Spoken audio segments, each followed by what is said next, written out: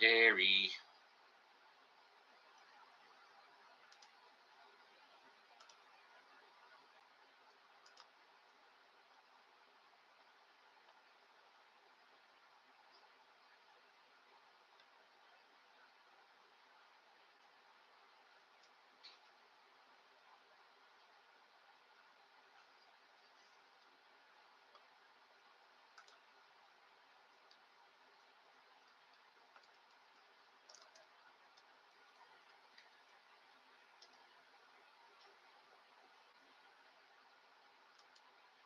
What's happening? What's happening?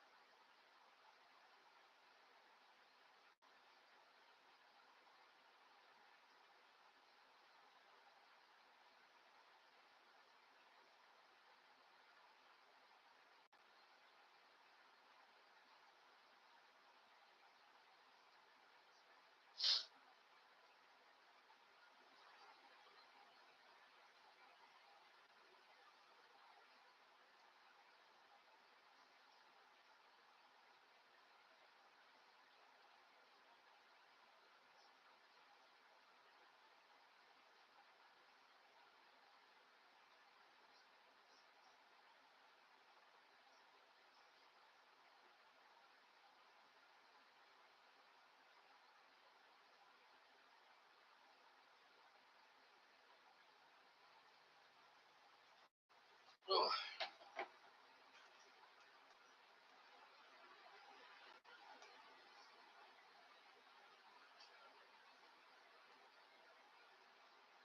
Don't worry, I know the pay-per-view is not for a little less than an hour, but, pre-game, pre-show. Nice little interview with Lyra. They did. That was she's fired up, and they're really selling the hell out of Pat McAfee, like defending all the commentators and whatnot from Gunther the Bully. I don't know what if that's going to translate to anything, but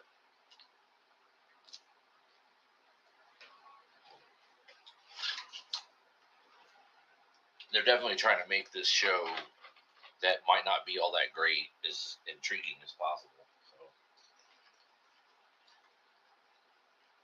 we'll see if it works and translates.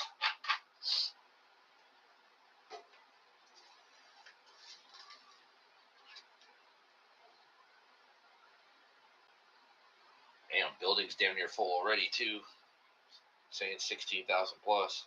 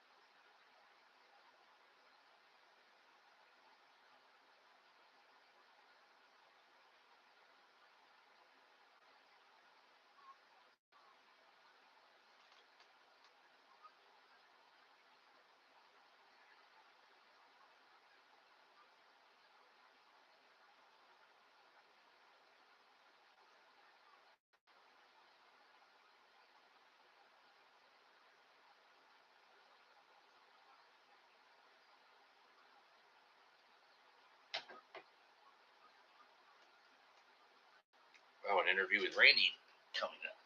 Okay.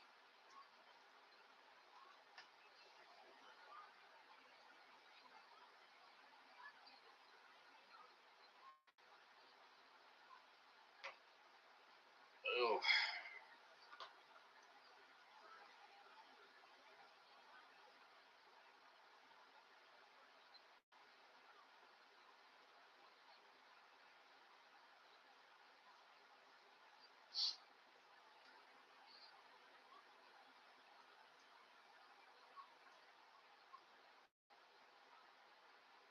Oh my God. What the hell?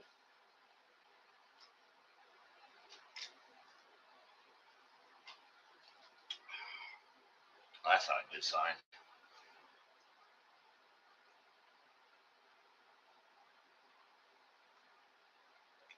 Match presented by Wheatley American Vodka. Okay.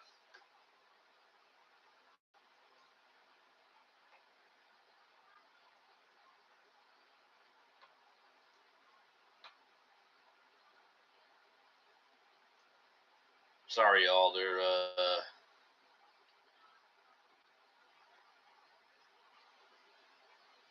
It's not gonna be a gun show tonight. I'm actually. It's not ungodly hot down here tonight. It's supposed to be rainy and less humidity, so I'm actually wearing a polo.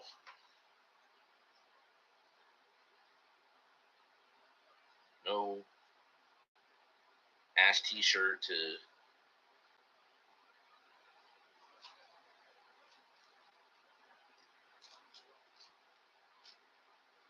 Oh shit. They take it easy on the smoking though, but fuck.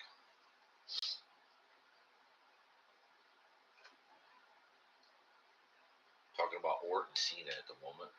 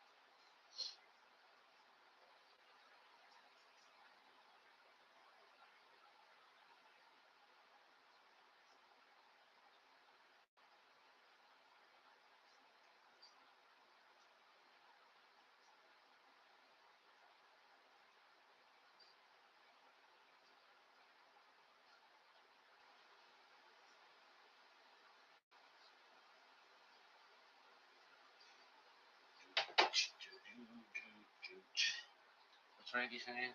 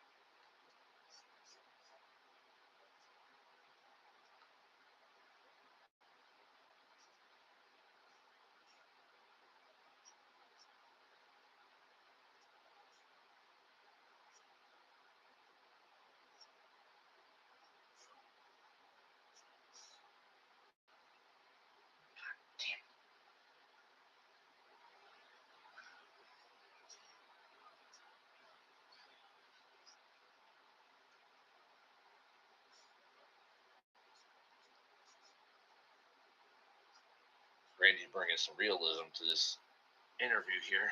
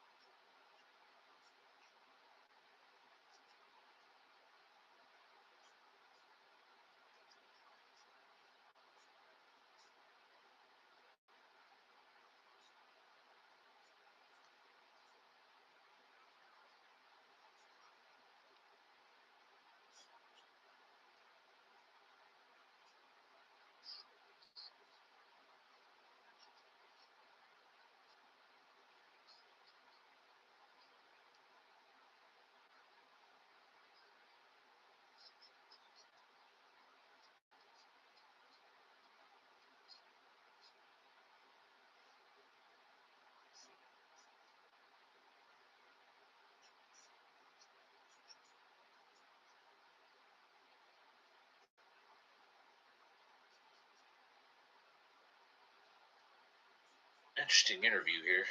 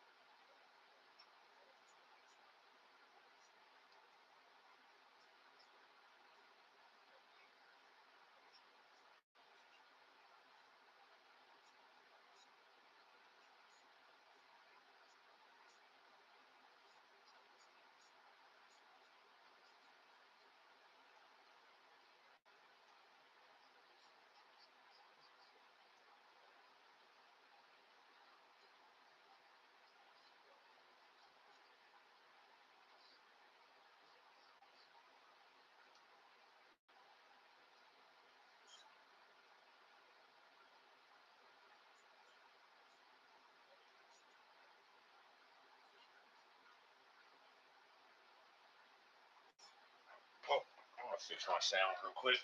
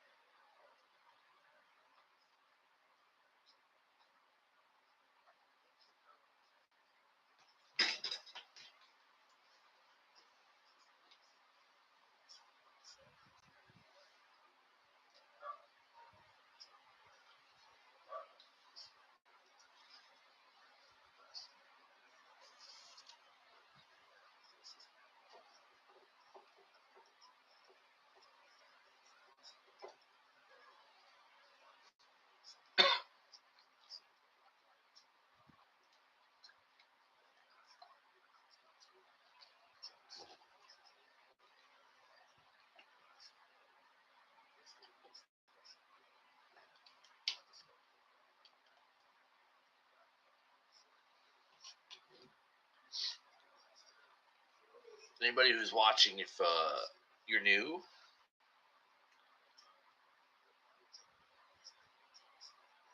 be so kind as to hit the like button. If you're not subscribed, hit the subscribe button.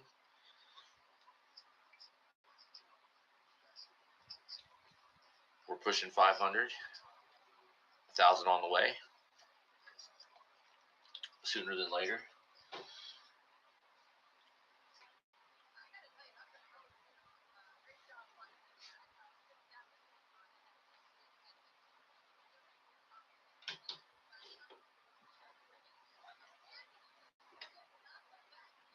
Besides you, Paul, I know you're here.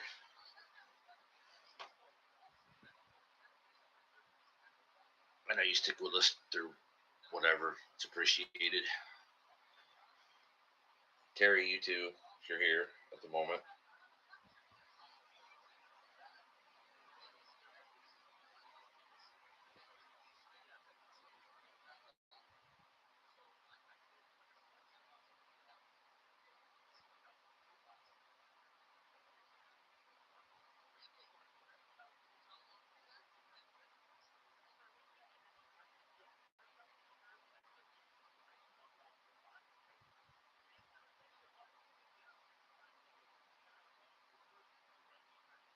I totally understand the animosity, but that was a key thing. This might be the last time. We don't know what's going to happen moving forward.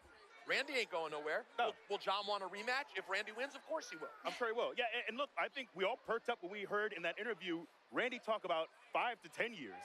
He's not ready to wind this thing down anytime soon. And I love this version of Randy. I think he's focused. I think he's ready to go on quite a run. If we're talking about another 5 to 10 years, this Cena 17 world titles thing might not be that big of a deal because Randy might be at 20 by the time it's all said and done. He might be past that. Which is wild to think about when you look at the last handful of years in WWE and how often we've talked about John Cena as the greatest of all time, the GOAT. Nobody's done it better. He's going to one day break this record. But Randy Orton, like, he's right there and still going and still here full time all the time. Do you think maybe we've sort of underappreciated the career of Randy Orton in some ways because of the company around him during that's his always what prime. Cena did, right? I mean, love him or hate him, Cena took up a lot of oxygen. Yes. He did that, and Randy was a victim of that. Absolutely. Look, and I think we spent so much time talking about Randy's villainous ways as well that oftentimes we didn't fully appreciate the arc of what Randy has done and has brought to And the how table. good he is in ring, by the way. Maybe Right. one of the best, most natural in-ring talents we've ever seen. And I gotta tell you, after what we've seen from John Cena the last handful of weeks, last few months, let's say, I think I'm rooting for Randy Orton to How break could that you not? record. I think I want to see the RKO on top of WWE. It's tonight main event. Randy Orton versus John Cena. We got more countdown and other matches to talk about coming up on the other side. WWE touches down in Tampa with a massive lineup of 4 can't-miss shows.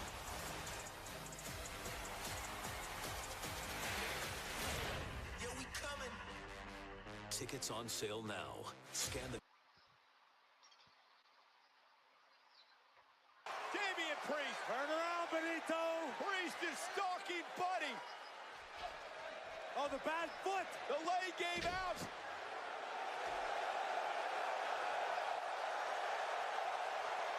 Buddy. Looking for the figure 4.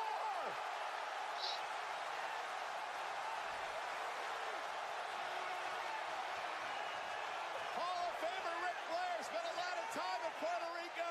Bad Bunny delivering the figure 4. How is Priest still hanging on? Oh, and he got the shoulder up, barely hanging on. And Bunny just attacking the damaged leg of Priest. Yeah, about 6:30. Okay, about a half hour to go. Trying to turn things around on Bunny.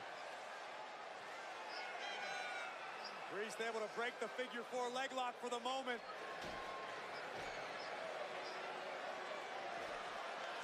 Really to something to have a choke slam. Bad Bunny able to roll through. Shoulders down by Priest. He kicks it too.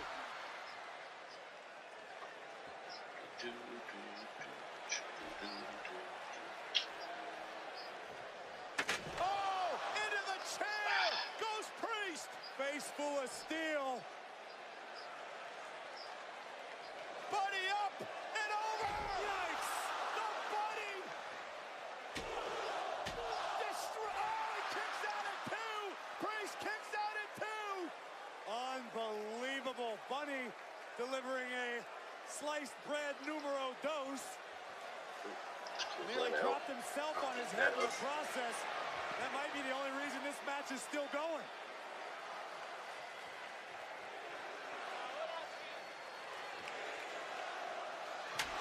Tear to the spine. Bad Bunny unloading on Priest.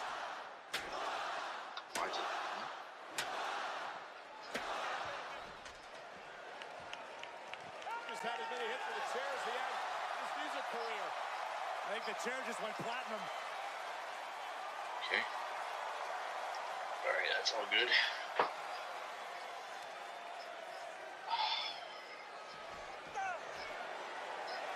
Bunny setting Priest up.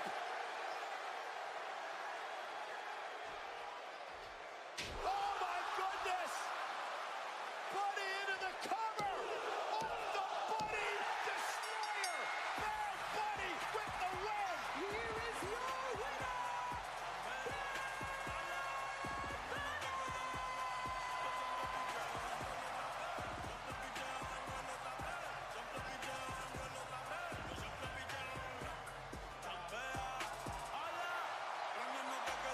Well, Bad Bunny just added to his already massive resume. Tonight belongs to San Juan and Bad Bunny. I can't wait to go back and listen to Bad Bunny's music all night. What a celebration.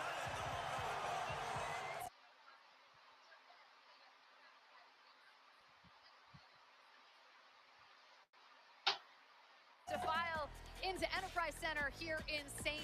Louis. We've got a fatal 4-way for the United States Championship tonight. That'll kick off tonight's festivities here in St. Louis. Jacob Fatu defends against Drew McIntyre, Damian Priest, and LA Knight. Ladies and gentlemen, show some love and respect for your new United States champion, Jacob Fatu. Forged under the bright lights of WrestleMania, a new title holder arises. I told you the U.S. title was coming home to the family. But with this coveted prize Look at your new U.S. champ. comes the attention of other suitors. Let me talk to you. One, a megastar driven by redemption. I want my rematch, and I want it right now. Another, I want to fight the baddest champion in the yard. a warrior fueled by his competitive fire. Jacob, I want to fight you. There's a logjam for the #1 contendership, and we're going to fix it right here. Knight and McIntyre, one central tie that connects them. The need to be a champion. But a clear solution Wait a minute! rapidly dissolves. Damian Priest is here! Days removed from the Sin City street fight. McIntyre took a little too much smack about Priest.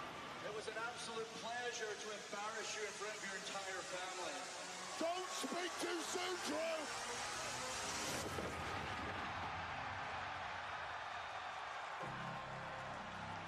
Enter into the punishing chaos of ambition and ego. Jacob Fatu! This is what happens when the dogs come off the chain. Destruction! Everywhere you look! The path to gold for each of these superstars begins to twist. I'm not out here wrestling for this championship because of you. And turn. All your frustrations, they're your fault. As the title stakes come into view, the element of uncertainty remains. Jacob's going to defend that U.S. championship in a triple threat match. Drew McIntyre, he's the #1 contender. If there's anybody that should fight Jacob, it's Drew. You're absolutely right, son. Let's make it a fatal four-way match. Even bringing blood alliances into question. Nick, I see what you're trying to do. You're trying to screw Jacob over. No, Solo. You are.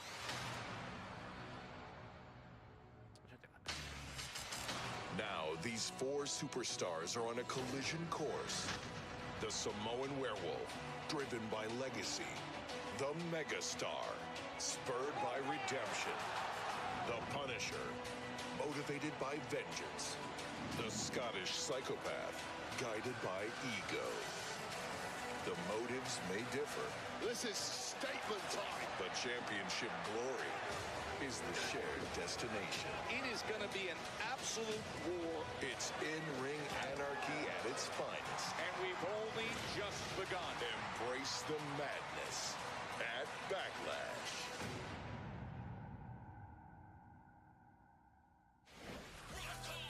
Oh boy, that fatal four-way is going to be an absolute dogfight. And there is Damian Priest. This time last year, he was world heavyweight champion. Tonight, he looks to add championship gold back over his shoulder as he competes in that fatal four-way match. We're going to dive in and preview that fatal four-way match for the United States Championship here on the Countdown to Backlash, which is brought to you in part by Papa John's. Order pizza and more for delivery tonight. Well, guys, there's a lot of angles we could go to when we look at this match. And when Jacob Fatu is talking about all gas, no brakes, and walking dogs and all this craziness on Friday Night SmackDown, it's hard not to just focus on him and talk about him. He is very captivating.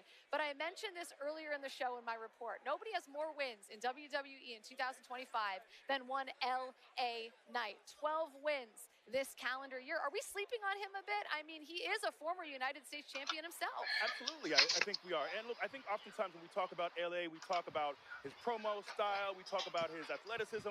I don't think we spend enough time talking about the journey. And I know oftentimes the term journeyman can be a bit of an underhanded compliment, but I think about this guy. Look, he was released in 2014. He started training my junior year of high school. Wow. He's been at this for a long time. He's tried to find a lot of different paths. He used to do mocaps for WWE 2K, the games. But to see his journey, I think this means so much for him. He's a guy who's been, like you said, he's been U.S. Caffeine champion before. today He's had too, those apparently. opportunities. And look, it is very easy, especially look at the top of this roster. It is very easy to get pushed out for new names, for the new hot thing. I think LA has a great opportunity to prove that he belongs to recapture that U.S. championship. Isn't it cool, though, that, like, this match is really a match between 4 guys who have all had to work for everything they've ever got. Now, sure, Jacob may be the youngest, but Jacob's been through his own trials and tribulations around this industry as well, and has worked for a long time to get here. And he knows, he hears the crowd. He knows he's among the hottest superstars in all of WWE. The people can't help but cheer this man. He needs to stay in that position. Then you have Damian Priest. Ever since that World Championship run, he wants to remain in the top position. All of these guys. And then Drew McIntyre, a guy who in this match has pinned everybody but Jacob Fatu. Now he has an opportunity to get gold again, and he wouldn't even have to pin Fatu to do it. And that's the thing. We always talk about in these 3 ways and 4 ways is Jacob doesn't have to be pinned. And I don't know which way this thing goes. I see a lot of talent in this match. I'm so excited. I think, is this kicking off tonight? It is.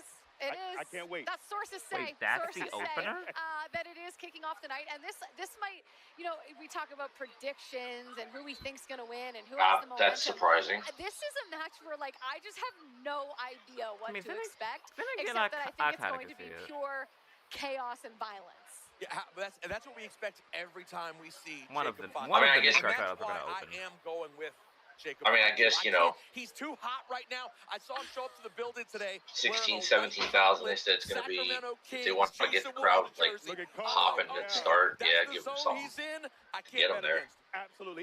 It's so hard for me to bet against him. But if I had to pick anyone not named Jacob Fatu, I think Drew McIntyre, man. He has had his return since leaving WWE, since reinventing himself. He has absolutely been on fire. And I think that he is looking to do massive things with his career. I'm going Drew, if not Jacob. And it was a hell of a Jacob Fatu impersonation by Drew McIntyre on Friday Night SmackDown. If you haven't seen it, I mean, just from a comedic standpoint. What was with the eyes, though? It was good. I don't know, but I popped. hilarious. Like, I laughed. It was hilarious. The Fatal 4-Way for the United States Championship kicking off the night. It is one of 5 matches on tonight's card here in St. Louis at Backlash. The other features our new Intercontinental Champion, Dominic Mysterio, defending against Penta. That man has sub to Santi's app on his phone, bro. WrestleMania history. Doesn't that man have a million, bro? Championship will be defended in a fatal 4-way matchup. I'm not even trying to hate, but that's just glazed on another level. I don't know if he has a million, but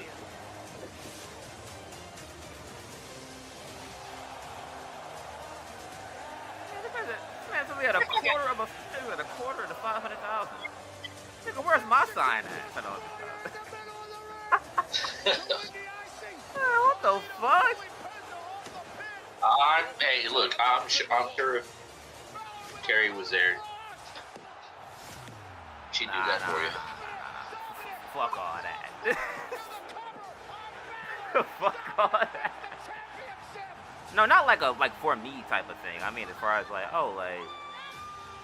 like sub to TCP or some shit. Like, where is that at? Well, you know, if any of the homies had actually gone to Raw and KC, But They probably wouldn't have been in hard cam shots. it's been 5 minutes. I'm already the greatest. probably not. No. It's been 20 minutes and I'm the greatest Intercontinental Champion of all time. Dirty Dom.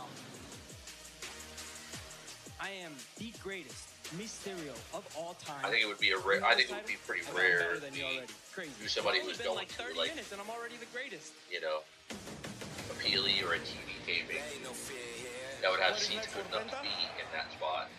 We could ask them to do that. Or fan, I guess, a fan of the channel, I suppose. 24 hours after crowning a new IC champion. Could we Yo, be doing what's it good? again? What's good? Welcome, man. Wait, you said that was Delilah? Yes, Delilah. Okay. I don't want to say a name and be wrong, so like I kind of just hesitated. Yep, that's Delilah. Delilah's honestly about like the coolest person I know. Honestly. She knows wrestling. She knows all nerdy stuff, music, creativity, photography, art. You know, she knows friggin' anime, cosplays, conventions. I mean, like, pretty much like the coolest person you could be. Penta is coming for you. No fear for cowards that attack you from behind. The numbers game of Judgment Day will take down anyone who is on their own. Penta has taken the WWE by storm. It has an opportunity to win his first championship in WWE. Greatest living Mysterio Dirty of Dom. all time. And I'm already the greatest Intercontinental Champion of all time. Mysterio! Penta! For the Intercontinental title at Backlash.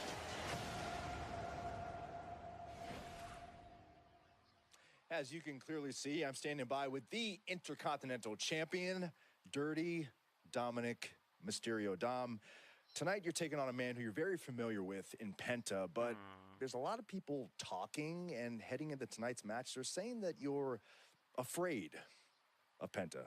How do you respond to that? Afraid? I mean, I might be, but that's not the point here, Byron. The point is, I already beat this guy in the grandest stage of them all, right? WrestleMania, this is where I walked I'm sorry, but I do have to push back on that because, yes, Penta was in the match, so you technically beat him, but you actually pinned your Judgment Day stablemate, Finn Balor. Like I said, I didn't see that. And I don't know why you got to bring that up. I saw a body down there, and I just jumped on it. All right? And as a matter of fact, didn't I beat Penta the next day at Raw after Mania? Did I not? Yeah, with the help of JD McDonough. No. That's not, again, Byron. What matters is that I won. I am the greatest Intercontinental Champion of all time. Who won that Monday? Who won? Answer that question. You won. There you go. I'm a better journalist than you. How about that? Apparently so. Thank you. Yeah. You need a little more help? You want me to do your job for you too? I'll just pitch back to the panel. Watch tonight and see the whooping I'm going to put on Penta. All right? How about that? I'll do that. Yeah. Good luck. You do that. If you don't, I'll come back and, like I said, do your job for you since I do everything around here. Apparently. I appreciate you, Dom. Yeah, I'm sure you do. It's, not big on the facts, is he? Guys, This dude Dominic back to you on is the panel. that's a funny dude, man. That's Those a funny were fair dude. points and questions, Byron Saxton.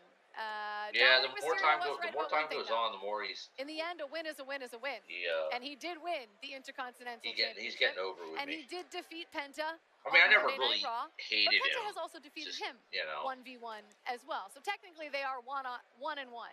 To be honest, I feel like, outside of the fact that, I feel like people obviously hated him, like, for obvious reasons. I feel like the people that really hate and say that he can't wrestle are the people that don't really watch him that much. Dom is afraid of Penta. Like, if people really watch the matches where he's allowed to actually get offense, people will actually understand that he's not that bad.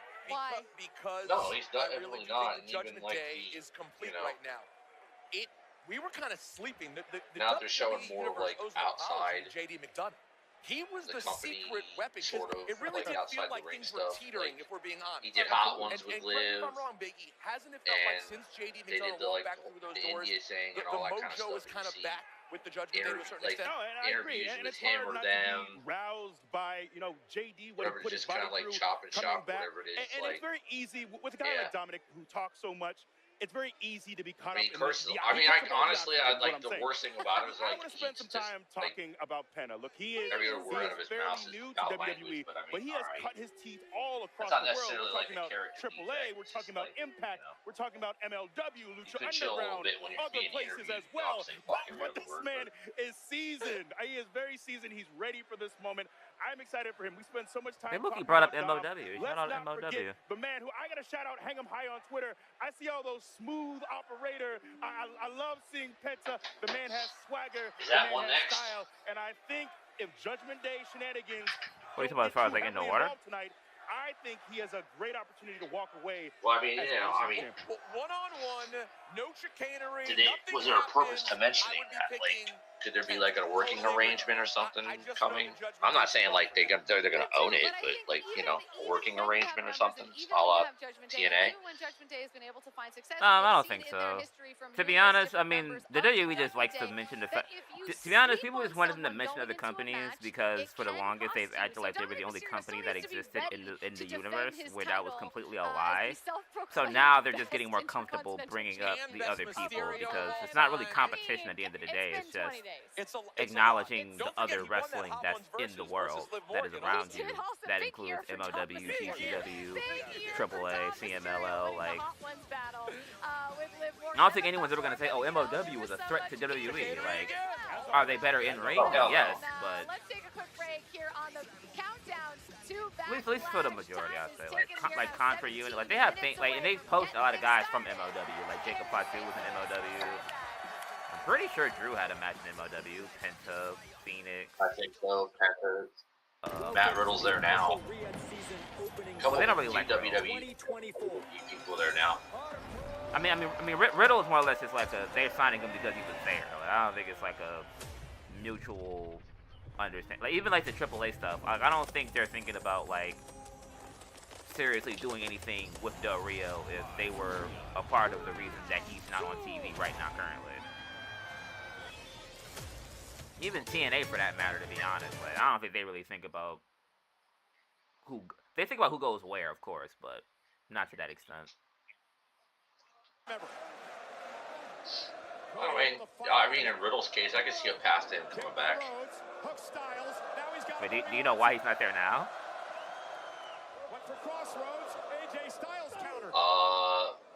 They're a mixture of. I don't know if it was like really hardcore like domestic stuff, but for the most part it was abuse, drug abuse, and not going to rehab. But it's also like a deeper thing though, because like he lied a lot about certain situations that he was in, and he would fabricate things. Then on top of the fact that he would blur the lines between his real thoughts, like he would give his real opinions on things that didn't really relate to the character. Like he was beefing with Goldberg for real, like not like for no reason, but he was beefing with Goldberg for real. To where at that point, even if they wanted them to work together for a match, it wouldn't have happened because Goldberg would have just said fuck him. So it's like realistically, he burned a lot of bridges, which is why he's not really there now. So I mean, some of that could be attributed to the. I mean he smokes, but I mean he's not smoking nothing crazy. I don't think it's. I think he was doing far more than that. Because they're allowed to do it now. No, I'm saying him being a pothead. I mean, I don't think he's doing anything like. Because I feel like he was doing anything serious, like no other company would touch him with a 10-foot pole. Well, yeah, but I think he did a short stint in rehab. WWE wanted him to go to rehab or something. That certainly wasn't me. He was doing something else. They wanted him in rehab, and I think he was going to do it and then backed out, and then they just kind of had enough of it. He wasn't going to do it. Yeah. But I mean, I don't know. It sure as hell wasn't weed. I mean, but the thing is, like, but if he was doing hard shit, like nobody would be signing that nigga right now. To be honest, no one will be signing him. Well, if he was doing hard shit. I mean, he might be at least playing it off, or he might be clean now. But at that time, he was doing something and didn't really think he had a problem and didn't want to go to rehab for it. I don't remember what it was. Could have been anything. Could have been, like a lot of wrestlers, past and present. Could have been, a painkiller thing. Oxys or somas or some shit like that. I mean, I don't know. Could have been coke. I don't really recall, but if rehab's involved, it wasn't weed. And I don't think it was booze either. I think he's really just more of an alcoholic and a pothead, if I'm being honest. Because most of the cases that he had against him were just like, oh, he was at a party, he got drunk, and he started doing a bunch of weird shit. Like, I don't think it's like to be honest, like when you look at them, it's like you can tell the ones who did coke. Like visibly, you can tell, like because they look just like. They look like moldable clay when they're older. But it's like, I mean, he's still in good shape for the most part. So I think it's really just like he drunk too much. He talked too much about things that were behind the curtains that didn't apply to him. So kind of like a Del Rio thing. Del Rio used to fight. Del Rio used to fight in locker rooms outside of the fact of his court case. So I mean, I think he fought Sin Cara backstage or somebody. I mean, recent history suggests he's cleaned up his act, so I can't say it would be a never that he could appear again. With Del Rio or Riddle? Riddle. I wouldn't put Del Rio on TV, period, considering all the shit he's been accused of. Because even if one went away, some of it isn't. St. Louis, Missouri. I mean, if the other one was true, I mean, he probably wouldn't be wrestling now.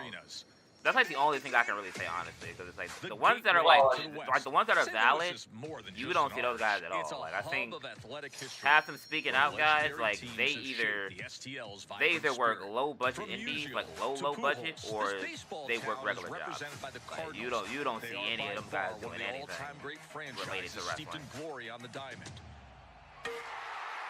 Well, there's probably not enough out there. There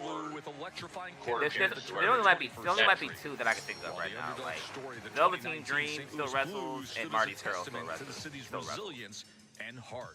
That are like of note that I can think of.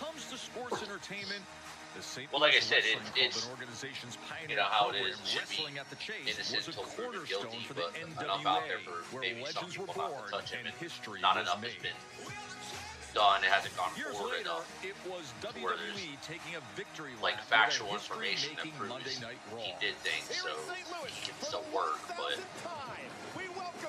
until it's resolved completely, some people weren't gonna touch him, and you know, maybe they're at a point where that isn't enough proven to where, like, you know, he couldn't appear for them. And then if it comes out, they just cut ties, but...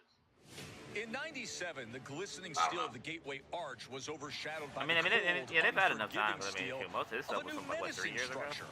When the first ever Hell 3, 4 years ago? Unfolded at the heel I mean, shit.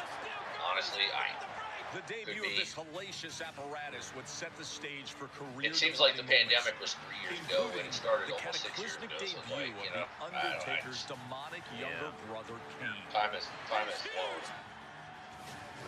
And plus, in most cases, like the people that fuck up usually always want to come back because obviously, I mean, they understand the importance of like being there. But I mean, most of those guys never really.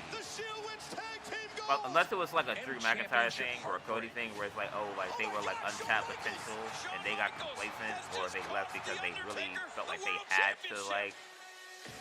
They had to leave to get better. Most of the time, they never really come back. St. Louis. He's here on Raw now. But when St. Louis hears those voices, I didn't even realize that. I think the debut episode that Cena was on Raw was in St. Louis. Didn't even think about that. The piercing rivalry between these all-time greats has lasted for the better part of 2 decades. Now Cena returns to the Gateway City with a brazen attitude. I don't remember where it was when it happened, but I think I like invading the home of Randy Orton. Oh God! At that time, I think there was still World Champion in his own VHS. So I think I had like a super VHS machine, so I like recorded it and then watched it when I watched it after. WWE Championship on the line as once again St. Louis gets a front row seat to history, to legacy, to immortality. And of course, the great, iconic wrestling promoter, Sam Muchnick, one of the most respected promoters ever in the wrestling business, passed away back in 1998. But truly, so many great moments in this city, the things that Randy Orton grew up seeing. And now we're going to have more moments made tonight in St. Louis. Oh, my gosh. I know. I can hardly wait. We're like 10 minutes away from Backlash kicking off here inside Enterprise Center in St. Louis. You know, I want to talk about Lyra Valkyria. It's been a few years. Because I wasn't on the first hour of the show, and I just think she has had such a fantastic start to her WWE career on the main roster. She's made history. She's the first ever Intercontinental Women's Champion. She's 7-1 in 2025. She's already won one-on-one matches against Io Sky, Bailey. You know you've got too many. You know you've got like far too many sponsors. Where I you're feel like literally, the sky really they're is literally the limit for sponsoring Lyra specific Valkyria, matches. and it's been really cool to kind of see her come into her confidence the last couple To be of honest, weeks, like this might sound like glazed, but I mean, across one of the greatest women of at least the independents that I've seen, like at least for like WrestleMania weekends and stuff, they'll have it to where like say a certain people can buy like they can buy like a sponsorship for the match or like represent people within the match. Like it'll be like, representing like a toy store or something. Like they can like pay for representation. So I mean, I guess that's kind of what they're like. Much of the narrative is this a passing of the torch moment? You know, there's like more global, and I mean, they're getting sponsored by like Clash of Clans and about cricket. age So. and the way we talk about age. Yeah, I mean, yeah, cricket and the way we talk is about one age with the because men. obviously And that the for a lot of women who are in their late 30s, Intercontinental it's title are match. you Then winding I saw down? When are you ready to get out? But look, it feels like 75% of the male side is 38, 39, 40, 45. We just celebrated 50. Randy wanted to do another 10 Shit, I don't years. remember which match it was. One of them was like So let's vodka. give the women the same honor and the same grace as well. I can't Thank you remember for the saying vodka. that, because Name of the vodka. she's not wrong and you're not wrong when it sponsor comes to another the match. age It's like, discussion oh, around okay. women versus men. But, you know, I talked to Becky earlier today, too, and she brought up another point that's sort of in the same vein, which is she still considers herself in her prime. She's like, why would I be focused on anything other than winning? Like, yes, it would be nice to mentor up-and-coming WWE superstars, but why is that being asked of her and not necessarily other people on her level that maybe aren't women? Do you know what I mean? Yeah, so I kind of understand where Becky is coming from, though I don't understand with her tact when it comes to Cena. I see a lot of Cena Totally, and yeah, I totally understand the One thing I don't get about the whole Becky situation is that even though it's in character, realistically, that's like a dumb argument where it's like literally half the trainers are men who used to wrestle. She was in one-on-one competition. Like the statement of like, oh, why aren't men giving back? She is an active The champion, whole an inaugural PC center is Intercontinental former champion, as you mentioned competitors. earlier. So as much as There's Becky no has the validity to this experience, argument as if much we're as going she's from a still kayfabe in her perspective. prime, ring rust is Yeah. a real thing, righty? Yeah, Like and Matt too, I think Bloom was it's always that A-Train. conversation of, Is he rest not the head or is it trainer? rest? Like, is it, hey, we're gonna Norman see a Smiley really is down great there. because she's had this time off, she's had more time to train, He's more at time least to dial in again. one or of, is it, if are we gonna see not, someone yeah. who is a little bit more clunky in the ring? I Like, think Becky is so seasoned and has foul, been doing like, this for so long. there's no it's gonna validity be to like that at getting back all. on that bike. But let's not ignore the fact that Lyra is walking in as champion. It is But not gonna lie, I was gonna say, how many Lyra's former women wrestlers And are it's trainers? another There's opportunity for Lyra some. Valkyria to show that she can hang I mean, as with far the as them, I think it's like big just girls in that the I can women's remember. division. I think She's got some Sarah wins Del over some Rey is pretty still stiff there. competition. All right, That's I about wanna it talk that I to can you guys recall. I know Pat Serena McAfee D was and Serena D Gunther. was doing it I before she went to understand Pat and AEW. Michael Cole are very close, but I just think Yeah, she this probably is still maybe does, to be one of the honest. silliest might. decisions Pat McAfee has maybe ever made. But yeah, it's like to the point of when people say like, oh, women wrestlers need to, you know, give back a little bit. I mean, if we're looking at it from the WWE perspective, they don't have female trainers. They don't. Well, that worked for them really, because Sarah Del Rey came there retired to train, and Serena D was still active, but I think she couldn't wrestle, or they didn't want her to. They didn't want her to. I think besides the show, I think Mickey actually is now. Oh no, I think it's just for the show. But Gunther is a different animal. I mean, like, if that's, I mean, like, they brought her in for that, but it's like Booker T, for example. Booker T literally probably was brought in for the show, and he mainly does commentary. Like, the only one that probably would actually, like, really be down there like that, maybe, would probably be Bully. And that's even a stretch, because he be in New York. Well, I think Booker's promotion is probably, like... Oh, yeah, ROW. That title at WrestleMania, the embarrassment he had. So at least Book in general is training people. I think Undertaker has a wrestling school, or is trying to start one. We're getting closer and closer to showtime here. We got to touch on the main event. But I don't know how many people. John Cena versus Randy Orton, possibly. His style is kind of rough on around the edges. Not rough around the edges, but it's very old school. Any final thoughts? To where you have to be a really specific type of wrestler to train with, to want to get trained by Callaway. We saw from John Cena at WrestleMania before the Travis Scott chicanery happened. John Cena, Cole and Wade. I kind of thought they might do like a 3-man for tonight, but John Cena tonight. And you know what's so interesting? I mean, they could probably still have Joe. Typically is known for a very methodical pace as well. Maybe Corey. What is that going to look like? There's three chairs, I Cena think. alone to be able to get it done. Will we see outside factors? If not, Randy Orton will be a world champion once more in his hometown of St. Louis. And it would be a huge, huge, huge moment for Randy Orton. His 15th world title would put him just 2 behind John Cena's record-setting 17. So the race is Biggie still dog, there come on, for come Randy back to the ring, to be please. had and to make himself the GO18 Man, fell on his greatest neck. of Give all him time. some But we are out time. of time here on the No Travis countdown Scott to tonight. Backlash. He would not have come out months ago and said, I'm going to do this until I can clear to wrestle again if he wasn't planning on it. Like I said, the Fatal 4-Way. I mean, but we gotta think about it. Ed said the same thing, and he didn't Still, come back he until still looks 2020. and he still looks almost exactly like he did when he got injured. So you can't tell me he's not. I mean, the thing is though, like, the thing is though, Ed said he wanted to return, and he didn't come back until 2020. Paige was out until 2022.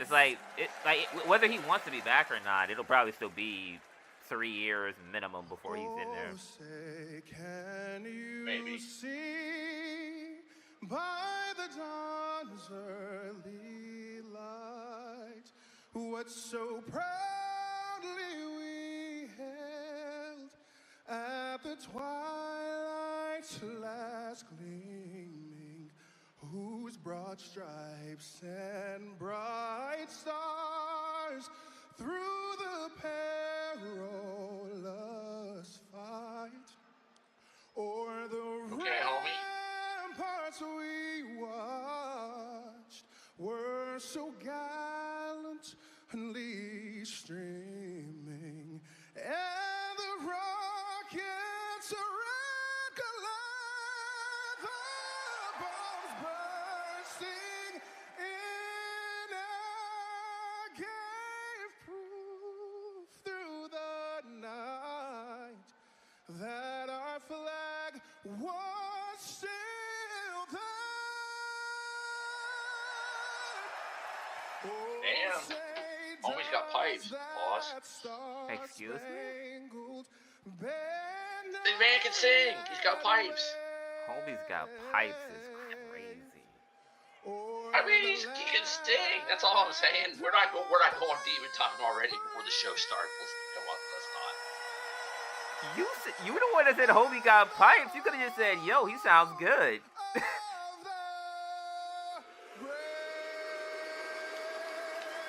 Well, I mean, that is what kind of people say. They got pipes. Pipes, not pipe. Pipes. I don't need to know about all that shit. First Arby's and now homie got pipes. That shit crazy, bro. Hey, I haven't seen Arby's once today, so fuck that. Yeah, you was tired out from the beat.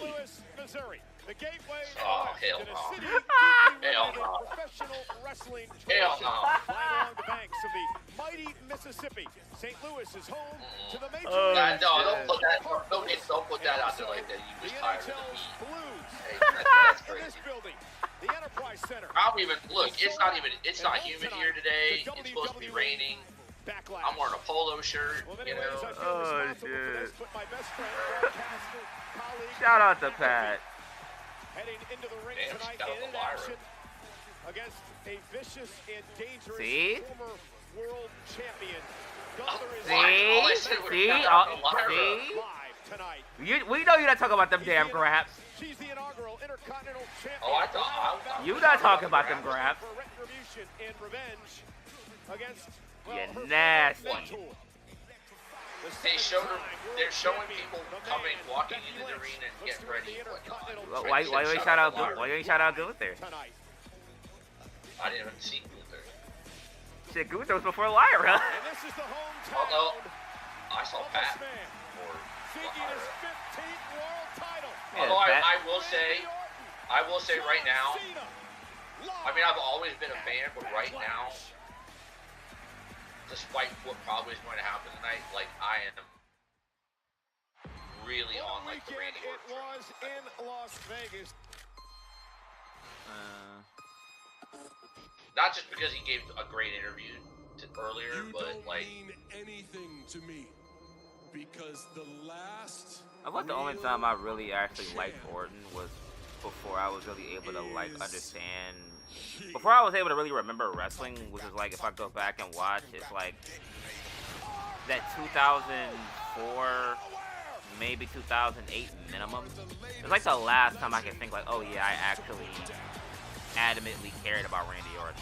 After that point in time, I don't think I ever like really Legend Killer, or like when he was like just pure evil, when he was like dropping Stephanie and punting everybody. And I mean that's that time frame basically, like 2004 to 2008. Like 2004 was basically he was a Legend Killer, and by 2008 he was already like, you know, bald and baby oiled up every night, kicking people in the brain every week. This is Randy Orton used to wear. We act like Randy Orton don't put like 18 bottles of baby oil on him. Especially back in the day, because people used to hate wrestling him because he was always oiled up.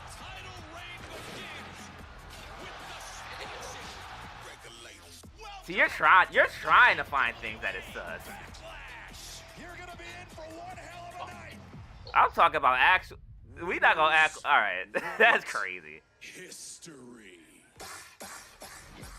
That's crazy. Man, that's a lot of fucking pyro, bro. And now, Morgan and Morgan presents Morgan. WWE Backlash. Oh, did you just see that Sonic? I mean, you're ahead of me, so I probably won't see anything for a minute.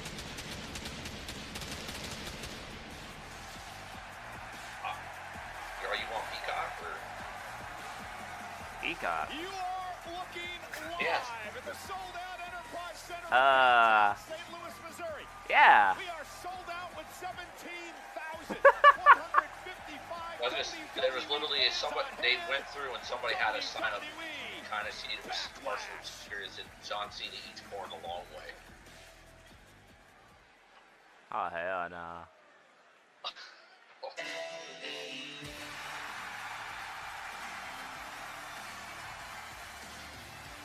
Then again, realistically, I watched stuff on my laptop, so there's like difference in latency, to be honest. The following is a fatal four-way match for the At least for certain things, I think. Certain things are good. Introducing the challengers. First, from Los Angeles, California, weighing in at 240 pounds, Knight. What an incredible way to kick off Backlash tonight. A fatal four-way match for the United States Championship.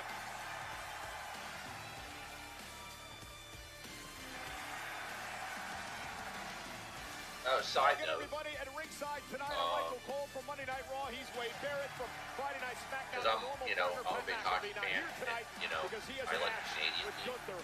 Later on, but what a way to kick off the night for the U.S. title. Yeah, what is likely to be one when of the most they physical do like matches local of the broadcasts and they do like on the line highlights, arena, and they are especially bellowing out support I've noticed more like during because they're in the playoffs.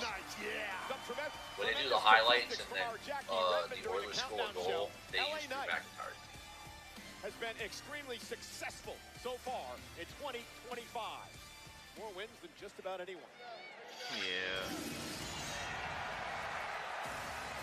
I mean, they play Seth Rollins at basketball games. I think it's like Pacers games or something like that.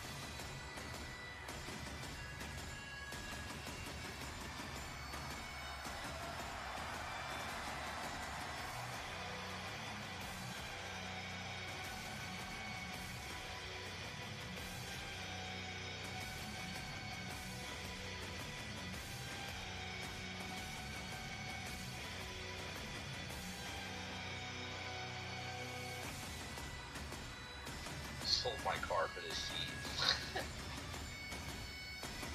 Not surprised, brother. Not surprised. Next, from Ayr, Scotland, weighing in at 275 pounds, Drew McIntyre! Drew McIntyre has not held a championship since WrestleMania 40, some near 14 months ago. The night he won the World Heavyweight title Yeah, 14 months ago. Only to hold it for 5+ minutes before being cashed in on by one of the men in this matchup tonight, Damian Priest. And those 14 months have been the longest of McIntyre's career. Well, just cast your eyes Got on that Drew kind of like McIntyre. reptile That physique is undeniably fab.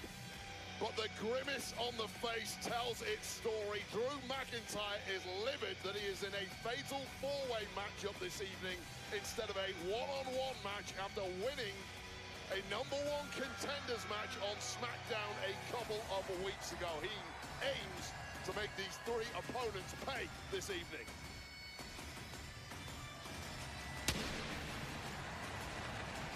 Well, McIntyre yesterday on SmackDown. What a pyro pop with LA Knight right in between them. To the jaw of the champ, Jacob Fatu. That could be the pathway to victory. Must be how people felt with Kane back in the day. On a win here, capturing the United States Championship would make Drew McIntyre a. There were times even with people in the ring with him, he would do, and they knew it was coming. He would do that thing where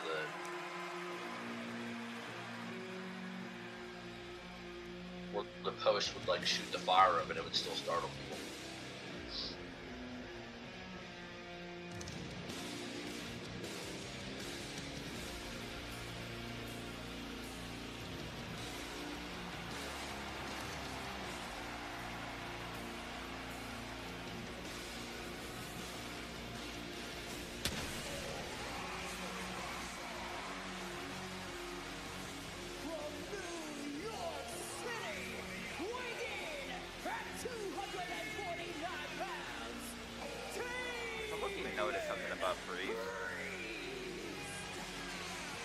Why does it look like he only gets a reaction on the Midwest?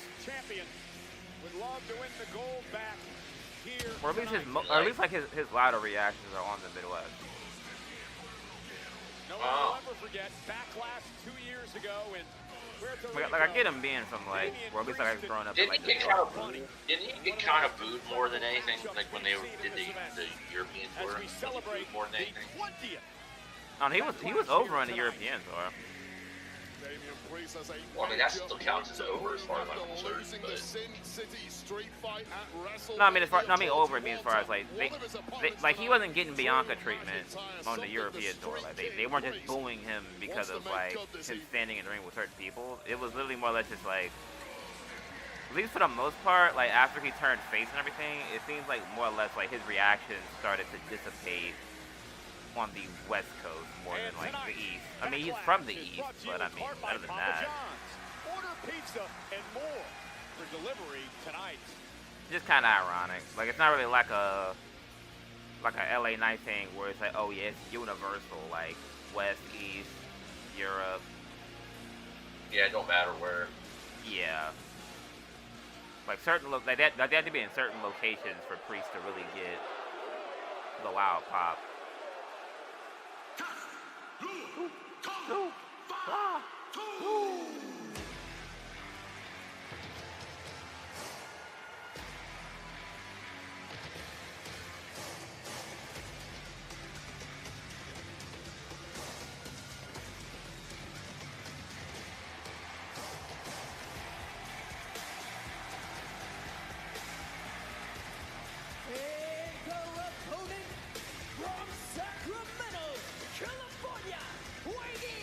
I'm not gonna lie, it really is ironic to me how like you know like caring or how much like Fatu cares about like the family lineage and stuff, because like the fact that he literally holds the belt like that, like I feel like most people don't really know like where he's like getting it from, but the callback, yeah.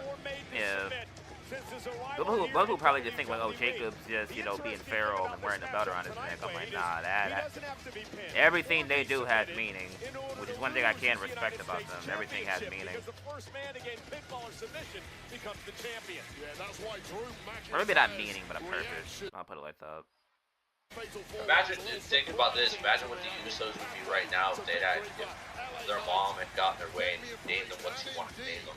The Scottish Terminator McIntyre. What, Yoko's Offense Sika Jr.? They were just going to be Offense Sika. Yeah. I don't know if that would have worked for him now that I think about it. I'm pretty sure Asuka and Sika have actual kids of their own. I'm like, damn, like my kids don't get it, but his kids don't get it, but the other ones do. That would have been wild. United States Championship.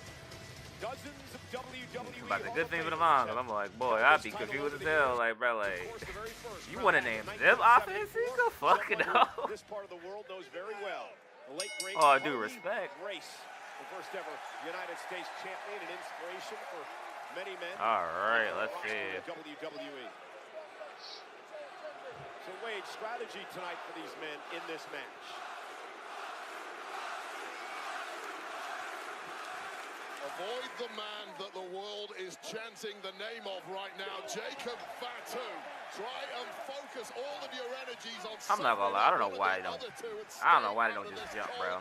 I get y'all got beef, but come on, be realistic here. Surprised that the two rivalries have split off to start this match. Fatu and LA Knight, and of course McIntyre and Priest.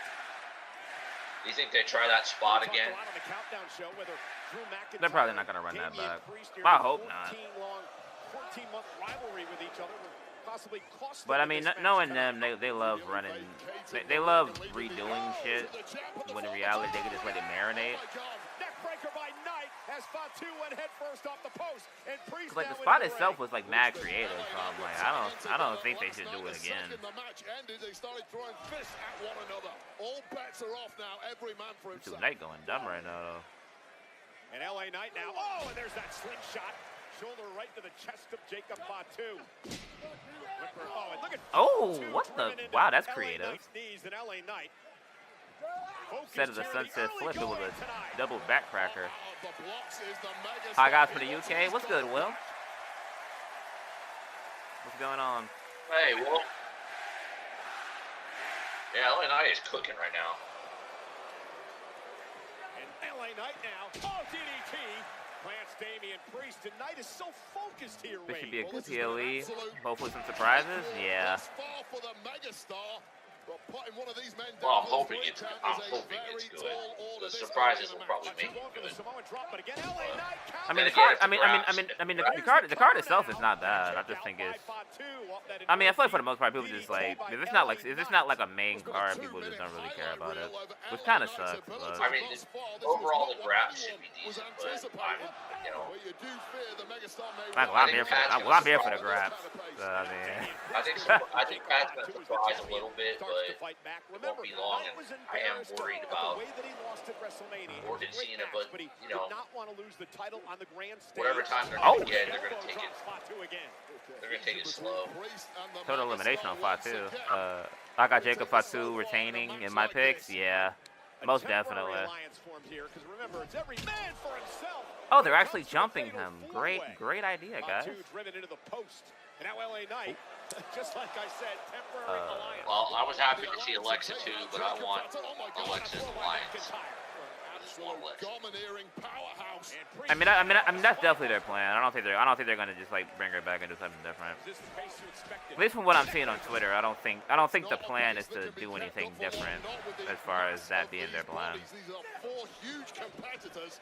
Neckbreaker to Jacob Fatu, and after a trio of neckbreakers, Drew McIntyre is going to. But so far, this is a really good match right now. So far, so good. 275-pound man, ladies and gentlemen. Just an unfair number of gifts bestowed upon Drew McIntyre. McIntyre looking for a Claymore, and he's intercepted by LA Knight. You talked about it earlier, the Claymore to Fatu last night. Okay, Damien. Repeated itself here 24 hours later. Well, we've seen time and time again already in this match the inherent problem of a fatal four-way. There is always a fresh opponent lurking and waiting to strike when you least expect it. That step-up kick by Priest, and Fatu now on the top rope. Damian Priest going to go up high as well. So agile for a big man, and a Hurricane Rana sends Fatu across the ring. He hasn't done that in years. 6'5" superstar should be capable of moves like that. And Priest! Just one wrinkle in the massive playbook of this powerful Puerto Rican. What the heck? Oh. Let's go, Jacob. Yeah, they've been chanting for Jacob since the match started. LA Knight, McIntyre finds his way back into the ring as well. Priest turns. Not really surprised though, because I mean, obviously. And a big kick by Priest again. No. Not really. Hold on. This cross priest, if you remember, this Wait, they said we won. No, that's a different one. This turns into a crossbody. I don't know what that was. And now a big clothesline turns Fatu inside out. And Jacob Fatu has got zero momentum so far in this matchup. The other trio at moments have looked like they're closing in on victory. It is interesting though, yeah, like pointing that out. It's mostly been the other three that have gotten at least more offense in than Jacob, with him kind of being on the. Oh my God! Big corkscrew roundhouse. Spinning heel kick by Damian Priest, who now finds himself in control. Bro, Cole, you pissing me off, though. Priest is in control and he's not breathing heavy at all. This deep into a matchup for a lot. I'm not gonna lie, this is mad random, but do you think Cole like? Oh my God! You think Cole like calls the wrong move on purpose? He said ever since WrestleMania he's increased his cardio.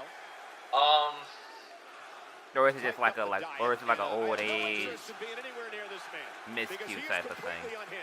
I think it's more likely. Here's a man who, I've told this story before. He has an occasional miscue. Spent a number of times in jail, got out, had to sleep on a mattress. It's not Vince anymore yelling in his ear all the time, so he's just kind of like loose and free and like doing his normal thing. And I'm going to use that killer instinct that I learned in jail and Yeah. take it on everybody here in WWE. Good start to the PLE. Yeah, this is a good start. Yeah, get the crowd hot. No back down in either one of these men. Get them in a good mood. Lively, that's a good way to do it. Gas, no brakes doesn't do you any good when you hit a brick wall. That's the words of McIntyre.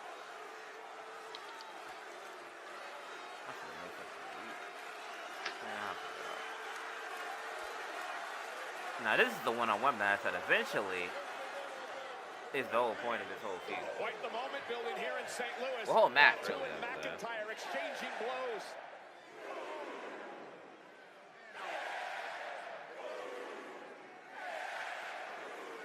Yeah. Slugging it out. Middle of the ring. No bread. No water. Oh, I forgot. You said you was going to do it. Everybody tweaking. Wait, have you heard Michael Cole talking about Fatu? He said, I'm not going back to jail. I want to be a wrestler and make money. That is a crazy lie. Do you know what I mean? Oh, got it. Well, everybody knows. Yeah, but to say I'm not going back, I'm never going back to jail. I want to be a wrestler now and make money. That just makes it sound bad. I don't even think he did anything crazy. It was like, wasn't it like theft or something? Yeah, it wasn't even anything crazy. Distance away from this man. The problem is he can close. Just sounded weird and bad. Yeah. I'm not gonna lie. I thought that McAfee match is gonna be a lot better than probably the public perception. I don't know why. I just feel like there really is no reason to get him squashed. They've been selling it during, like I said, during the pre-show. They did a lot to sell it. I think McAfee's gonna surprise, but not like enough where like it makes it look bad. He's gonna get annihilated. I'm not gonna lie though. Let me be completely honest. I think it was like maybe 2 or 3 years ago. Bad Bunny beat Damian Priest. Pat ain't getting like at this point. If you're letting Bad Bunny beat somebody who you're gonna make the future world champion, at this point, Pat getting his ass beat would not make that much sense to me. If I'm being completely honest, just off the fact that like Bad Bunny literally won that match and went on tour right afterwards. Time to go to work on the champ. Whoa. He gained nothing from winning that match. You know what? I mean, it was a street fight, but Bad Bunny is literally my height. Like, I can't do what he did. Oh, that was a good move. But Bad Bunny is my height. Pat is a professional athlete, or was a professional athlete. Oh my God! And trains to wrestle. I'm not saying they should go. They're going to go 20 minutes and Pat's going to pull up all kinds of stuff to make Gunther look weak in comparison to who he's wrestling. But the best thing though, it's like when people like the best thing though, like obviously no one's saying like, oh, they're gonna put on a BFT. I don't think anyone's thinking like, oh, they deserve to put on like a 5-star classic that's 30 minutes long. But I'm saying it's like realistically, I wouldn't just have them go out there and get beat in 3 moves. I would not do that at all because you had them talk that up for no reason at that point. Oh God, talk about stealing defeat from the jaws of victory. New Japan pay-per-view. Oh, Mercedes lost? Wait, who did she defend against? It might have been Mina Shirakawa. I think it might have been Mina.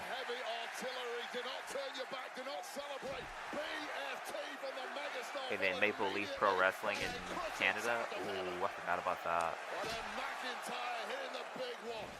They're doing War Dogs and isn't it War Dogs and Good Brothers in Canada? I think it's War Dogs and Good Brothers in Canada. Incredible electricity here, 17,000 plus. But no cap, they cooking in this opener. 2 things guaranteed. They're to cooking. win, you need to take your body to places your opponents won't.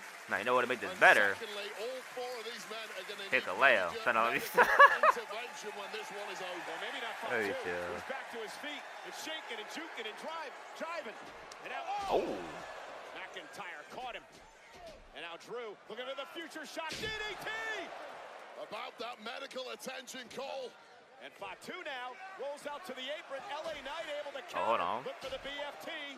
Oh. LA Knight got caught up with Fatu, rolled out of the ring. And now McIntyre, aftershock again. I should say the Good future sell. shock again by McIntyre. Kip up now by Drew.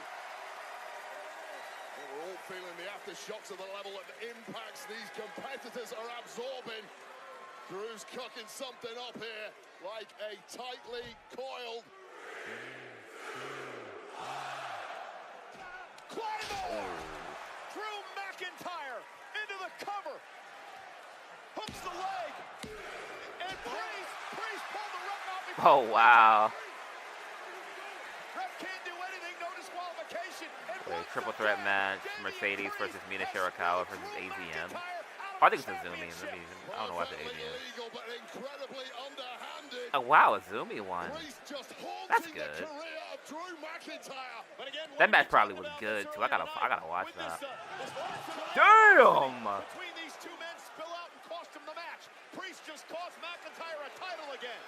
This man Priest got flung into that area. Good lord. Just played into the hands of Jacob Fatu and potentially LA Knight.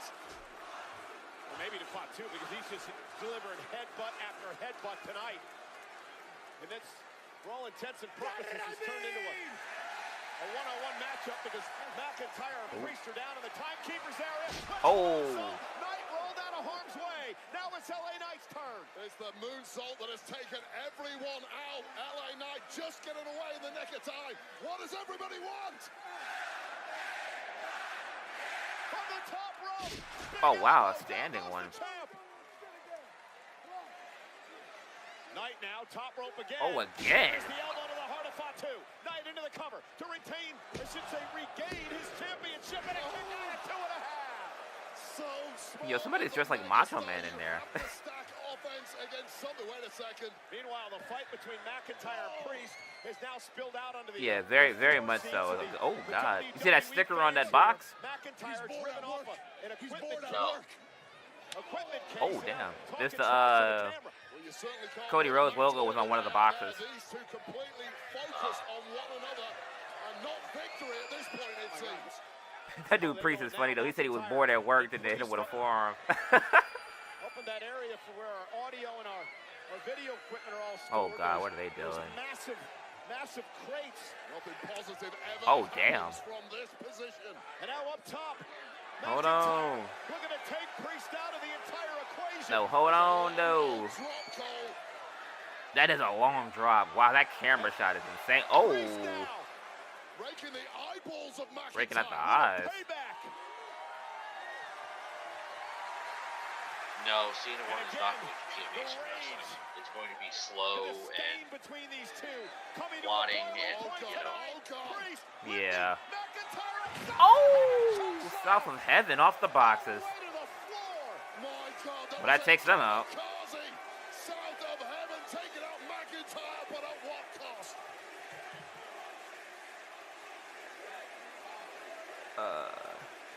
Have you got Jacob for the win? Yeah. Yeah. From just from a standpoint of, I mean, obviously Jacob is very much phenomenal, and his reign just started. But realistically, I mean, with a match like this, it just solidifies the reign a lot more. You know, 2 former world champions.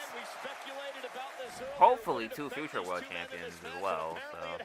Well, medical staff have understandably sprinted out here. That may have been an error from Damian Priest, who saw the red rag before his eyes.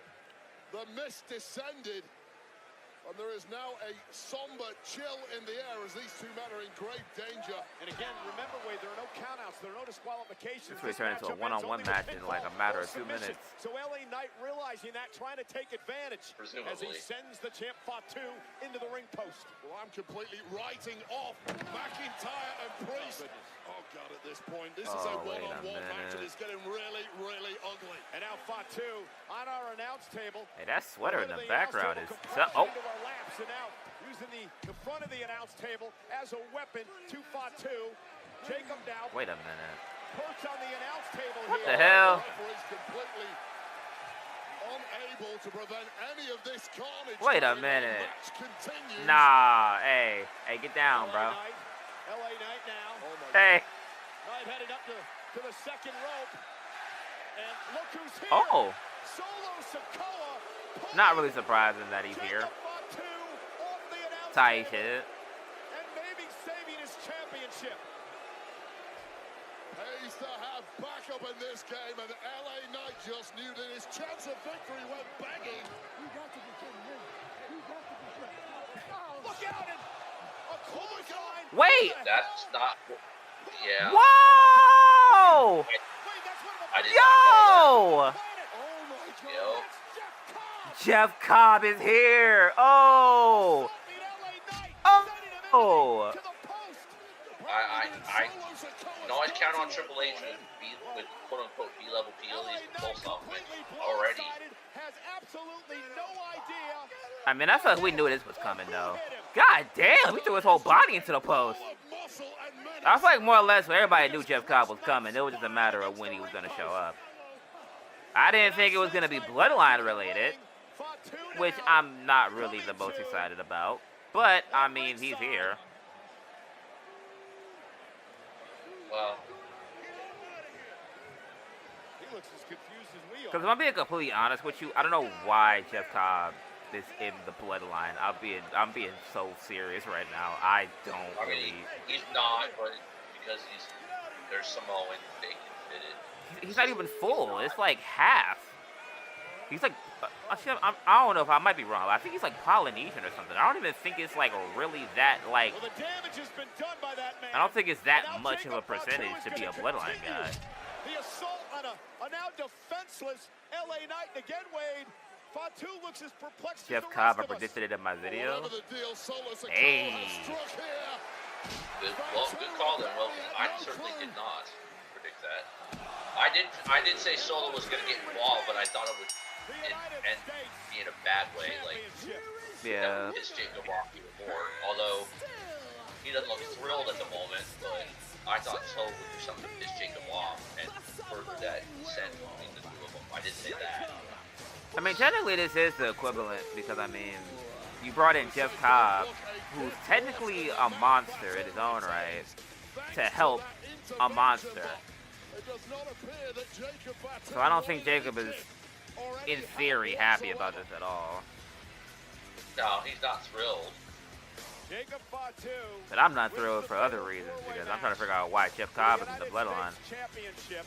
Wade, remember what Solo Sikoa. Or maybe he's not even in. Maybe it's like an insurance policy. Because I honestly don't think this makes sense. And I'm not even trying to just hate to hate. This makes no sense to me. Is this man his newest soldier? I don't know. Like this is almost getting up there. This is getting up there with the whole LWO thing where it's like, oh, any slight bit of Latin descent, you get thrown with them.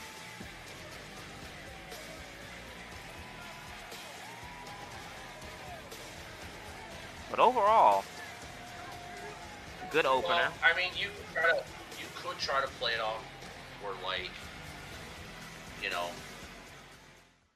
were like the 2.0 were like the renegades of the family that the family didn't really recognize or didn't want anything to do with.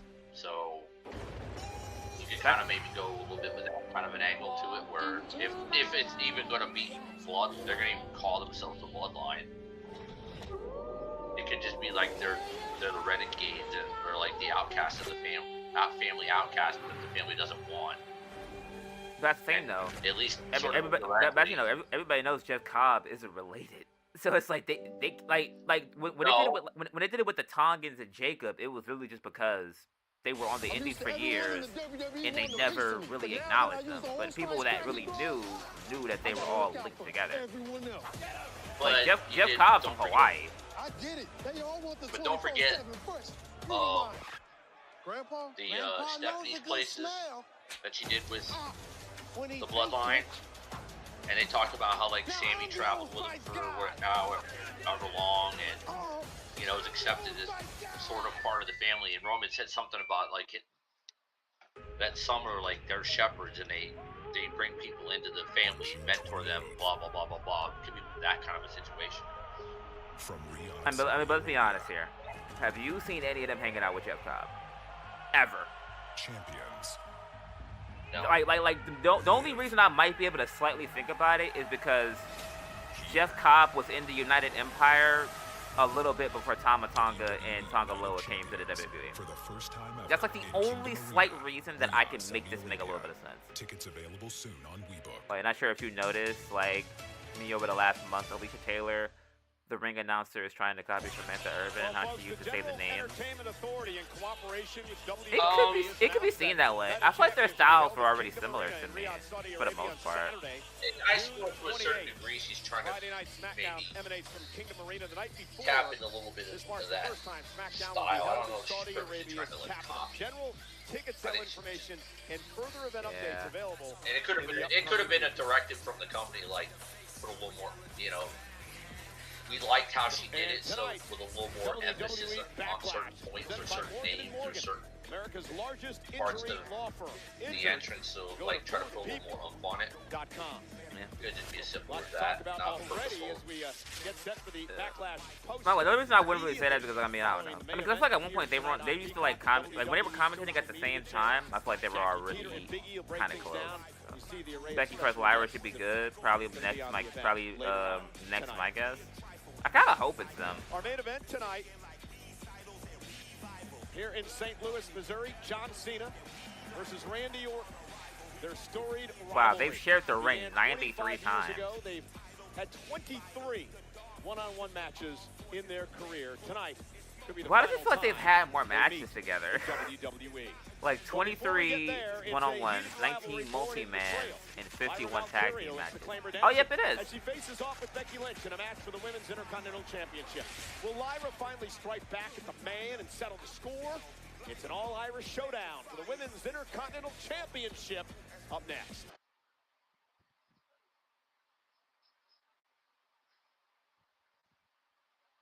Oh, snap. And Raquel Rodriguez defend the women's tag team titles against Lyra Valkyria. Hopefully she's found a partner. Bayley was attacked yesterday. Maybe did we told her to do that? Yeah. I probably gotta check. Could be revisionist history, I don't know. From me at least. Lyra Valkyria and Becky Lynch have become great friends over the last couple of years. Yeah, probably. Or, you know, they gave her some sort of directive, like, to emphasize a little bit, or really quite certain things, and then she just kind of like found a niche, and it was like, it worked really well, and everybody loved it. So she went with it, and then started putting her own spin on, and now they just kind of want and I couldn't be happier. Alicia to be like in that ballpark. But I still feel like a different vibe to me though.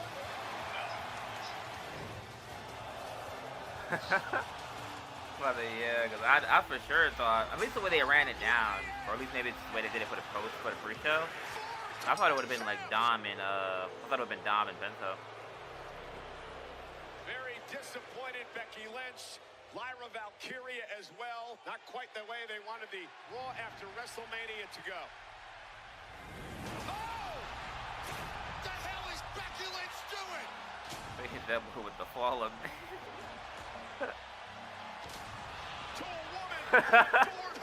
got the inside script for what goes next.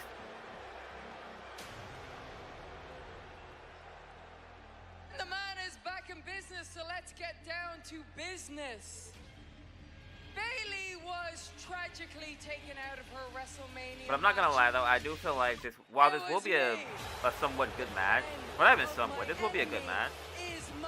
I feel like Bayley definitely has to put her stamp on this for sure, because there's no way Bayley just gets her arm like basically injured to take her out of a tag match and she just like lets it rock and lets Becky win a championship. 6 years?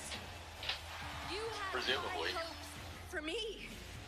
That'd be reality. I mean, I feel like that's the only way that really makes sense. Because like at that point, if you make Bayley look like a pushover, by just being like, oh yeah, she just break my arm, win a championship, it's like, bro, you can have that feud without a belt.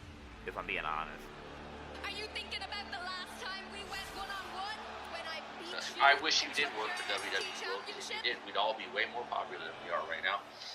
She doesn't have a dream if it isn't for me. She doesn't make history if it isn't for me. Backlash. If I put this title on the line, I'm gonna make that matter like I made you matter. You never made me matter. I made me matter. It doesn't matter how good you think you are. I'm the greatest to ever do it. I am no longer interested. I don't know, think about it. It's kind of interesting how, like, when I seen it on Twitter where someone said, oh, Charlotte and Becky are kind of doing the same gimmick on 2 different shows, I just realized, like, Becky literally had GOAT on her jacket, and Charlotte called herself the GOAT on Friday.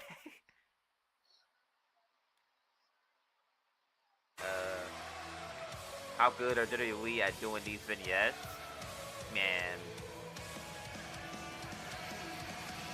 Yeah. I feel like with vignettes, it's always kind of... It takes a certain amount of, like, touch to make a really good vignette.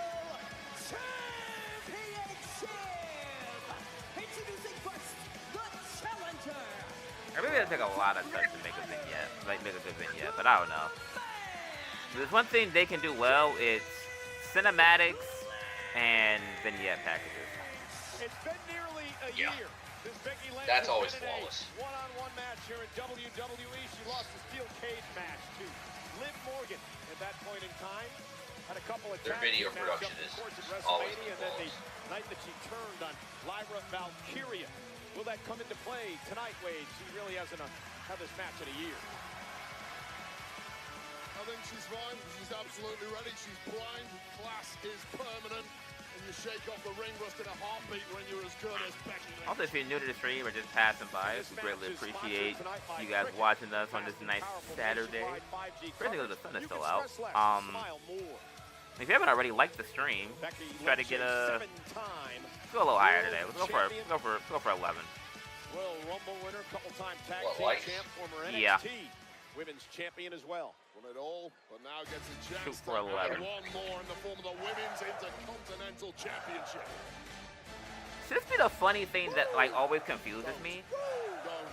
Like when people will always tell me that Lyra isn't over, it's like I feel like people are just now starting to understand like the mystique that she had from NXT, and it's starting to actually like show more in just like people realizing, hey, Lyra can go.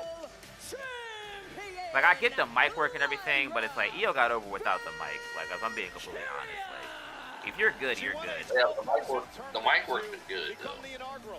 I'm saying like in the case of like Io, it's like Io's gotten over without much mic work really involved. Like I feel like Lyra is almost in the same boat where it's like people kind of just wanted her to be better on the mic because she had like I guess she had more to prove, but I don't know. Becky and Lyra would go on to win the titles, and then Becky would turn her back. I'm not gonna lie, this color palette is it. Idolized Becky Lynch, who was a protege of sorts. You said what's up? Only to be betrayed it's been good lately. Team championship match. shit, overall, like, that's what I'm saying. I don't know. Maybe I'm like, maybe I'm glazing, but like, I don't know. I feel like most of these people are good, and then people just don't watch enough of them to where it's like, oh, they have to prove themselves to a whole new audience, which makes sense, but.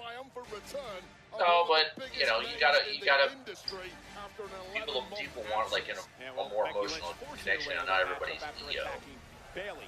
But Lyra's mic work of late has been very good. Today it was good. Today it was good. Monday it was really good.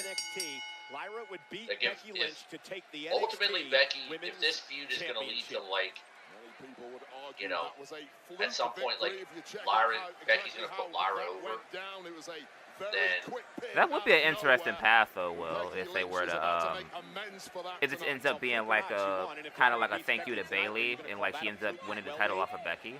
That is a possibility. I'm not mad at it. Yeah. Because then it's like you basically get two Grand Slams, essentially, if they really want it that bad. But who you got? Lots of Lyra. Oh, lots of fans got Lyra. Here, Bayley cost Becky. Yeah, that's really what I'm thinking. I think Lyra just wins off of like slight distraction from Bayley. But I won't put it past them. I won't put it past them to make Becky win just from the fact of Lyra's already beaten her before. That's why I predicted Becky wins. The only reason I can say that is because, I mean, Lyra's beaten her before. If it was like 0-0, then I can see them giving Lyra the win. She does get it here. A kick out. Deep arm drag by Becky. Becky hardly ever loses. That is true too. Becky Lynch no longer cares who she hurts. Shoot, with WrestleMania, she came off the couch and won the tag team titles for a day. So I mean, it's like, hey, history is not in favor of Lyra at this point. The exact know-how how to make it in this game and become a major star and champion. Thank you occasionally, Bill. A lot of thank yous. To the protege of Becky's looked up to her. Yeah, but I ain't gonna lie though, they are wrestling right now. Oh my God, reverse Boston Crab? Ugh. Wait, hold on. Hey, hold on. Punishing Lynch here with the Intercontinental title on the line. A little swing to it. Will Becky give up here? Little British graps. Painful and equal parts humiliating. Dominance in the early goings from yeah, Lyra can't beat Becky twice. Yeah, 2 times in a row. That'll be. Oh my God! Hold on, surfboard. Becky, making her pay. Talking some smack in the process. I'm not going to argue. Hit her with that surfboard stretch. Ooh. My God, surfboard. And Becky in trouble again. Will she give up to Valkyria yeah. the title on the line? Cause I feel like inevitably if she beats Becky twice in a row, it would show how much faith they have in her. But I mean, if they do want to give her like a slight chase, yo, she's doing no roll with it though. But yeah, it all depends on how much faith they have in Lyra at the moment. Wait, she reversed it? Becky's got a kick. It's effectively child's play thus far from Lyra Valkyria. Waistlock standing switch by Lynch. Becky Lynch was not expecting. Oh, look at this! Northern Lights and a kick out by Lynch. Hell of a bridge too. Tight pin there, and Becky Lynch on the back foot from the off. Oh, and she talking trash. And she talking trash. Ugh. And I agree with you on that point. Lyra's come out of her shell. Much more confident, much more vocal, believes in herself now, has had an incredible title reign. WWE fans are behind her, and Valkyria now with a kick driving Becky to the barricade. So what you're telling me is there is method to the madness of the former mentor, Becky Lynch. I didn't think Becky expected this out of Lyra, but she's getting it here tonight at Backlash. I really love watching the development of this woman. Lyra Valkyria, world champ. At some point in her future, no doubt about that. Becky Lynch now, and there's the veteran. As Lyra took a bit too much time. But I'm not gonna lie though, realistically, I feel like I just like Raw's division is like they have so much potential to have like a really nice, well, mid card and main card division to be honest. Yeah. I worry more for SmackDown in the long run than I do about Raw. Why the hell should she roll out the red carpet? Dang, Becky looks manic. things can be fixed with the draft and a couple call-ups, but I mean, with Bianca out, it definitely hurts. If Bianca was there, at least I mean, even with Bianca there, it's like, I mean, she's got to be careful here because Lyra's got the champ's advantage. She's got to be pinned. That's like Bianca, Charlotte, Jade, Nia. It's not awful at all. Yeah. It's not bad, but it's like. It's not, I mean, that's not bad. It's not bad, but you got a lot of duplicate matches amongst those women. That's fair. On paper, it's not as bad.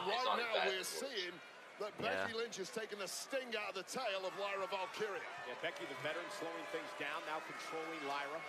Big slap across the. Oh yeah, I did see Indy won the Hall Women's Championship. I'm happy for her. I'm excited to see what Isla Dawn does too.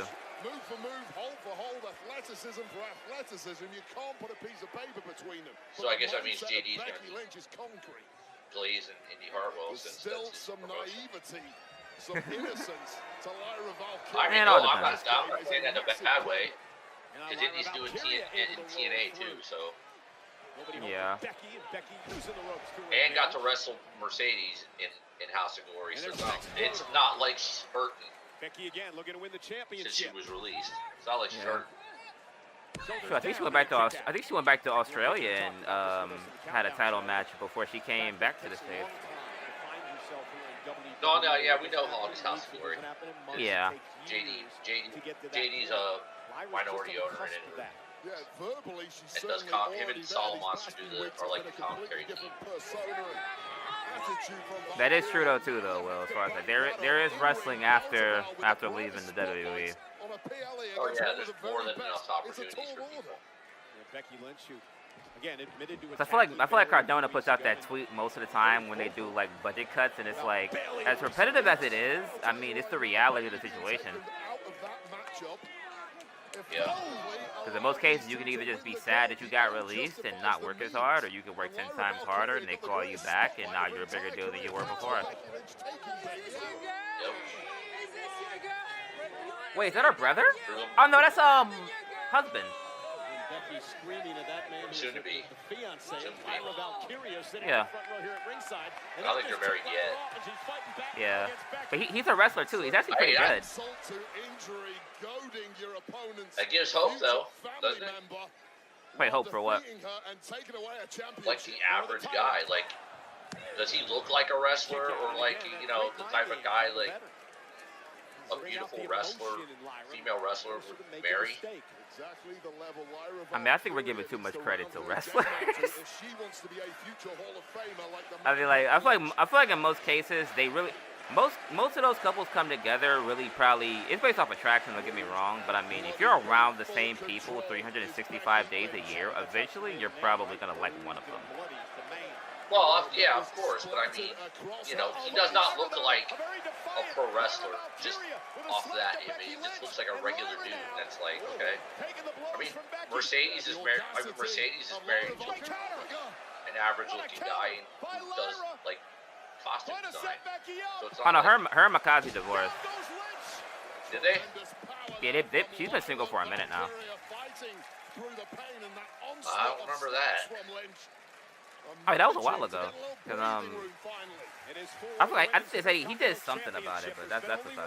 But I mean, I wouldn't really say like it gives hope to anything. But I mean, most of them always say they don't date fans anyway. So. Against one of the all-time greats in Becky Lynch. And Lyra now with a clothesline. At least they say. Big comeback. That Lyra's been showing as of late. This is the adaptive and reflexive brilliance of Lyra Valkyria. I'm more or less just happy that he was on TV though, or on pay-per-view, because I mean that brings more notoriety to him. Not sure if you watched the. Oh, you're a Saints fan? Wow. Would not have guessed that at all. Would not have guessed the Saints. Yeah, they're definitely cooked. They got Rattler and the guy from Louisville. Yeah. I mean the Saints got a lot of other pieces though. They're really like a quarterback away from being somewhat back on track. Retained the United States Championship just a few moments ago.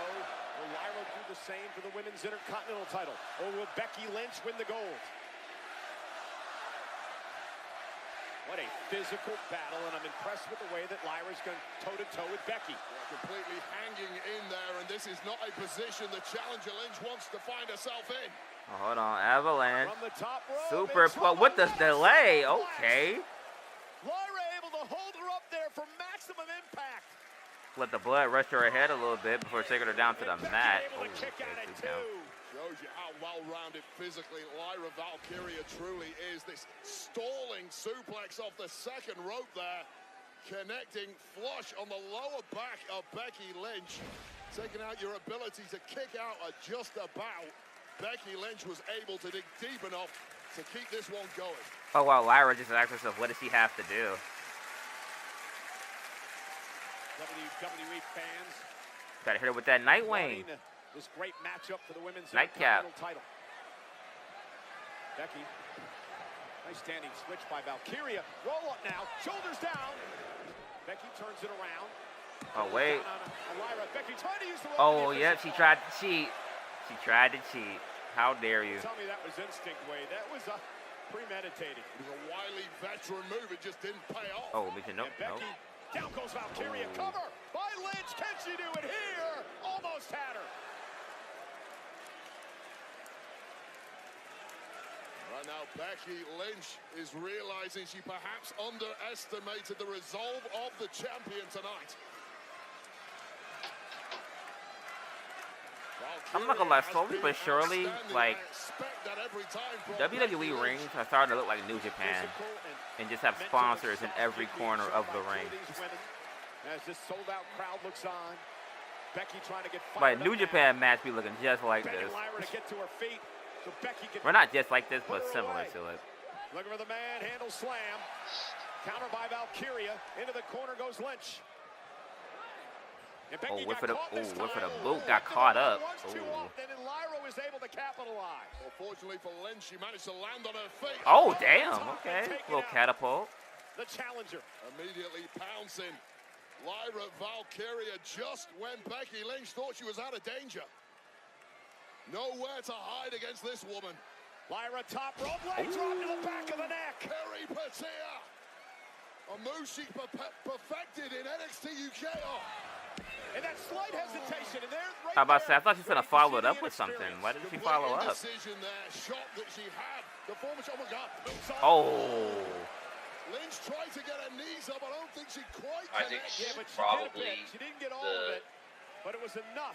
It was just enough. Like half moonsault into the knees is probably like. Was that Perry Patia that she won many matches with? Took her to gold in NXT UK back in the day. Could have been a missed call. Could have been a missed call. Perhaps cost her this one. I mean, it also does. I mean, it also does go for like indecisiveness too, as far as like she was kind of frantic, like saying what did she have to do, and she just did. She didn't know whether or not she should have pinned after a move that used to be her finisher or follow up. But I can see it. I can see it. That's the growth you have to find if you want to get to the level that Becky Lynch is at. It shows there are still weaknesses within Valkyria. I'm not gonna lie though, they are low-key having a having a barn burner. That's gonna wrench your arm there. Just like that. Oh, wait a minute. Went for a backslide. Becky able to counter. And now Lynch down. Oh, looking for an armbar here. Trying to lock an armbar in. Lyra doing a great job trying to block without the separation. Cross arm breaker. Nicely there. And now. Oh, damn. Armbar of her own on Becky. She almost set Becky up for the disarmer and then turned it into an armbar. That was kind of crazy how it did look like a disarmer at first.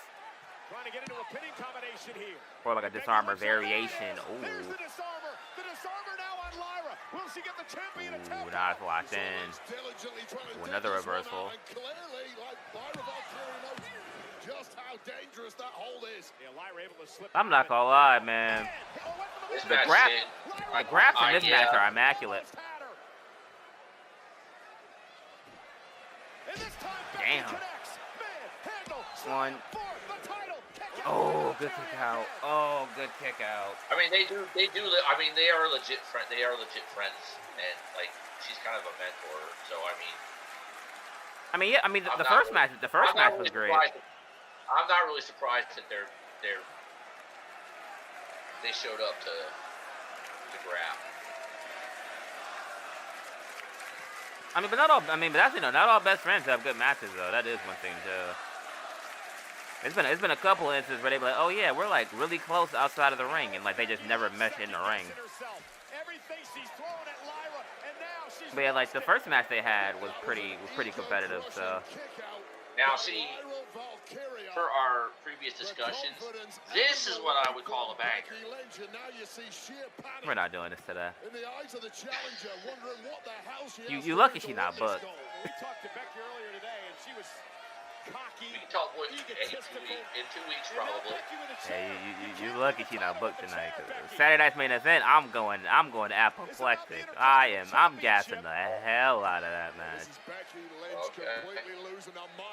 I don't even care if there's a spot where Tiffany slips off the top rope. Like I'm gassing. I'm putting all gas into that match.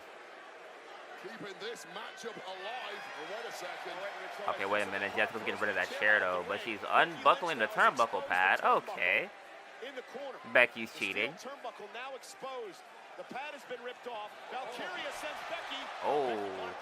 Counter. Nice German suplex released by Jermaine Cole. Ugh. Hold on. And now Lyra. Second rope. Moonsault. This time it connects. This time to retain. Kick out by Becky. Well, both women giving it everything they've got, but their opponent. Did they put gold in Lyra's hair? They want to bring up all the stuff she's doing, like, you know, why can't she beat her or whatever it is? What is it going to take? She hasn't even done. These top superstars, and it's mental fatigue that is the killer. I mean, she's hit her with like a finisher, not a main roster finisher, but she's hit her with. Not her finisher though. No, I mean like the move like off the top rope. That used to be her finisher in the UK. Becky up on her shoulders. Becky again able to counter. Whoa! Second turnbuckle, not the exposed one. Highly fortunate. Another manhandle slam. She hasn't even attempted to do Nightwing yet, though. Another kick out by Valkyria. Yeah, she did twice. Like just now and a couple minutes ago. Well, not a couple minutes ago. Yeah, a couple minutes ago. Yeah. Well, Lyra Valkyria is showing the world just how hard-wearing she is, tolerating massive levels of abuse, and this is getting super ugly. Yeah, Becky Lynch. Yeah, I'm about to say Becky going 8. Know what she needs to do to put Lyra away. The gorilla fears her. Lyra Valkyria has any clue where she's at now, and it's about to get even worse. Blocked by Lyra. That little pause. Realizes the turnbuckle's been We're exposed. trying to put the buckle back on. Just grab the pad. Meanwhile, Becky went for another manhandle. You know what's crazy? That's the first time I've actually ever seen the ref catch that spot in real time. That's a really interesting thing to know, because they never catch that. They really don't. It wasn't Jessica Carr's fault. She was doing her job, trying to put the pad back on the turnbuckle, a bit out of position, and that slight may have cost Lyra. This is the referee completely unsighted to what's going on, trying to fix that clear and present danger in the corner. For that extra 1 second between the pin taking place and the count beginning was the difference maker. And Lynch is still. Did they say ref you suck? Hey, chill on Jessica. Hey, chill. Lyra again with Becky up top. Is she going to try to deliver another Nightwing? Becky fighting back. Nightwing. Lynch looking for another manhandle slam. Ooh, roll through. Shoulders are down now on Lynch. Kick out by Becky again. They got thump to the eye. It's okay, Ric Flair. Clearly not inadvertent, but highly effective. Going up Lyra. Lyra able to counter. Ooh, counter. Grabs the leg of Becky Lynch and got her. Lyra got her. Oh my! Lyra retains, and Becky Lynch is ticked off, and she's assaulting Valkyria. I was right. Becky put her over. Retains the title. Like I said, thank you. We need more of this. Yes, of course. We need more of this. Yes. Now give me Bailey. Both women gave it absolutely everything. And now the disarmer, just get in there, do something, stop it. Hey, just get in there before she breaks that arm. Just get in there. She's going to break Lyra Valkyria's arm here.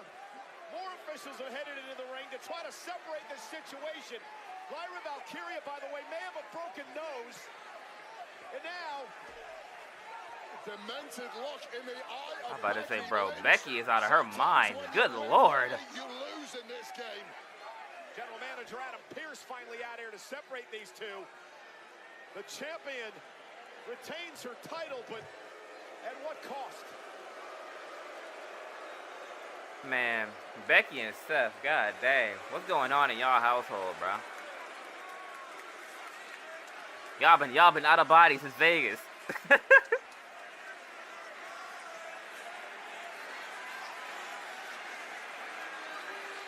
Hey, shout out to Jason Jordan, though.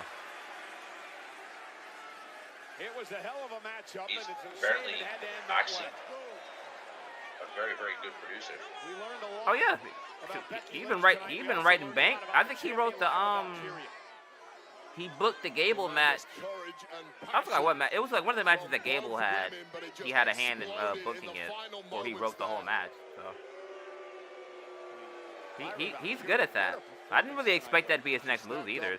So that's cool for him. But I ain't gonna lie. All I know is Lyra got that dub. That's all I know. Was it really a clean win though? Not decisive. He won by roll up. So. Yeah, it was a hell of a match. Yeah, I'm about to say, like, yeah. But I mean, as far as like the definitive win would have been, you know, Becky eats 2 nightcaps and it's a W. But realistically, like her winning by roll up, I mean, Lyra's won half her matches this year via roll up. So. I'll tell you one thing, Wade. I mean, but you know, she countered the disarmor. She got out of the disarmor. She took at least 2 manhandle slams and kicked out. Yeah, a thumb to the eye. But yeah, that's what I'm saying. Like more or less, like it's not as definitive as like 3 finishers and then you win, but a roll up still is decisive in a way to like get the complete finish. Becky lost. I'm 1 and 1. Yeah, I think G's 1. I think G's 1 for 1 too right now. Yeah, I'm 1 and 1. I said Becky. But nonetheless, I'm going to say it right Big now. 2-0, baby. I did say it should be Becky putting Lyra over, and then Becky. And I think I said it there, but I did say Becky was going to win the match. I said, well, it should be Becky puts Lyra over and then shifts to feuding with Bayley, and then whatever's next for Lyra after that. Although I suppose all 3 of them they could. Yeah, and I'd be totally fine with it. I completely forgot that the head shrinkers were in this Bloodline story. Rated T for teen. I need to get that game. Tomorrow on WWE LFG. You mentioned that yesterday. You said what? You mentioned that yesterday. Yeah, because yesterday I seen they had, but they're actually starting to add the DLC into the game. Or verbal jabs. So I think Stephanie, the pack with Stephanie, Julia, the Motor City Machine Guns, somebody else comes out next month, I think. Or go home. Yeah, you go try to blow me into getting the game so we do like gameplay on the channel too. WWE LFG. I mean, if we do like GM mode, then only one of us really needs it. On A&E. It all depends though. What's up, WWE Universe? Guess what? If it's like, oh, like, can I go out? You know what? GMO would be fun. Yeah. So I'm not gonna lie, online on that game, I'm not gonna lie, I don't want anybody on this from this side of like where I am on the internet to see me play a game. I don't want people to see me play a game. Because that's fair. Or at least right now. We could do GM mode though. That's not really. And you know, 2-day combo tickets for SummerSlam that's at light. Stadium, Jets. Yeah. I mean, not even light. I mean, like that's just like a no. It's pretty much what we do already anyway. It's just we can get in the game. I mean, I can take it. I could take a shot. I mean, I could take a shot at it on GameFly. I wouldn't have to necessarily Which buy is it. brought to you in part by Jack Pocket. Download the Jack Pocket app. No, I'm saying, but you know, how up, down, down does it. I mean, more or less, like they pretty much book on the same thing. Like they just have two, they just have one save. Yeah. Yeah, they're put together. 25-year rivalry. I don't think they got co-op GM like NBA. I don't know if they have it like that. I could be wrong though. Which I'll get into a little bit later on tonight. Because tonight, wow, their first one-on-one match was in 2002. Go one-on-one. The most recent one was back in 2017, 8 years ago. Yo, I remember this match. Every time these two have been in the ring, it has been a classic. I remember that match. You know, we'd like to. Was that doing Orton's like Wyatt family arc, or was that after? Rock D, the legend, the official theme song of WWE Backlash. What? Like when they fought in 2017. Well, one fights to build his legacy, the other is here to destroy it. Pride meets punishment. His Intercontinental Champion Dominic Mysterio battles Penta. It might have been. I think it might have been before. I think he did the Wyatt stuff. 2018. And his ruthless arsenal. That answer. I think it's before. No, because like the SmackDown stuff didn't happen where Bray would have been like world champion until like 2017, 2018. WrestleMania history that the Intercontinental Championship will be defended in a fatal four-way. In 2016, I don't think they would have. They definitely weren't doing that in 2016. That was him and John, I think. Was 16. Penta was built for WrestleMania. But while I'm doing that really quickly, I need to see how much I have left in this fridge. And I'll be back.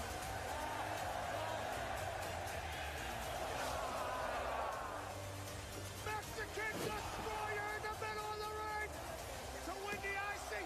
Carlito pulling Penta off the pin. Well, Penta had this thing won. Balor with a coup de grace. Dominic with a frog splash and the cover on Balor. Dominic wins the championship.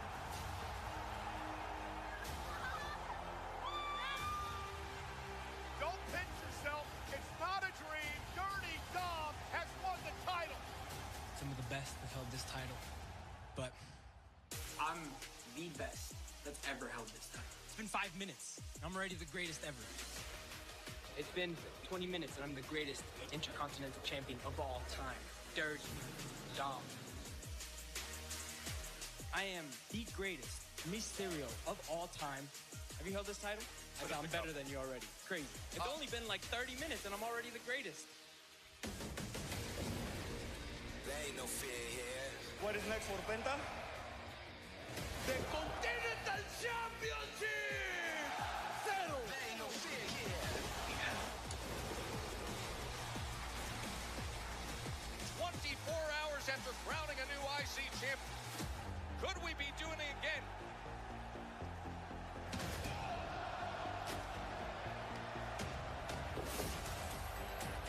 Mexican Destroyer! Penta taking out Balor! Hey! That's JD McDonough!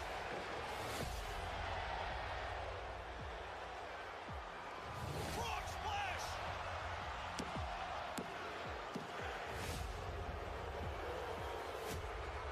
You had to believe that Dirty Dom was going to have something up his sleeve. And suddenly, the Judgment Day is back at full strength. I'm not done with you. Penta is coming for you.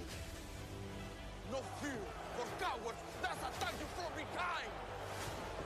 The numbers game of Judgment Day will take down anyone who is on their own.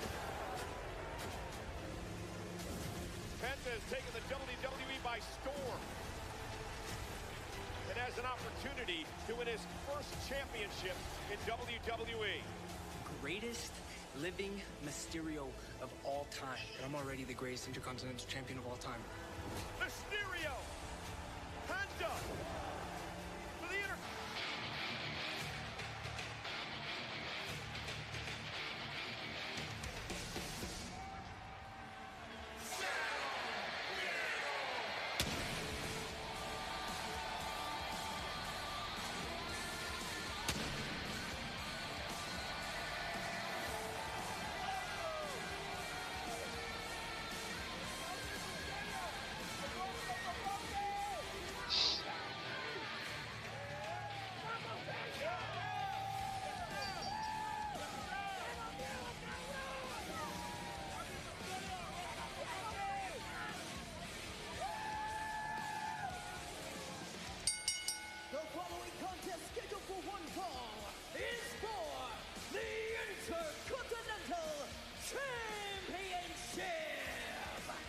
Introducing first, the challenger from Ecatepec, Mexico, weighing in at 87 kilos, Penta!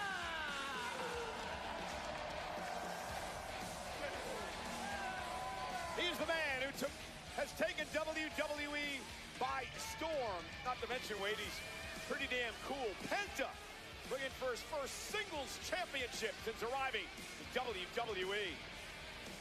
Physical charisma, 10 athletic ability, 110.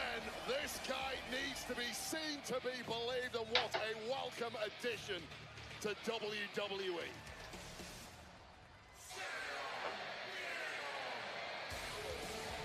Penta's in blue? Okay.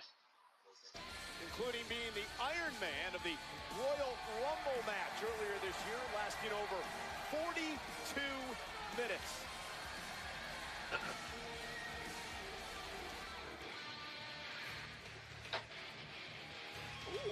Got the blue. Backlash is brought to you in part by Prime Hydration's new flavor, Sour Nova. With How only many flavors 20 are they? calories, zero added sugar, BCAAs, and electrolytes. Now available at Don't have. Trip. You tell what? Don't have them. Oh, a quick trip. Memphis had quite the issue. Yeah. Dominic At least Mysterio, not but anywhere also near me, no. Judgment Day. Past couple of I don't months. have Whataburger. I don't have In-N-Out. I don't have a lot of good shit. Raising Cane's. I don't even have that around here. I don't got a lot of good shit. Yeah. I think most of it is regional. I know Quick Trip is like Missouri, St. Louis area. So I think our version of Quick Trip is like not 7-Eleven, but I don't know what I forgot what it is off my head. Like Wawa. Like Wawa. No, I don't even think we got that up here. I forgot what we got. Might be Buc-ee's. I don't know. We got something close to it. Yeah, I don't even think there's a Buc-ee's around here. Wawa, yeah, I have that. It might be Speedway, honestly. Might be Speedway. You spoke to Dominic earlier today, who says the gear he's wearing tonight is a tribute to his godfather, Psychosis, from his Nicho the Millionaire days in Mexico. I remember him from the Mexicools, but Oh, wow. you think that Dominic would have been humbled? I didn't know. I know Psychosis was his godfather. That must be so lit. More insufferable. Humbled? You get humbled if you lose. Like that is like imagine being like, yo, like Psychosis is my godfather. Rey Mysterio is my dad. Shoot, Eddie Guerrero is my uncle. It's like, I mean, yeah. Like, bro literally just has like,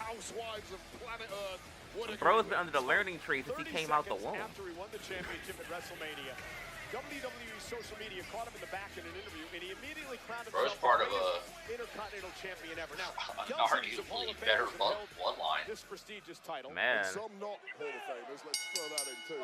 But you know. So, okay, I'm sitting next to a former 5-time Intercontinental Champion in Wade Barrett. Nicho the Millionaire. The greatest Intercontinental Champion of all time. He's certainly neck and neck with me at this point. My goodness. So we're fighting it out for the top spot victory here, and Dirty Dom is #1 on his own. And now, Dominic Mysterio.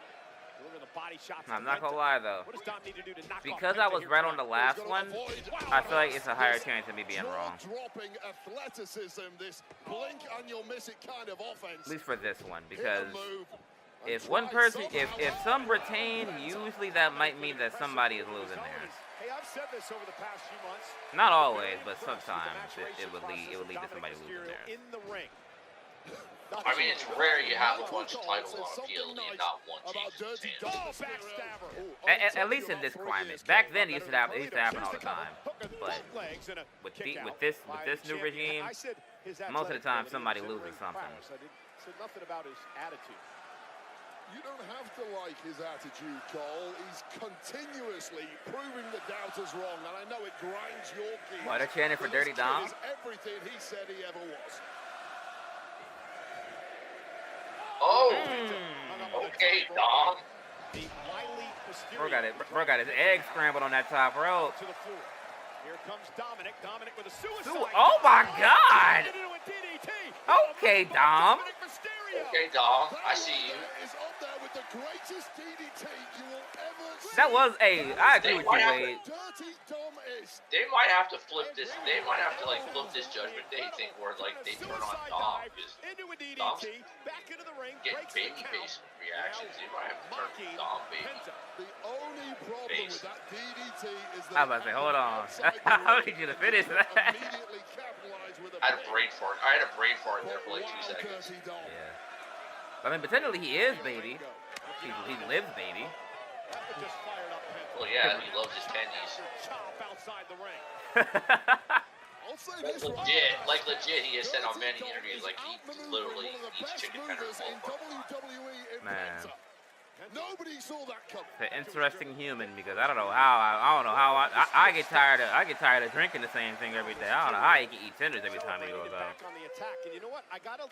Hey, you know what? A storyline where like they turn on him, Dom turns babyface, and like his dad mentions him to eventually be a world champion.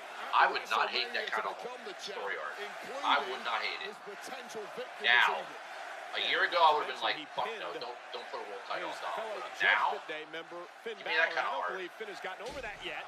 I mean, even now, I feel like it's definitely going to take a year before he's like really. Like I feel like him winning the IC title, like they have to build with this. If he doesn't hold the title for that long, I can't see a world title in the future immediately. I think the general point is like now with what I'm seeing, I am convinced that Dominic Mysterio is going to be a world champion. You weren't convinced last year? No. Last year he had the hardest. He had the most matches last year. The highest workload. Wait, well, Liv got Dom to retain. Oh, well, no. Well, I've got Dom to retain. Should be a good match. Kind of got same wrestling style. These two, but Penta is better and more experienced. Definitely. Definitely. It's really good. Dom's been getting better and better. Yeah. I feel like last year is when I kind of realized, well, it's like this, at least from like a story aspect, his mic work has gotten. I feel like the mic work was really the only thing he really needed to work on purely. And maybe his Three Amigos. His Three Amigos is still a little but I think that's on purpose at this point.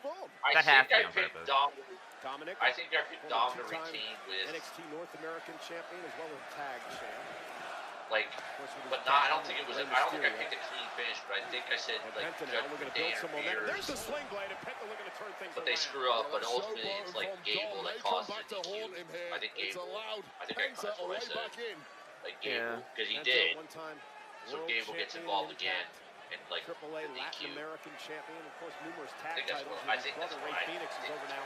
Friday Night SmackDown. Or it could be Gable, or it could be the El Grande interference. I don't even think Chad caught the flight for real from what I heard. That would be sucks though if he did. You know, Chad really should be there if that's the case. But that side of Penta that you mentioned earlier getting drilled into if El Grande shows up, the early goings, it's clearly affecting Penta in a big way, immediately recoiling after connecting with that crossbody. Again, champion's advantage. Penta has to pin or submit. But the only thing I feel like with Dom is that I feel like most people understand it. Like, he wrestles better matches with luchadors. At least from my opinion, I feel like he has better matches with luchadors overall. Which makes sense, but just based off like maybe his training and whatnot. But only started wrestling in 2020 during pandemic with fans on screen. Oh, with fans on TV screens around rings. That's tough. Most improved male wrestler in WWE. And his great girlfriend Liv Morgan, most improved. Definitely. So I think Liv won female superstar of the year, I think. But I honestly, I can't say Dom. After last year, he definitely most improved. For the championship, Dominic in 2. You're talking about like in the last year, just in the last year or so. I would agree on both. I mean, even before that, I mean, who's improved more than him? This high-risk offense, this vertical crossbody coming right down the throat Like, I mean, like the only other person I can think of maybe is Trick Williams. But I mean, he's in developmental, so I mean, that was kind of academic. What the hell? Nah, you dirty, Dom. You the toughest. You the toughest. Hold on. This man just hit Oblivion. What the? Obviously misses her. Paid a little homage. Hold on. Hey, that was crazy, Gramps. He ain't never did no Riptide. What? He ain't never did no Riptide. Live on top. I mean, if you talk about the last year, I would say Dom and Liv, yes. You could argue, female-wise, if you're talking about, like, since Will started watching, I could argue your girl is up there in most improved in the last few years. I think he meant only started, like, I think he meant, like, Dom only started wrestling in 2020. Oh, shit. Oh.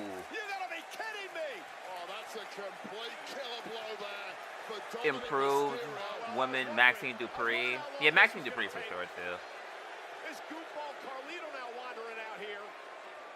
Mexican Destroyer on the apron is nutty. I'm not gonna lie. Oh, wait a minute.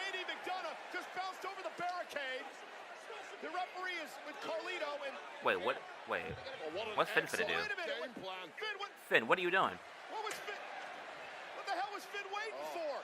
Finn took forever. No. And he got caught. Come on. Oh. He fiddled and farted around for a while, then he went to get a chair, and now the official sends him back to the locker room. Don't blame Finn Balor. This man Cole just said he fiddle farted around. Oh my God, JD McDonough is even upset with him. Yes. Whatever the plan was, Bro just showed his age to the maximum. Fiddle farted. Oh. Honestly, I've never heard that before. Man. Like, I think I done heard Sugarfoot. He tap dance. He played with his food, but fiddle farted is a different level of like. I've never heard fiddle farted. Bro got folded. I look, he thought Finn was gonna attack. I look, he thought Finn was gonna attack him for a second. El Grande! Hey, I told you Chad wasn't here tonight. I heard Chad didn't catch the flight. But El Grande Americano never misses a show. Half a point. I'm taking half a point because I did say Gable. But what do you mean? That's not Gable. Oh, okay. But that's El Grande Americano. Chad Gable is in Minnesota right now, bro. He missed his flight.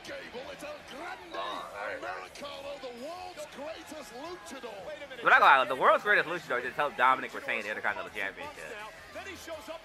Great. This is a great match. This is Krispy Kreme level of plays now. Okay, let's just. What do you, bro? Like, I mean, Chad Gable didn't show up tonight. I heard through the grapevine he missed his flight. El Grande Americano just so happened to be there.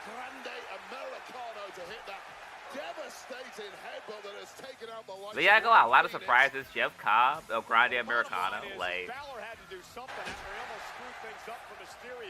But yeah, all the matches so far, they have not missed yet, which is a good idea. Which is a good thing because this main event could be mid. So. Well, ultimately, the big victor is the greatest luchador on planet Earth. Dirty Dom Mysterio, who retains the one of the greatest masked wrestlers helping out the greatest luchador of all time. Ain't that crazy, Chad? Launch the Slayer. That's crazy, Chad. They fear him, and so your dominion over hell is not absolute. But I'm not gonna lie though. If this leads to Phoenix getting drafted to Raw and we get Lucha Bros versus Finn and JD, or Finn and Dom versus the Lucha Bros, I'll take it. I will take it. Rated M for mature. I feel like basically El Grande got beef with both of them, to be honest. Or at least Chad had beef with Penta, which I mean, obviously, Luchador, things like that.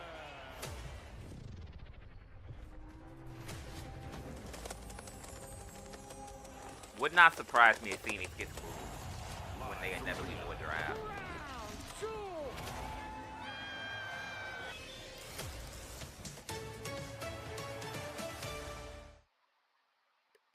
I'm the Miz, 2 for 1 right now. Oh, 2 and 1, doing okay. Got Gunther next. I bet this is good. If Pat flies around the ring like he can, and I've seen him do like versus Adam Cole. I'm not gonna lie, well, that's what makes me think that it's gonna be good, because like when they really went to take him seriously as a wrestler for that like year and a half, he put on 2 really good matches. Like when he was actually trying to put on matches, so.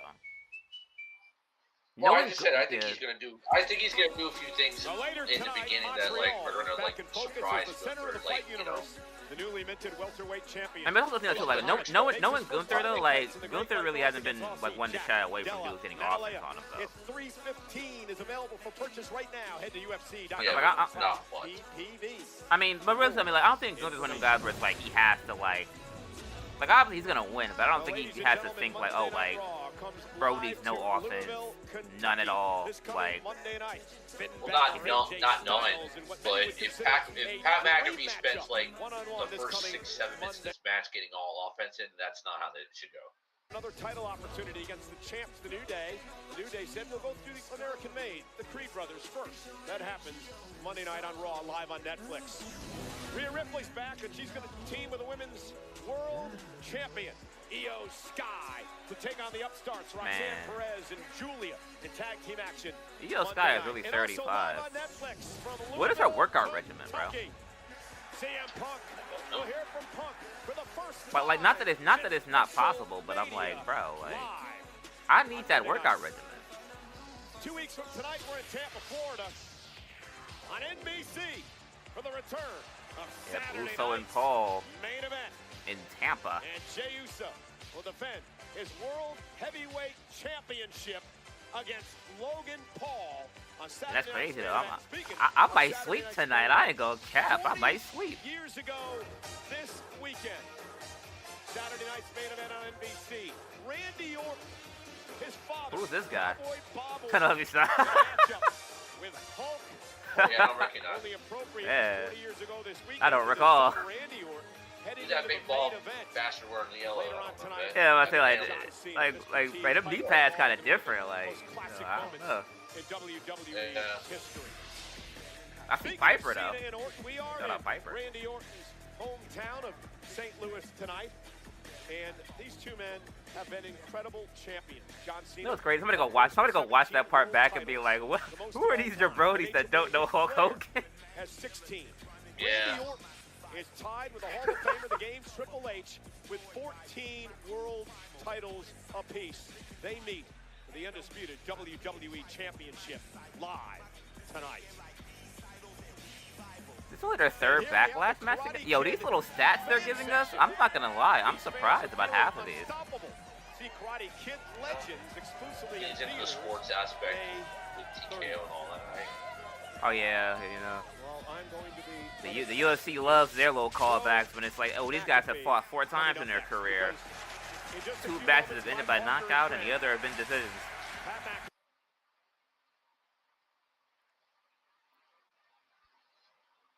I'm lagging. Steps into the ring to face the ring general, Gunther. Well, Pat's bravery I'm not like, Xfinity has been tweaking all week, and I don't like it. I'm pulling for McAfee, Gunther, live. Like, how they gonna have advertisements talking about some it's finna get better, or like we give you max speed, and I'm getting old, but I don't get it.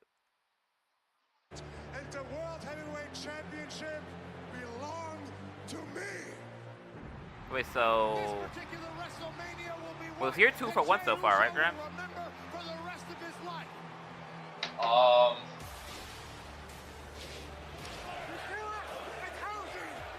No. I'm 1 and 2. I believe I said the Judgment Day interfered. I got that right, and I said Gable interfered too. I got that right, but I said I think it would cause a DQ. So Penta would win by DQ. So I got it wrong. Jey Uso's world champion, Gunther, tapped out. You did it, Jey. Gunther tapped out. You did it, Jey. Jey Uso winning his first world championship. Tap it out. The ring general, Gunther, who for the second year in a row at WrestleMania lost to a massive underdog. Now, I'm not gonna lie though. If what I think is gonna happen, I'm walking out. What you said in your prediction video? Oh, well. If I see that sweaty, concussed human being on my screen, I swear to God, bro. I swear to God. You might.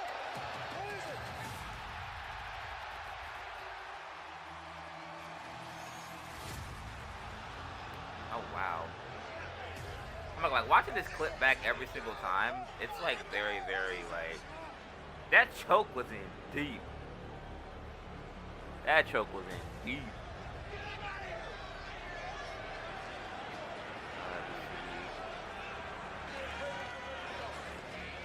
Gunther has been fined an undisclosed amount and suspended indefinitely. I think there's a lot of people that have Oh, forgotten Shakara Jackson has a who the YouTube hell channel. I am.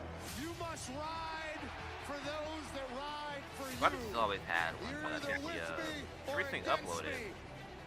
You got a problem with Cole. You got a problem with me. Oh no, yeah, she's had it for like it was just for 2 years. To fight Gunther ASAP.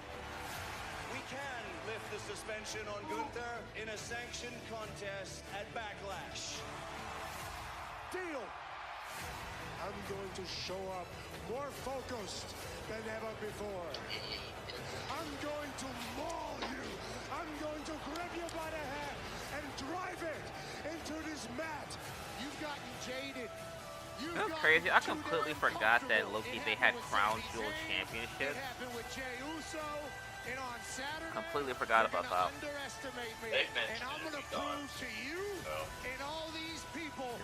I mean, mentioning it, yeah. But I mean, as far as like I feel like it would be similar to like, remember when like Braun Strowman won? I think he won the largest Royal Rumble in like, was it India? I forgot where they were at, but basically he got a belt then, but you never seen that belt ever again. Let's go.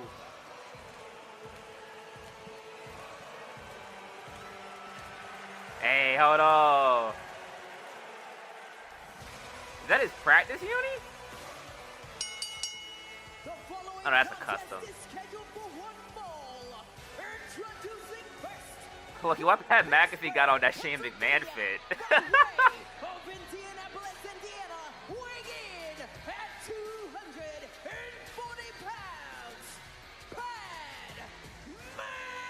She played one NFL game in St. Louis. One game. Oh, never mind. He probably played before they became the Los Angeles Rams. Before they went back. Yeah, I believe so. Yeah. Being in this predicament tonight. But I'm going to say what I said on the countdown show. I'm going to apologize for 2 things. But I'm not gonna lie though. One is I got a lot of.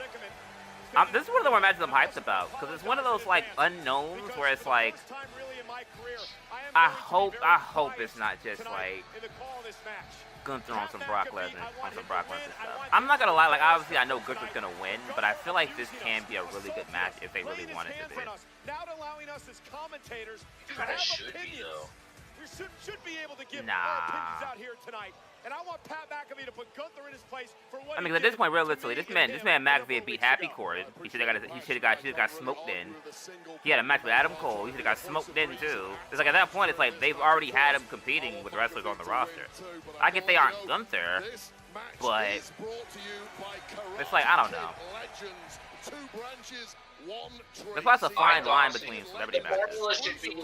The formula should be like he gets a flurry that shocks Gunther early for a couple minutes, and then Gunther slowly dismantles him after that. But the thing is that what Gunther already said, like, there's no surprise here. I'm focused. Like, at that point, like I said, like, anything Pat can do won't really be a surprise if Gunther's sitting there like saying, like, I'm doing my homework. You're the only thing I'm worried about. Nothing's gonna surprise him.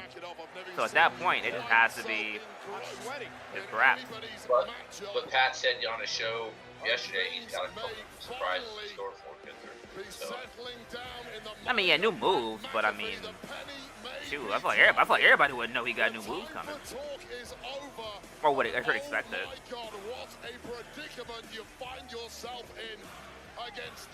But yeah, I mean, plus knowing this company, I mean, you got like guys like Shane McMahon, Bad Bunny, like. There's a lot of times where like guys have long matches with people that they really shouldn't be having like medium long matches with. So I mean. 28 years I've been doing this. 28 years I've sat at this desk. I've gotten beaten up. I've gotten my butt kicked.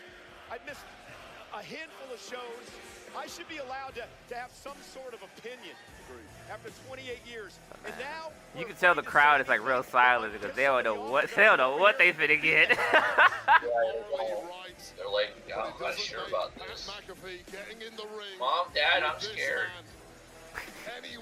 I'm in danger.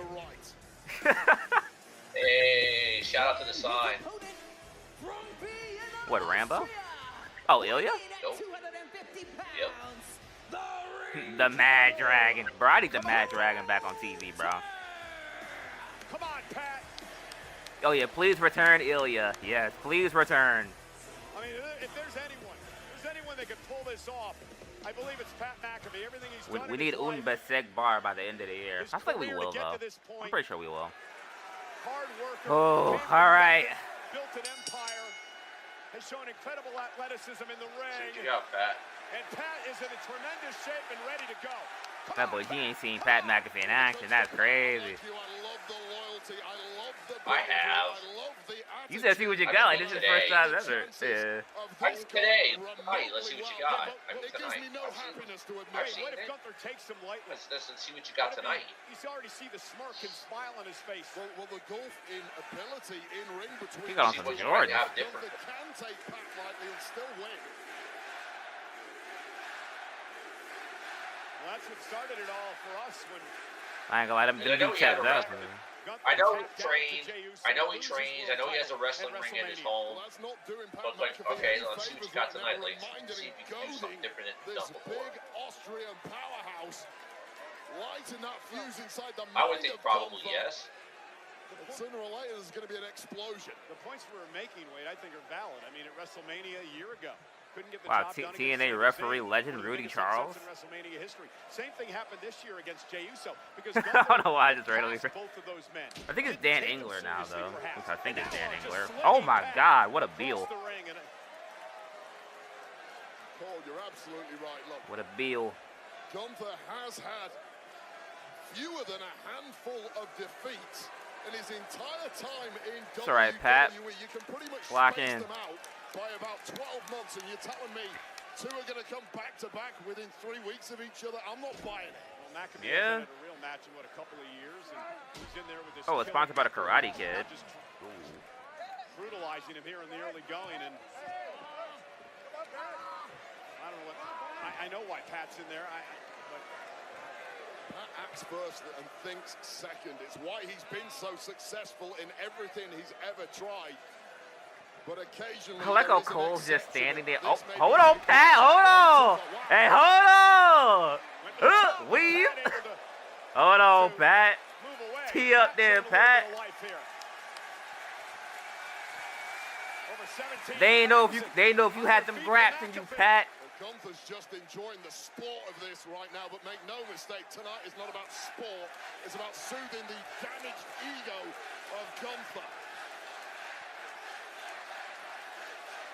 Let's go, Pat. Collar and elbow tie. I'm not gonna lie, even though Pat ain't winning, I'm still rooting for him.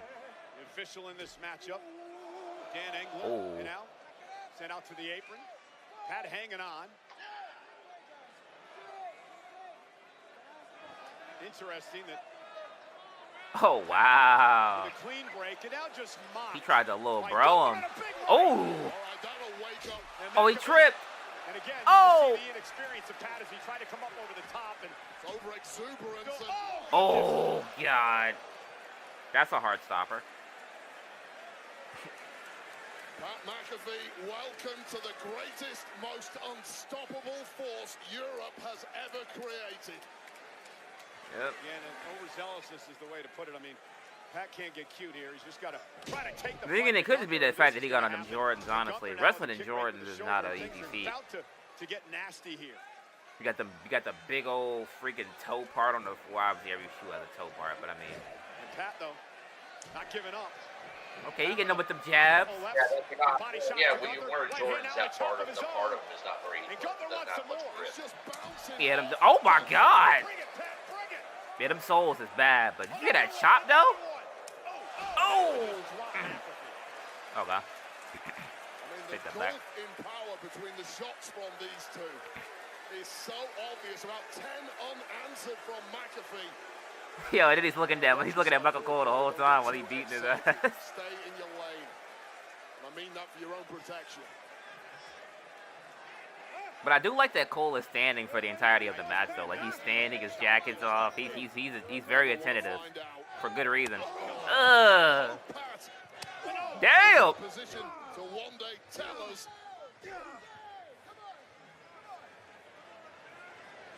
Pat is. I don't even think Pat knows where he's at now. There's another shot dropping Pat.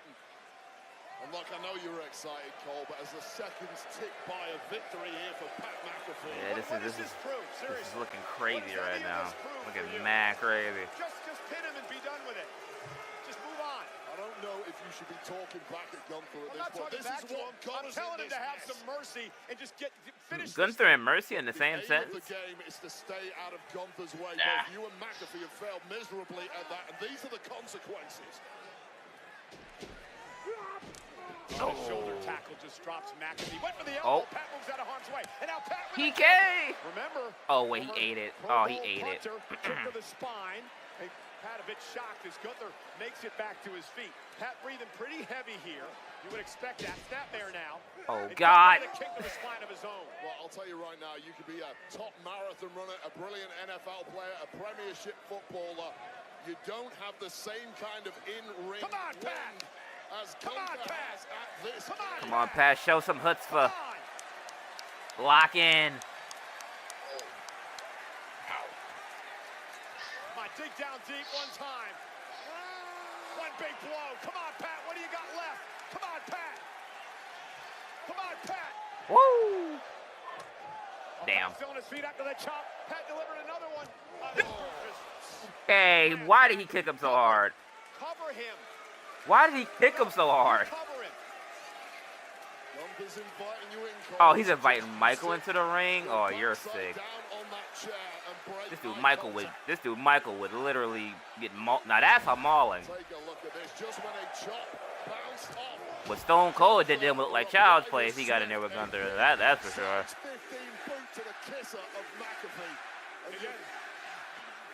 Come on, Pat, come on! You do feel like Gunther can end this at a moment's notice. Do they sell that CM Punk championship at the shop? Enjoying this too much. The fans are all over him, Pat. Come on! I don't know. Like, I feel like I've only seen it a couple times, but that belt is phenomenal. Why do you end the fight? Just end it. Oh, that might not have been a good decision. That woke Gunther up. That might have been a good decision. And a German suplex released.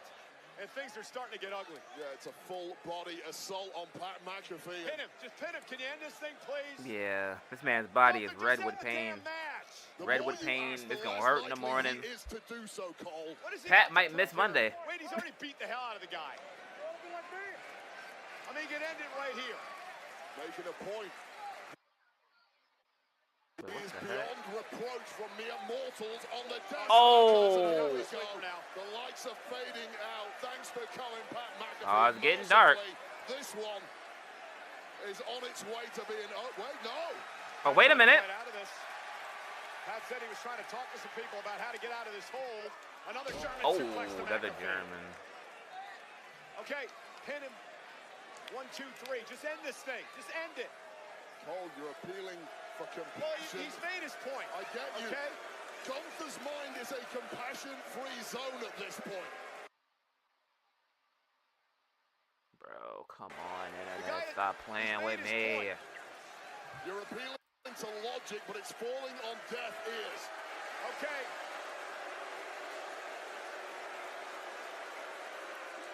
No, I ticked you off.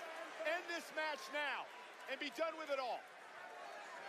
Yeah, what if it's a major plot twist? We get Michael Cole instead, and then that's how we get Goldberg, because Michael Cole says, like, Michael Cole go in there and be a big man about it, but then Goldberg comes out and takes his place. This has never been about the 1, 2, 3 for Gunther. He knows he's got that in the bag whenever. I still wouldn't appreciate it, but I mean, that'd be a cool thing to just like be like, oh, let's just book Michael Cole in a match that we know he's not gonna do it. If my internet freezes one more goddamn time, I'm about to get pissed off. This is now a public spectacle. Okay. Well, the way I thought it was like, Public flogging is what it is. Gunther's gonna win, put him out, keep going, keep pummeling him, and then Goldberg for the save. Pat trying to hang on. Not necessarily Fans coming to life here. Pat trying to stick in this thing. Comes in and spears Gunther or any of that kind of shit, just for the save. Like he's there, comes out, makes a save. That's You've been against the wall before. You've been against the wall before. Come on. Gunther's wall. Come on. Don't know when it's gonna happen. Lands on his feet. Gunther from behind. Pat lands on his feet again.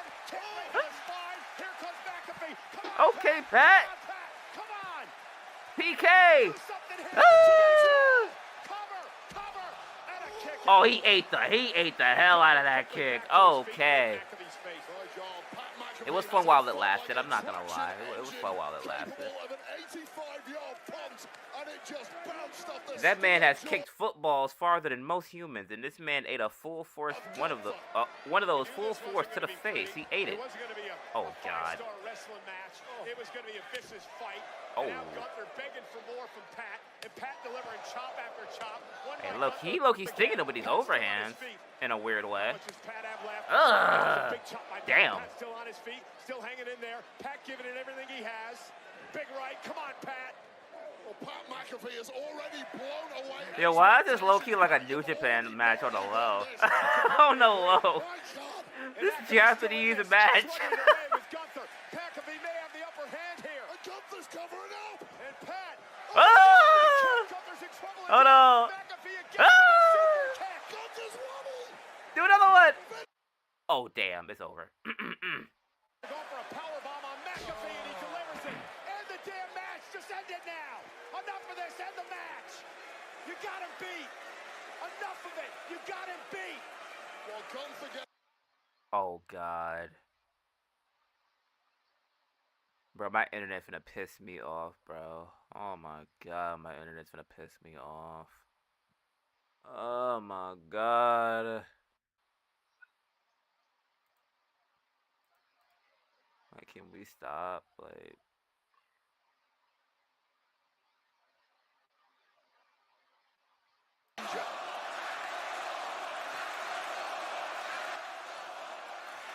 Oh, wait a minute. Yo. Hey, put Michael down, bro. Leave Cole alone. Get the hell off him, Gunther. What the hell are you doing?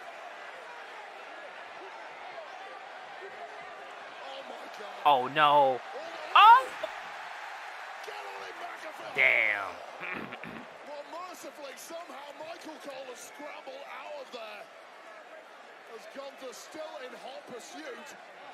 This man Gunther is low-key in, like, European Randy territory right now. Two count. Almost the biggest shock of all time in this industry. And Michael Cole still in too close proximity to Gunther as this match continues. Wait a minute. Wait a minute! Oh. Oh, he tried.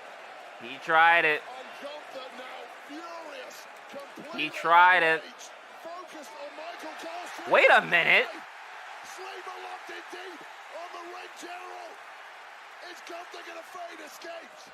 Oh my God. Connected with the jaw of Pat McAfee. Once again, the class, the power, the What a sell by Pat on that lariat, though. Bro got turned inside out. And it's over. And it's over. There's simply no way I'll give up, Pat. Pat McAfee somehow continuing to attempt to fight through this. And it's over. Inevitable demise. Nah, blocking his arm so he has to go to sleep is diabolical. I'm not gonna lie to you. That's diabolical. Wait a minute. Hold on. Well, it's miraculous. And Pat McAfee not terrible. Straight from God knows where, fighting out of this. With his face turned a completely inhuman shade. Just end it, Pat. Give up. Valiant effort. His eyes dark like piss, and that is over. Get Pat McAfee some medical attention immediately. Hey, that match was great. That match was fun. That match was fun. It was a lot more hard hitting than I thought it would be, but that match was that's good. That's good. Got Cole involved. Had a slight potential of Gunther even losing because he had his split held, but can't even get mad at that. I can't get mad at that. And even Gunther, the indomitable force, seems astounded that it took him ratcheting up through the gears to put away Pat McAfee, a mere announcer here in WWE.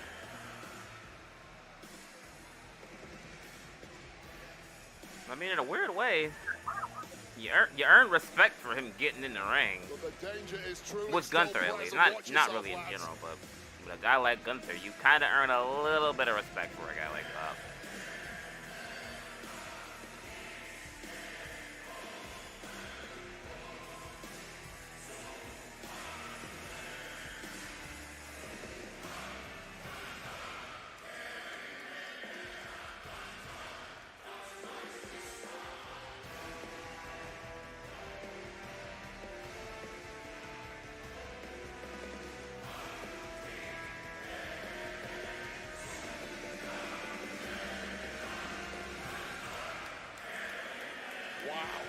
He paid his respects to him. Rare show of respect. Sort of. From one of the greatest this I mean, it wasn't a handshake, but I mean... No, but it was kind of like, alright, you got some balls. What an effort. It's like, alright, you got some balls. And how much abuse did Pat McAfee force himself through this agonizing Boston Crab? Desperately well done by Michael Cole, who'd left the desk, as called to continue to talk. Michael Cole subsequently get dragged in the ring, that distraction opening a brief. But yeah, I ain't gonna lie, that the momentum that this card has, still has it. I'm not even gonna make it. Oh, I'm happy, or not happy. I'm not gonna say like I'm like uber excited match-wise for what the main event is, but for what it's like for its meaning, I'm happy for it. Clubbing like lariat. Because if it is the last time we see something like that, oh man, that's gonna be that's crazy. The eyes turning to dark pits and finally getting thrown out.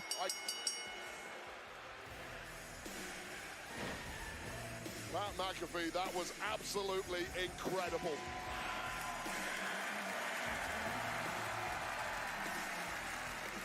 A well-deserved standing ovation. Bro got some Hardy wristbands. Who performed above and beyond this evening at Backlash. Thank you, Pat McAfee. Didn't get that one right either. I would have thought At least, you know, okay, he does that little, alright, you had the balls to get in here with me, whatever it is, and then turns around and turns right back around and drops again. I would have thought something at least bad, but just bad, nothing else. I mean, hey. I feel like that's probably not, I feel like it's not over. Respect was forged in the eye of combat. Or whatever the Mortal Kombat people said.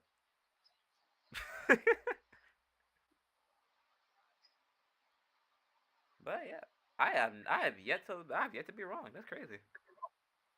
Well, this looks like this PLE is not going till like 9:45, 9:50 at this rate.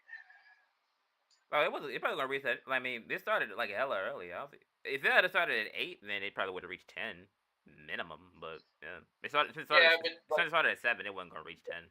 Regular PLEs are set to like 3 hours, but go till, you know, anywhere between like a Raw would. It might go to like 10:40, 10:45 because it's a PLE, but I'm not seeing that. But also those are longer cards. Like this card is 5 matches. The other cards are probably like 6, 7 matches minimum. Yeah, but even some of the other 5 match cards had different cards, and they went closer to the 3-hour mark because like they either started later or the matches were longer. Yeah, this is not getting 45 minutes of entrance and match.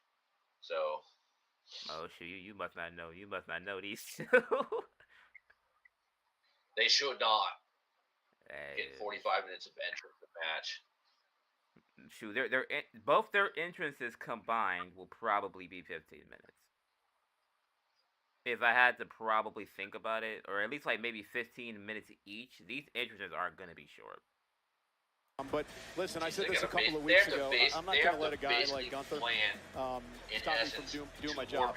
I've got to call one of the biggest main events in history coming up, so I'm going to be here to do my job. So let's get to work. WWE is coming to LA on Saturday, June 7th with Worlds Collide. That's at the Kia Forum. And Money in the Bank at the Intuit Dome. Individual event tickets are on sale now via Ticketmaster. There's going to be plenty to talk about tonight on the Backlash kickoff show here in St. Louis. Hey, does that mean I get front row seats? Main event. Of course, Triple H will be a part of that show. You see some of the other stars will be involved. Jackie, Biggie, and Peter taking over the festivities from there as soon as our main event is done tonight. Does that mean I can get a seat upgrade? You know, Wheatley American Vodka and WWE are proud to be joined tonight by Technical Sergeant Michael Perkins from the USO and Scott Air Force Base right here outside of St. Louis. Wheatley raises a glass to Technical Sergeant Perkins and all retired and active members of the U.S. military for your. Well, I think it does say retired and top active. Of the night, we're going to show you some comparisons between 2 all-time greats and John Cena and Randy retired Orton. And active. Combined 31 world titles. Another 15 other championships. Both have won Money in the Banks, both Royal Rumbles. Wow, they both have won the Rumble twice. But tonight, both have won it is Money a rivalry reborn. They're almost mirror images of each other, outside of the fact that Cena has John 3 Cena extra defends reigns. the 17th championship against Randy Orton here in Orton's hometown of St. Louis. Can the Viper slay one more legend on his quest to regain the title, or will Cena's destructive farewell tour march on? Cena and Orton for the undisputed WWE Championship.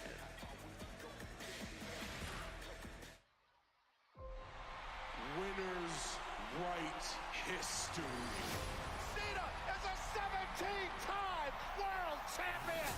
When that hits 0, the title comes home with me.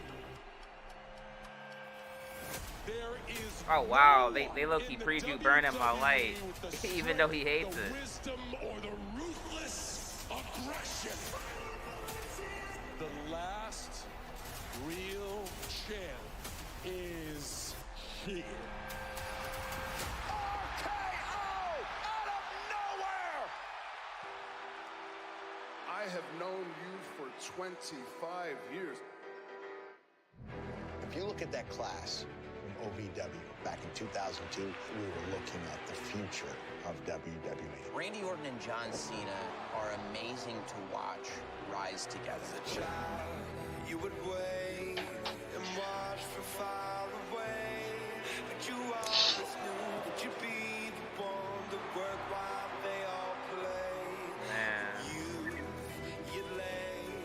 Well, it's interesting to see the parallel in the journeys, because, like, One of the youngest, most charismatic. I think Cena kind of just came in with a lot more, To greatness. like, time ahead. Like, I think we came in, like, what, a month or so ahead of Randy? Maybe a year, maybe?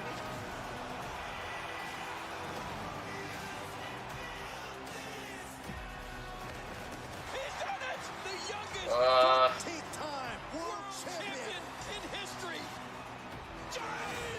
I think it was about a year, because I think that coming out on Kurt Angle, I think that was 02. Yeah. And Randy, I think started it either late 02 or early 03, somewhere around there. Randy and John brought out the best in one another. Randy Orton and John Cena were on parallel roads. Both of those guys wanted the exact same thing, and that's to be the biggest star this business has ever seen.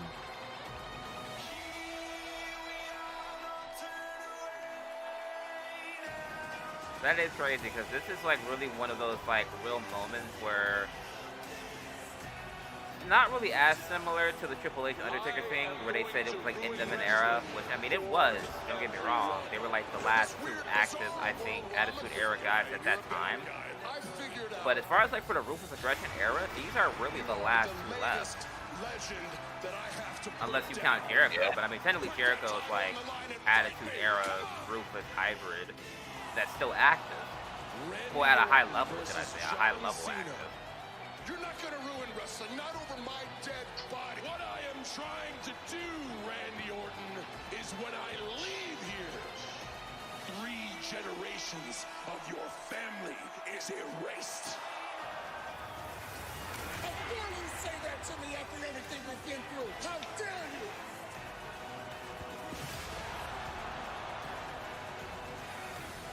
Randy Orton does not believe that John Cena is the last real champion.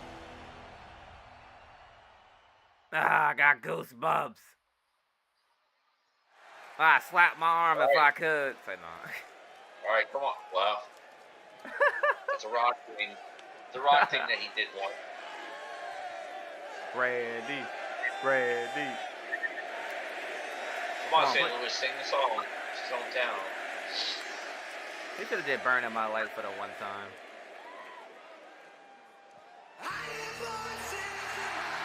Like Burn in My Light, Burn in My Light for this would have been crazy. Even if it was for like a second, you know, maybe like 10 seconds maybe.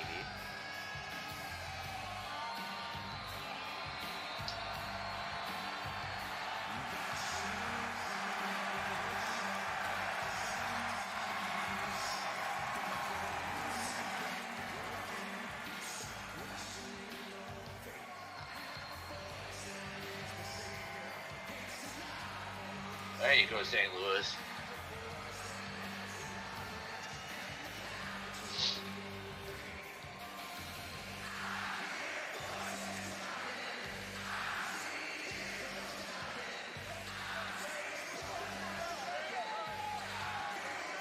Pump me up.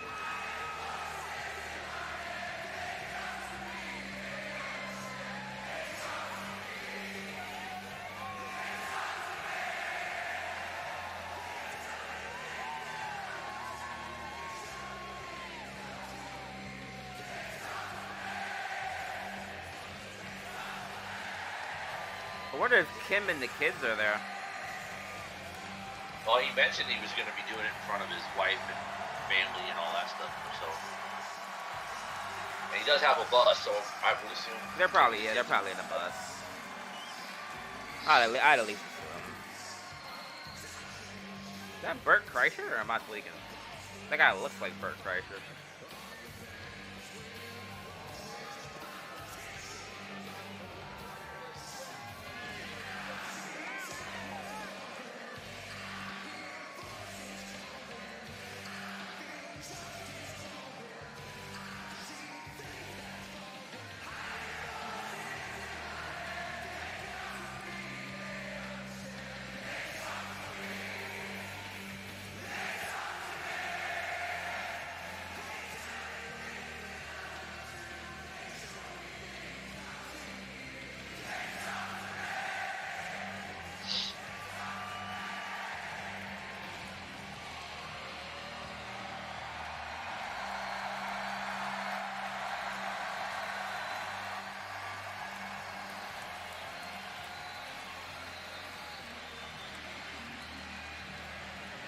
Man.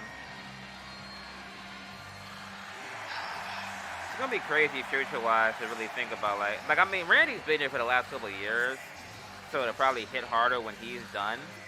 But man, when reality really sets in, and it's like these two are both actually like fully done. That's gonna be nutty.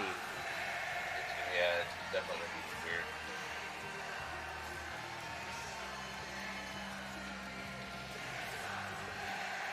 Because honestly, Randy doesn't look like he's 2 or 3 years younger than me. I mean, technically, Cena doesn't either, besides the hair, because Cena, does his movies and he's got Peacemaker and still stays in good shape. But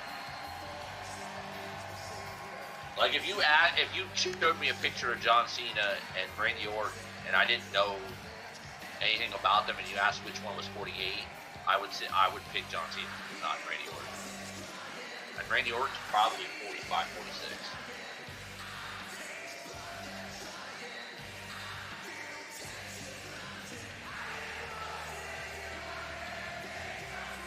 The undisputed WWE title match. He's at least 45, when he won the title. Wheatley is the undisputed champ, but Smooth, and it's 10 times distilled because cutting corners is an American.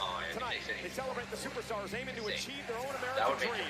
Grab an American Mule today with Wheatley, the official vodka of WWE. Please enjoy responsibly. Yeah, I think it's 45. There's a 3-year age gap between them. I promise you that much. Don't worry, I'm buying tonight. I still get goosebumps every time these two men grace the ring.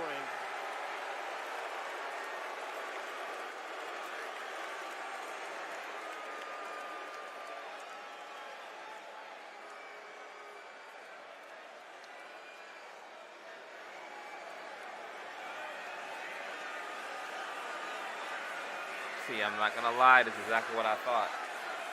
Realistically, Orton's entrance plus the cinematic was probably all of 5-6 minutes. If I was really counting.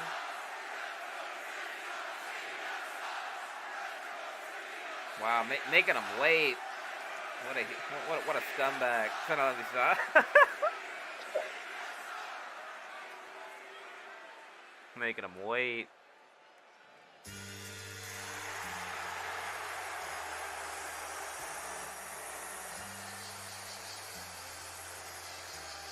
I'm telling you, I gotta get one of those little towels. I do.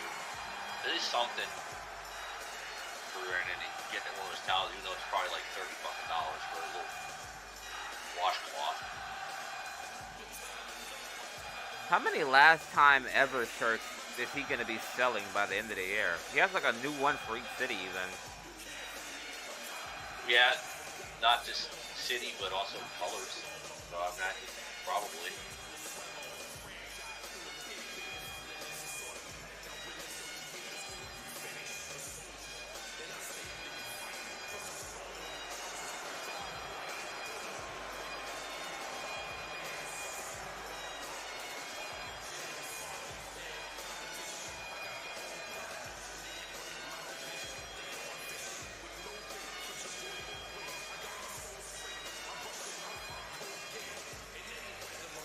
'81st televised world title match. You know what's crazy? If someone didn't understand like kayfabe, they would see that 2-3 record and be like, "Oh wow, his record sucks at Backlash. Randy's winning." Or not like it sucks, but they would think, "Oh yeah, he's average. There's a chance." Technically, it still is, but.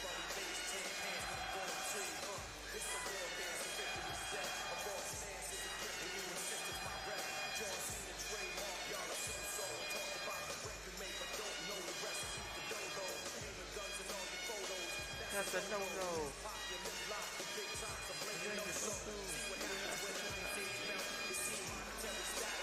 Well, I don't think Cena's ring announcer is there, so. Oh yeah, Mark's not there. Plus, I don't think he does it. I don't think he would do it for like matches. I think it's just to rub it in on like those nights where he's not wrestling.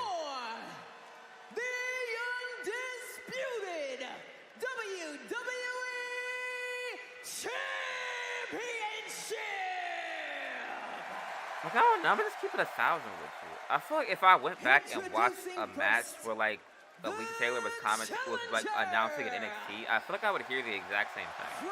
I might be tweaking, but I'm gonna go back and do it, but I feel like it's the exact same thing. I could be faded, but 280 pounds, the Viper, Randy Orton.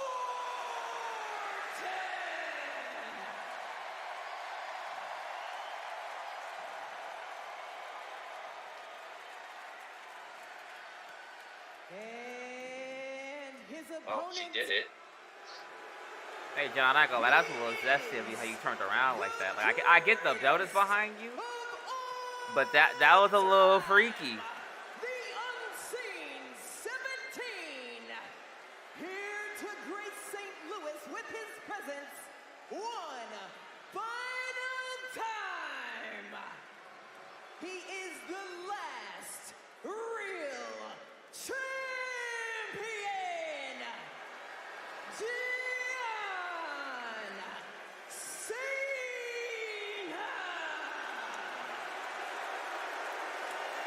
Alicia Taylor giving us that big fight feel here tonight. That big fight feel.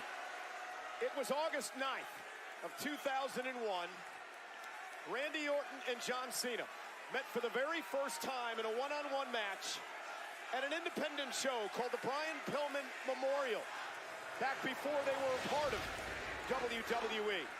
They would meet for the first time in OVW, Ohio Valley Wrestling, back in 2002. They wrestled on the Brian They would go Pillman on to meet Memorial many show. times over the years in matches that have branched from Did not guess SummerSlam that to at all. WrestleMania, to triple threats, to I Quits, to tables, ladders, and chairs, into a 60-minute Iron Man match. They are dead even when it comes to wins and losses. And if this is the final time that these two ever meet, I can truly say that I've been honored and privileged to call many of these matches. And I'm sure in this match for the undisputed WWE Championship that Randy Orton I'm not gonna lie, and John there's a Cena different will sense tear of the house urgency down compared to that once match with again. Cody. Comfortability definitely is probably going to play a factor in this match. Or not comfortability, but familiarity. World Championship. Oh, of course. No question about it. That's why it'll probably be a slow-body match, because they've done it like 100 times. So they know at their age how to plan out a match. And, you know, do some of the things that maybe they've done before, but just at a slower pace and not make it look bad.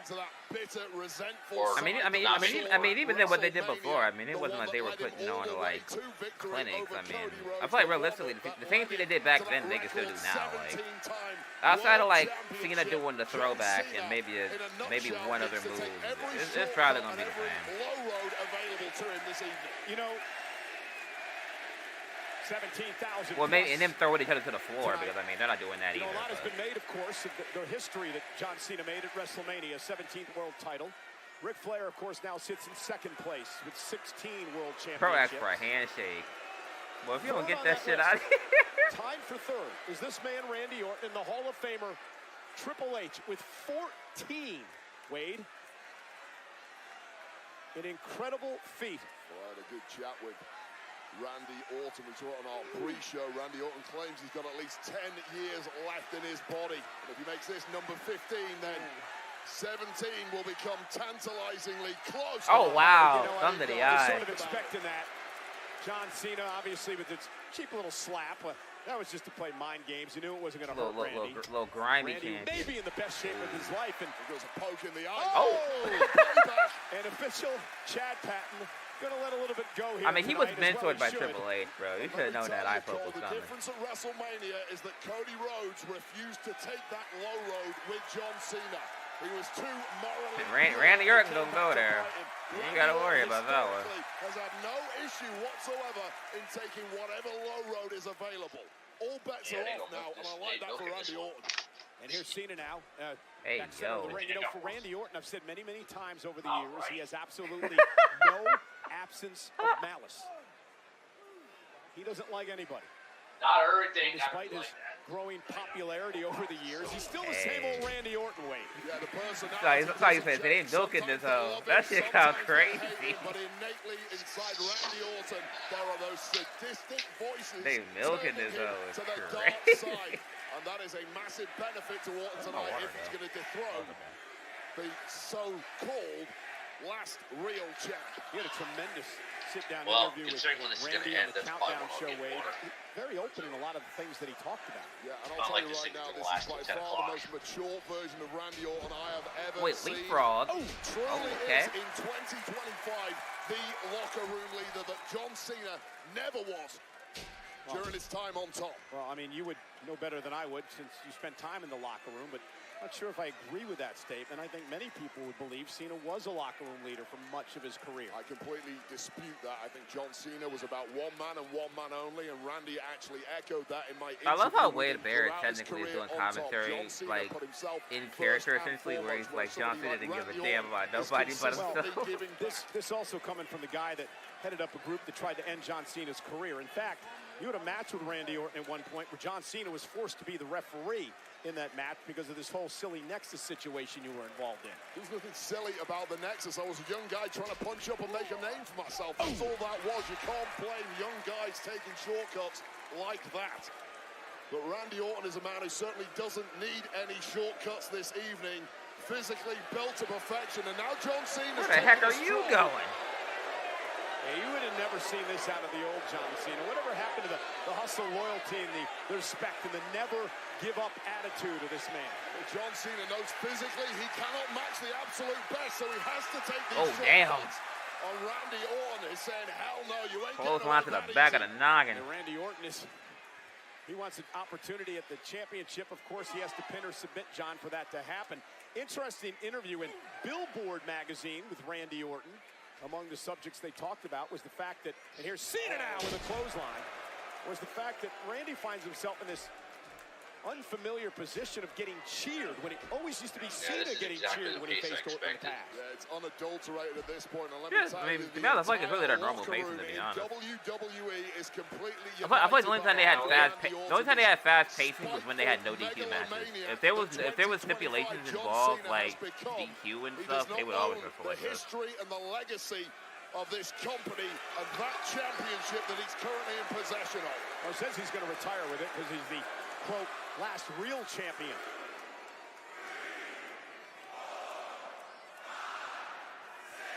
Still impressed with the shape that John's able to maintain with the schedule that he has. Oh wow, he didn't want to finish the 10 count punch. Physically incredible shape is John Cena, and he showed that he absolutely does not have that ring rust at WrestleMania 41.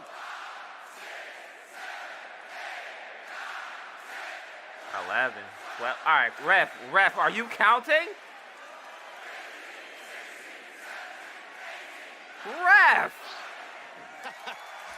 17,000 plus. Hey, this ref's on payroll, bro. He's from St. Louis.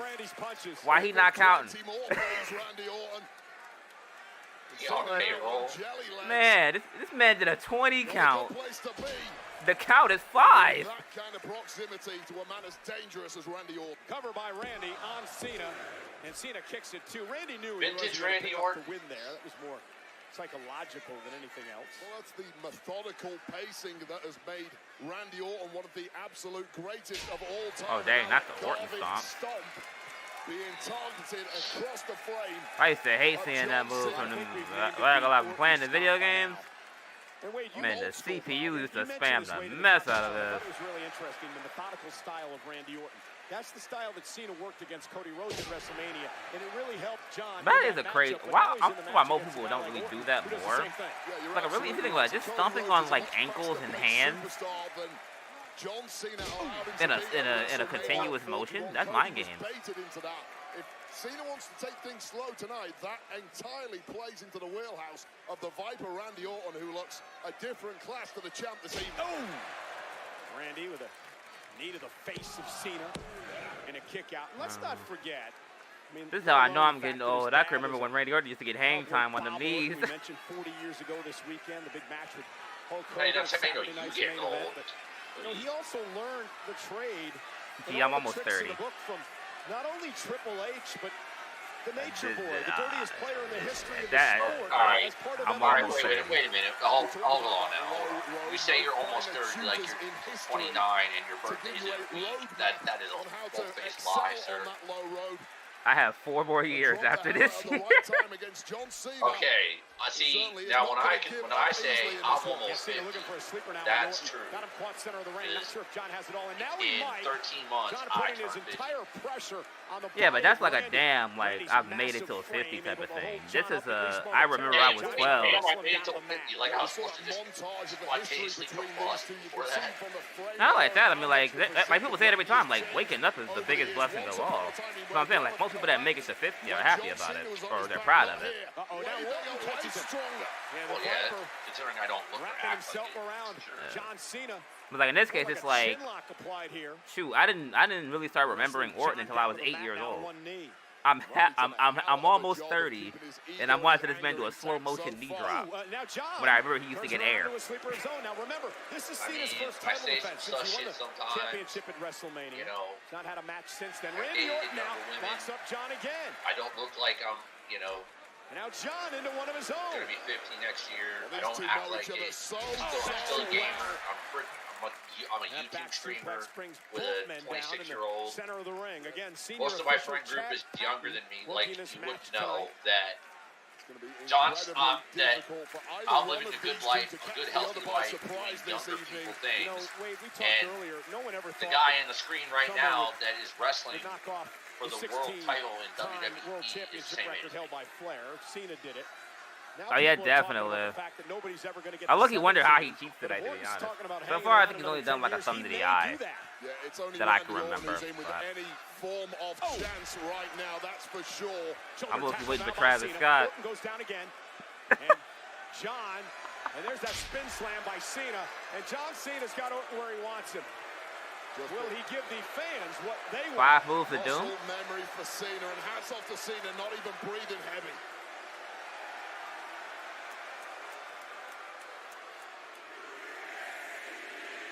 Mockingly. And now John with the 5-knuckle shuffle across the forehead of Orton. Well, he's a knob, but he's absolutely capable of tapping into that historical best. And here we go, goal. Cena looking snap. for AA, and Orton who's able to slip out from behind. Randy now with the clothesline. And now Orton. Oh, the Orton comeback. It is May. It is the final number of months of John Cena's legendary career. He wants to retire as champion. Orton has something to say about it tonight. We'll talk about tapping into historical best. Randy Orton doing what he does like nobody else. See, now at this stage in his career, it's vintage Orton. It's a draping DDT, but oh, wait a minute. Great move. Cena rolling up Orton here. And again, these guys know each other so well, Wade. Yeah, when you know the now Cena looking for the STFU. Randy blocking it so And you know Randy got a bad back. That STF might do some damage. John trying to lock it in, but Randy Orton able to block at least back end momentarily. neck, I John's think. able to slip it in there, though. He doesn't have You know all of what's it. sad? Now trying to drag John What? to the ropes. Is this match might still have like 10 minutes left. And stretch that spine And of Randy Orton, but Randy perhaps at this point at least it's too better than powerful the to allow WrestleMania him to do match. so. It's John sad Cena because realizing that looks to grab Cody. and This is drag better. Orton back toward the middle of the ring. Yeah. Randy creates some space. I mean, I'm but not saying it's great. I'm not saying it's great, but it's better. And this time now, vintage. I mean, you gotta think about it. It's easier to have a match with a guy you've been wrestling for 25 years than a guy that the last time you wrestled, you moved at a pace that was equal to him, while he still moved at the same, if not a faster rate than what he used to wrestle at. Never went well in the aftermath. It's like Cody has gotten better and better, and then Cena just got old. So it was gonna be harder for him to put on like the match that he would want. That's Cena Orton right there. The Viper is coiled. The Viper is ready to strike. That's definitely classic Cena Orton right there. Went for the RKO. Cena blocked. Cena now with Randy up on his shoulders. Attitude adjustment. Wait a minute. Yep. That is definitely peak Cena Orton. reverse the AA into an RKO. Man. Before. Okay. I remember the first time he did that and he won off of it. It was the craziest thing I've seen in my life at that time. Yes. I kind of thought they would like use each other's finishers on each other. Both men took each other out. Yeah. You know, they still had a little bit of time. The reactions of Randy Orton are in real time. We were Maybe. oblivious to I don't know how much more, but they could. keeping himself in the match. Yeah, incredible. Yeah. Cena I mean, it's delivering pushing an 9:30, so if anything, time of the RKO and maybe barring shenanigans, this might reach 10. But taking it away at the death. Another 30 minutes? No way. No way. it's amazing. No way. So many years of Without watching these two shenanigans, battle, and it just without each some and every like time mad it's shenanigans, if there's just like a so no blessed to be DQ out match of or the way something like to that, watch these two sure, all-time greats maybe, go at but each you're not other. going to get another 30 Two minutes out of most this. iconic professional wrestlers of this millennium. And you share the ring with both of them. That's incredible. No way. Yeah, and I rarely That had is any form true. of success. That man Barrett is so lucky, man. Imagine, like, he was able to say he wrestled Cena and Orton. Prime even. Well, not really prime, but they were still putting on bangers back then. And a big uppercut by Randy. Tell you, 17,000 plus have been invested. And not only, oh, wait a minute. AA! Oh. By Cena to retain on Orton. Cover. Kick out by Randy. Well, that time Randy Orton just had no answer. You had to think he was rocked by those massive shots from John Cena. Randy Orton having to dig deep to protect the legacy of not only his family, but this entire industry. This for Bob Orton and the gang back home. Invested in every move in this match tonight. In fact, they've been invested in every move of every match tonight in what has been an incredible show.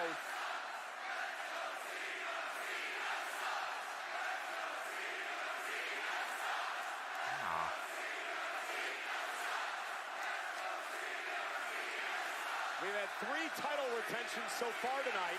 Cena trying to make it 4. And now Randy Orton up on his shoulders again. Oh wait, another classic spot. Oh to God, I'm about to say, Randy, your back ain't like how it used to be. You better not take that to the floor. Off the ropes again. There's another shoulder tackle to Randy. Randy. Oh! God of nowhere! Come on, Randy! Looking for the pin here. And John That was Cena mad out of nowhere. Oh, look at that, strategic. Randy could not Strategic. capitalize. Oh my God, John Cena picking up the pace on this one. Randy Orton with a desperation throw at the RKO. So much has been taken out of Orton, and he may have got a stinger at some point, trying to get some feeling back in the hands, grabbing the neck. Look at this RKO, so instinctive. Oh, Randy's had precision. And wait, he's had neck issues, back issues, shoulder issues his entire career. 25 years at the top, taking on guys like John Cena will do that to your frame. Man. Both of these men. All them AAs to the There are floor. Over the years, There are people it's looking at the astounding they can entrance still way, do this at thinking the very someone's going to top come level. out. It's been nearly 8.5 years. Oh God, bro, setting up for the punt. The Hold on. legend killer wants to be the GOAT killer. Oh God. Punt. John Cena able to counter into another AA to retain. Hook of the leg. Orton kicks out. Wow, well, Randy Orton did promise us a couple of weeks ago he was going to connect with a punt to the skull of John Cena. But that excitement, overcommitted, turned his back briefly, and Cena was ready to pounce. But equal to it, somehow still Randy Orton. And I'm looking over at Orton in the ring. He keeps wiggling those fingers. I don't know how much feeling is left in there. Big fight atmosphere. 17,000 plus sold out St. Louis tonight. Our main event at Backlash. Cena, Orton, once again. Perhaps the final time for the undisputed WWE Championship. And now John Cena mocking Randy Orton.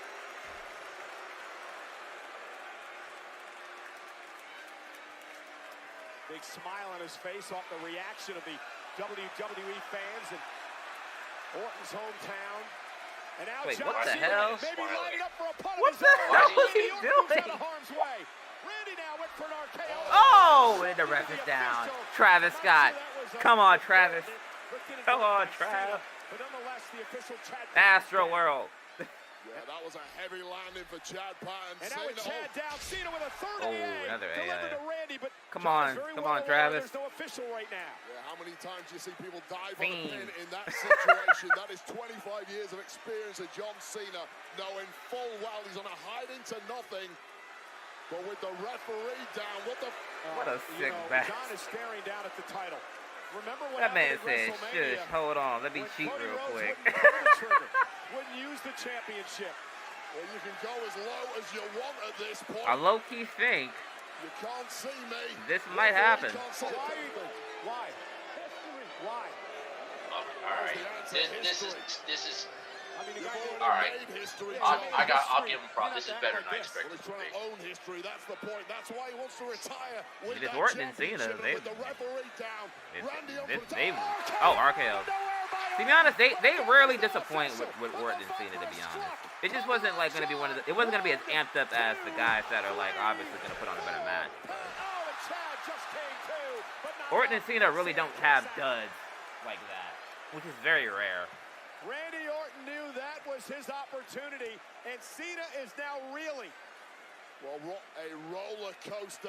60 seconds this was, swinging back and forth. Both men looking to be closing in on the win. Randy's in a bad way, but I think John Cena is even worse off at this point. Oh, Chad Patton, I'm not even sure he can breathe. Dang bullshit. They're calling bullshit. Wait. Hey, Randy, hey, chill. Randy, chill. Randy. Randy, you're back. Oh, God, you remember that pent-up rage that was supposed to be targeted? How many wires are on this table now? It's remained and it's been refocused on John Cena. All that damn tape. For 25 years. Randy Orton is Oh, dang, that boy Patton hit his head on them stairs. Chad went head first into the steps. Yeah, Chad Patton's done. And now John Cena sending Randy Orton off the ring post. Well, the that boy referee Patton was is trying to plead with concussed. Randy Orton, speak some sense, get him back in the ring, and that was the moment John Cena capitalized and got straight back into this. Wait a minute. I got to admit something here, Wade. I was about to say, why is he looking at Wade? I was going to say, what are you doing? To beat Randy Orton to the punch. He's got that look on his face that he's loved every second of it so far. He's trying to embarrass and humiliate Randy Orton in his hometown. Well, he's going to do that if he puts him through this table here. Just the scowl and the disgusting look on the face of, the disgusted look, I should say, on the face of Cena. And now John with Randy Orton up top. Focusing on the announce table now. Randy Orton, though, he's got John up on his own. And Randy Orton now. Look at this. Randy with an AA. Oh. On top of the table. Orton with an AA. That was looking a flush one, too. The Viper strikes. And then the table broke after. Randy's gonna get. I feel like Randy's gonna get RKO'd on that sliced table. Spine first off this reinforced steel table. And Randy's talking Cena to got an attitude That's adjustment. never a good thing. Randy, I think Randy's gonna get. Dodge danger once this evening. Where do you want me to go? Yeah, but there's not many places for him to go on this. That rep is like in a coma right now. Like, just dragging John Cena up, talking some shit. trash as he's doing He it. hit his head on them stairs at full force. This carnage. Referee Chad Patton is down, and I assure you, he's not coming back here. Well, somebody better check on Chad. He's out. We need another official down here. Randy's beating the hell out of Cena. Oh, you already know he's gonna get grimy. No ref, no rules. Wounded. Our medical staff are focused on a lot of the bodies that have been beaten up this evening. And things are about to get even worse. Judging by the actions of Randy Orton, who has found something he likes to look at. Wait, what the heck? And the fans do Oh, hey, he's got wood.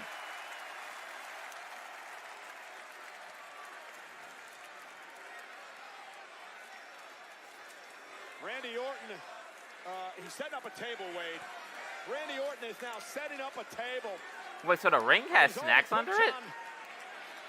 Into one and through one, and now he's got the hood of our announce table that he's tossing out of harm's way, and he's going to drag John Cena now. The morality goes I think I out. Gatorade under there. Down. Oh, wait a Take minute. chance. Make this a street fight. Now John fighting back. Off some stairs. Bouncing Randy off the steel steps here. Oh, hold on. Cena, Randy fighting back. Oh. Randy. Wait a minute. Oh. Bro hit him with 2 AAs. This man had 2 finishers stored. And then he started sipping on some prime. Are we going to get like WrestleMania? Are we going to get like Elimination Chamber? Like redo, kicking the ball, belt to the face, AA, and that's how he wins. It depends. But wait, there's a I mean, could the refs out, the belt's right there. This has turned into an all-out. If anything, it might end with an RKO at this rate. Referee Chad Patton's been down for a number of minutes. This man Randy done used the AA twice. Well, we need a contingency plan because this He's match not is going to pin Randy with Maybe General Manager Pierce should think about sending another Hey. official down here. It is awesome, guys. The old John would have ended with an AA. The new John, it could end with the most disrespectful thing. Well, a tactic at that point do unlimited damage. Especially if he does hit him with the belt first. If he hits him with the belt first and then hits him with an RKO, then I mean he pretty much is already beaten. Guarantee victory. And Randy Orton now is coiled and ready to strike John Cena. Trying to come to now, trying to make it back to his feet. Orton is primed and ready. Randy Orton now. Oh. Forehead to canvas. Cover, wait a minute. Look who's coming. Look who's coming. Eddie Orango. Eddie Orango into the ring. Cena takes it too. Not quite quick enough for Randy Orton. But we got another. That boy Eddie was sprinting. Well, the frustration is And the belt is still in the ring. No one's moved it yet. And another ref goes down. Another RKO. There's no ref. Through 2 tables and tasting an RKO, John Cena refuses to die.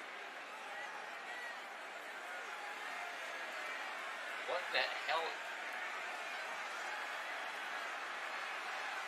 Oh, no. What is... Randy talks Wait a minute. John Cena stalking him from behind. Oh, the championship. Dang, it ringed off that dude's head. Oh my god. Belt pinged off bro's skull. Good lord.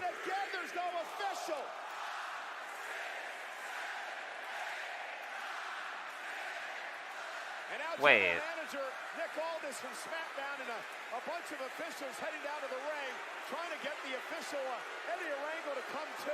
I'll tell you right now. I was about to say, dang, what? Is that Davari? To the cranium in my time.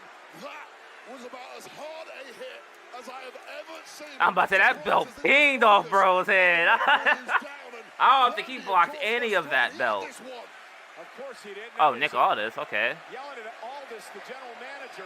Get another referee, Nick. Ain't many left. Yo, Randy, relax. He's like, nah, this match ain't over. Who complained nobody else will want it to run down. Get some. Randy! Randy! What did he do? Oh, my God. Oh, my God. Yo, Chip. Oh, Lord. This man an RKO Davari, bro. What's up with you, gang? Well, like, what's up with you, bro? Like, what's up with you, bro? Nah, skip all that, man.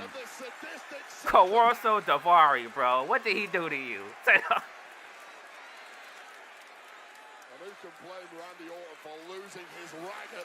I'm not gonna lie, the day Nick Aldis put hands on this man is gonna be euphoric because, man, the amount of unnecessary RKOs that man is eating. Good lord, like. Hold on. One final legend to kill. What the? Hell are you doing, Truth? What? Truth coming to the aid of his long-time Oh.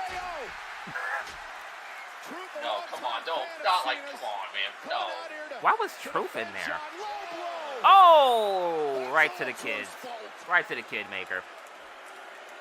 No, I mean, all Truth lives in a alternative reality. Right to the kid maker. A fan of John's, but The problem now, off the low blow. Cena has the championship gold in hand again. Right off the skull of Orton. Oh. He gets rid of the evidence. Into the cover. Again, no official, but coming to Oh, wait, the Patton's up. into the ring is Chad Patton. Patton's back into the ring. The cover now by Cena. Randy Orton is down and out. And So after all those finishers, just kicking the balls in the face, people are dead. Is that what we're doing here now? I think we're really underestimating how heavy that belt is. Yeah, but with a delay too. I mean, in the wrestling world, for the most part, the belt knocks him out for 10 seconds. If he had done that and Randy was on his back and Cena like rolled over, picked him up and hit him with the AA and then did the pin, which is what made him special. Wade, that is what made John Cena special. Well, you're a reformed fanboy like a lot of people at this point, but this is the most desperate, soulless John Cena we have ever seen. But crucially, that's irrelevant right now. What is relevant is that John You know what's Cena crazy? I is low-key did still see somebody the say apparently R-Truth is going to get a match with John Cena. Retire the title. The last I don't know why, in his mind, and but I mean, if this is how John Cena pays him back in a favor, I guess, it sets up for something else. Shot to the skull, connected with a flush RKO, and Randy had this one. This was the moment. This place should have come unglued, and Randy should have been the 15th-time world champion. No, Randy's because R-Truth is so lovable the carnage he left to the fans that like Cena, you know, he talks to Cena, they have a moment and party, anyone Cena doesn't really give a shit. Shit out of him. Our producers are I mean, not even that. I mean, realistically, from like a history lesson standpoint, I mean, Cena was, I think, yeah, Cena had a feud with R-Truth back when R-Truth turned heel back in like 2012. Well, yeah, Awesome Truth against. No, not Awesome Truth. I'm talking about when he was literally like before the tag team. He was just like off his rocker saying that it was a conspiracy. It was before the tag team. He had like a they had like a I think they had maybe 2 one-on-one matches before they like fired him in storyline or whatever. Beyond hope, there would be some way he could kick out of this. You know what? The 3 count was in.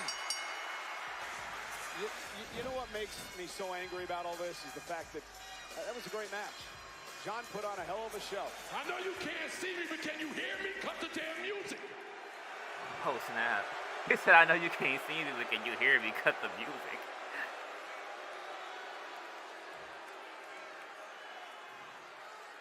I don't need music.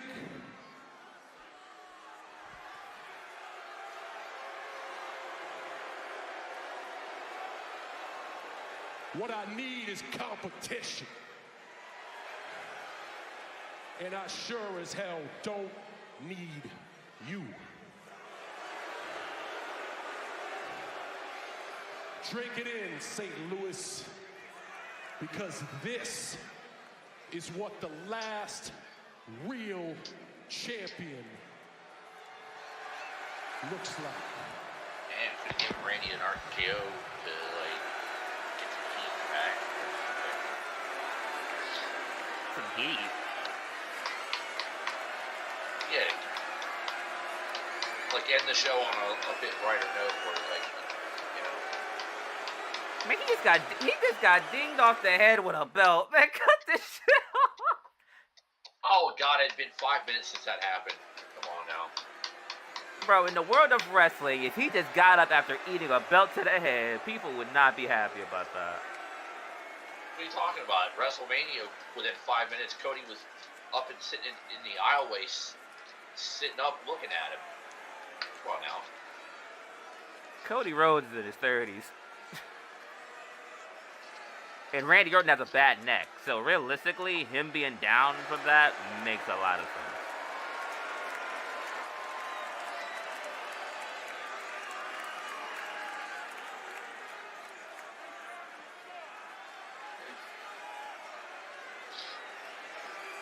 We're just waiting to see if anything else comes up.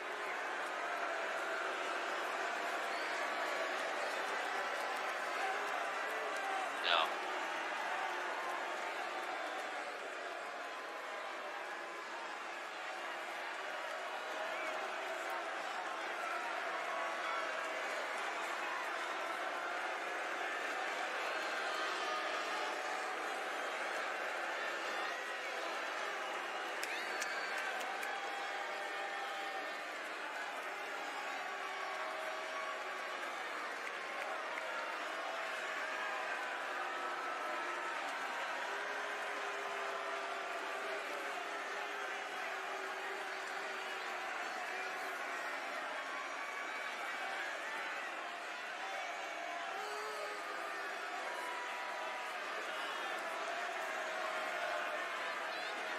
mean,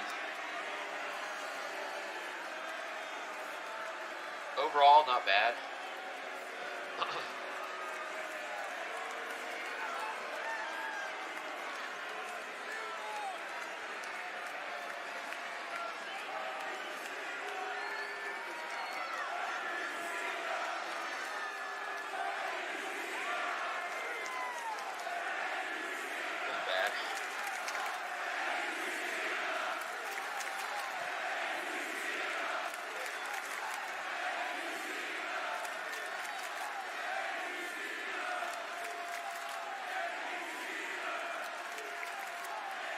I knew once the belt was just kind of like laying there in a ring that he was going to use it. So that doesn't surprise me at all. The R-Truth thing, I don't know. It's less what the fuck is this than the Travis Scott thing was. I'll say that.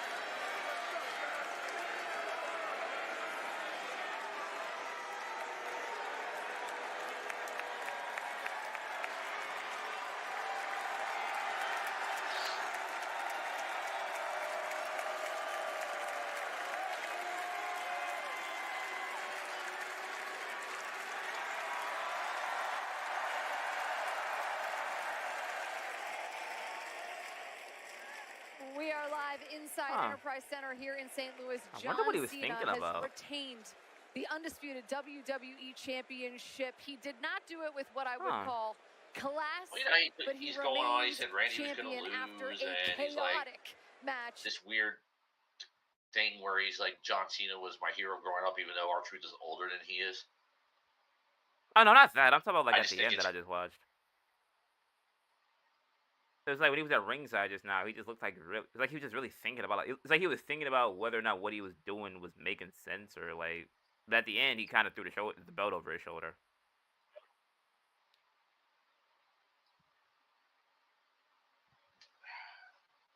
Kind of interesting, honestly. Either that or like, I mean, maybe it could have just been like, you know, athletic fatigue and shock or whatever. But I mean, that's interesting.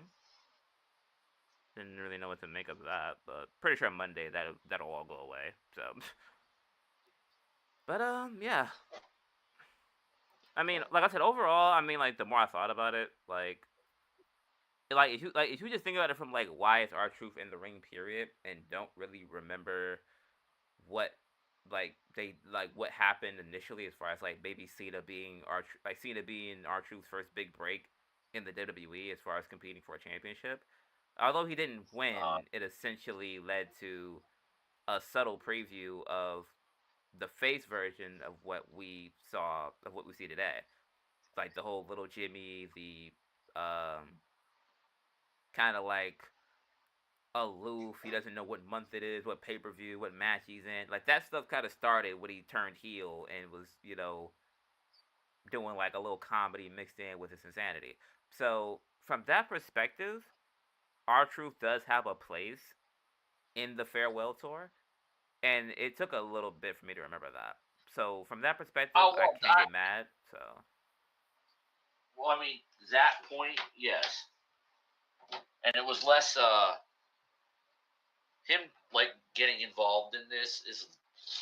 I know they're gonna eventually do something with Travis Scott. I get it, but like this was less egregious than WrestleMania and Travis Scott. It was less egregious because of that fit, and it's a question of will there be a match between Truth and Cena for some reason, or will Truth just keep being an advocate for Cena, and that might play into Cena turning back at some point, or will Cena just kick the shit out of him because it's like I don't care.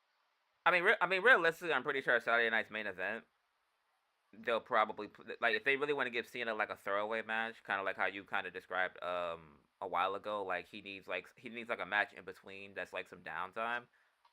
If that's kind of like a throwaway where you can throw Truth and Cena on Saturday night's main event, and then kind of have that lead into a Cody return or a Cody like appearance to kind of like at least somewhat throw his name back in the hat. It might be a while before Cody gets back in the ring with John, but at least the idea of them having a rematch has to be floating around somewhere. Sure. But I don't honestly. I.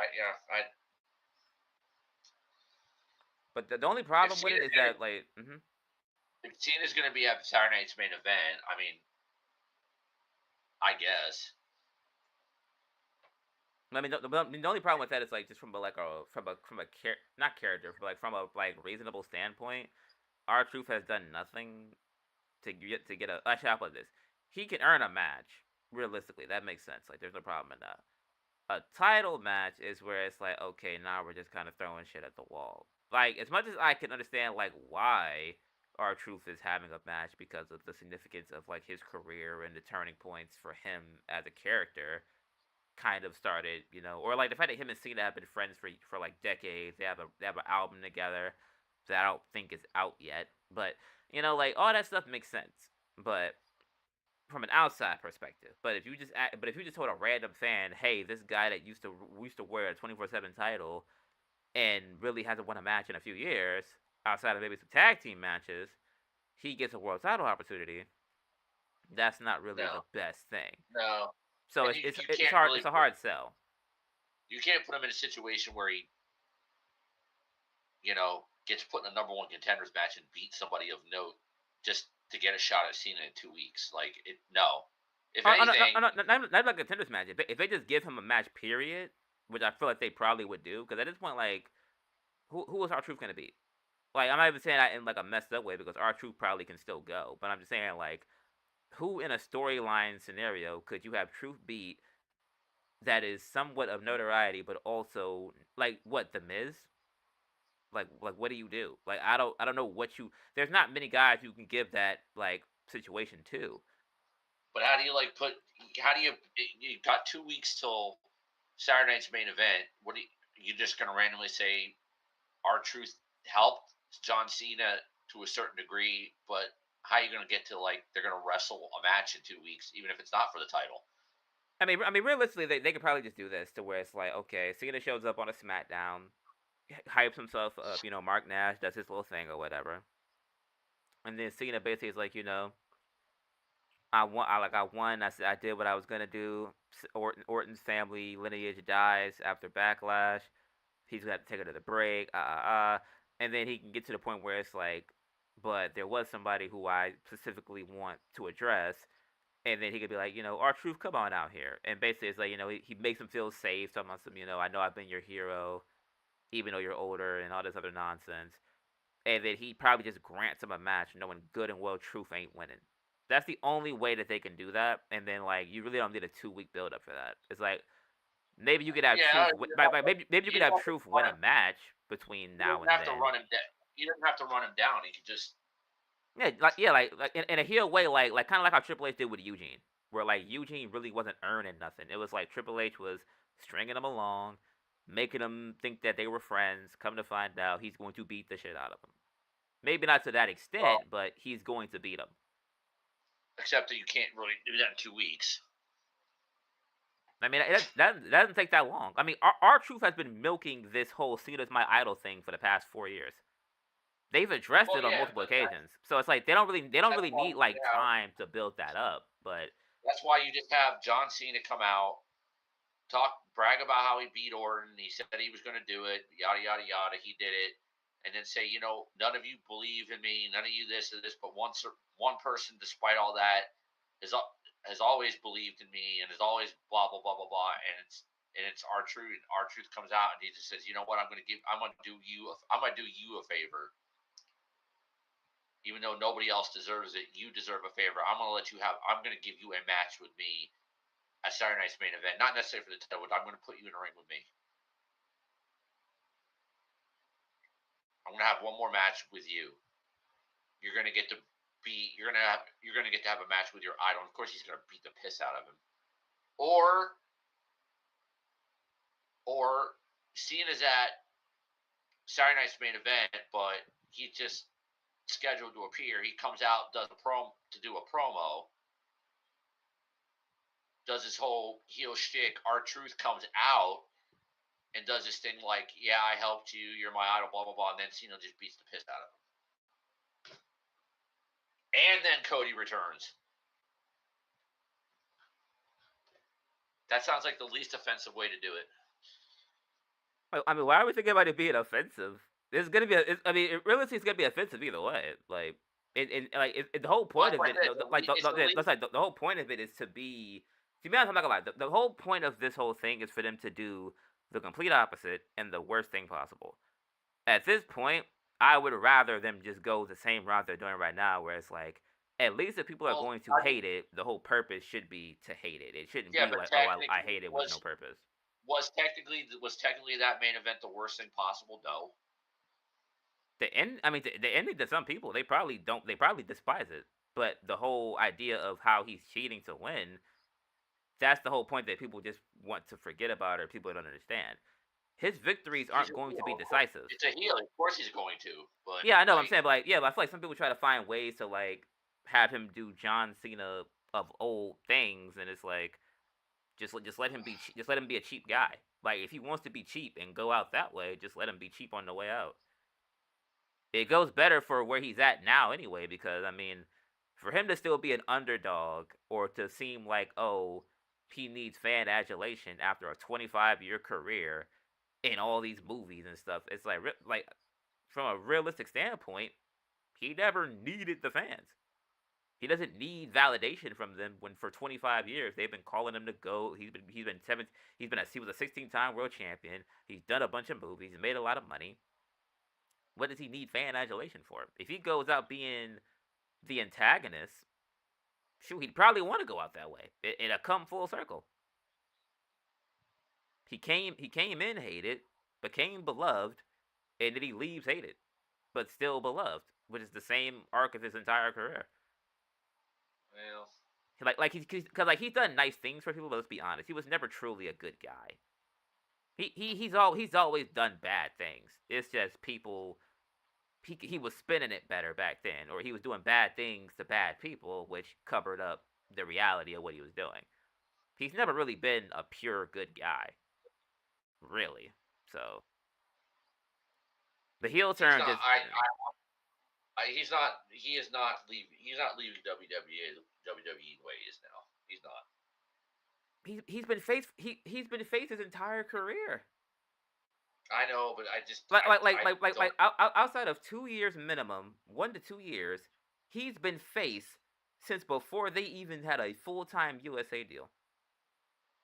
He got at that point, it's like, even in Orton's case, I mean, Orton's probably gonna turn eventually, but it's like this is probably a decent stretch where like Orton has actually been somewhat of a believable babyface. The last time he was face, the first time he was face, it was bad. It was really, really bad.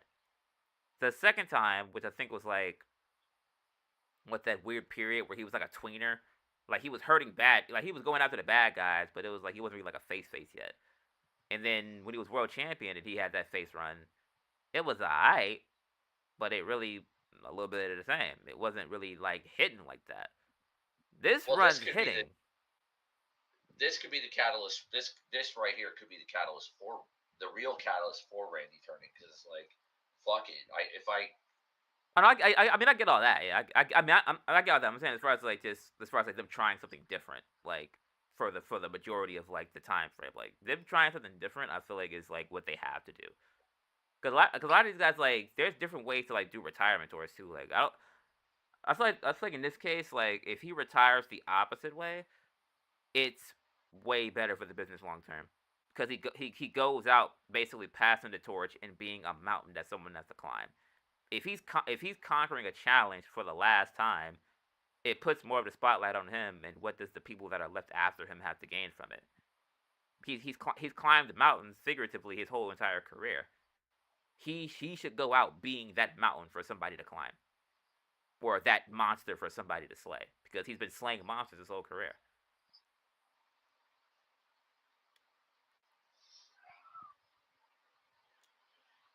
In theory, yeah. I mean, because like I said, would it be nice for him to go out, being loved and shaking hands with kids? But I mean, yeah. But I mean, A passing of the torch type of scenario where it's like, okay, I've beaten the Kalis, I've beaten the Umagas, I've beaten not about the Kozlov, I don't think that counts. But, like, you know, I've conquered some of the biggest giants and some of the most dastardly people in all of WWE history. If I go out as that for somebody else, I create a star.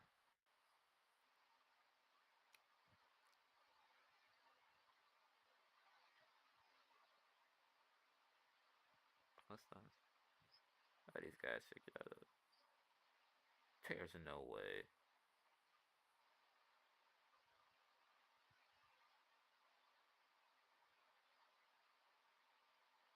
I'm weak. Bro's grilling food in a cubicle. That's insane. But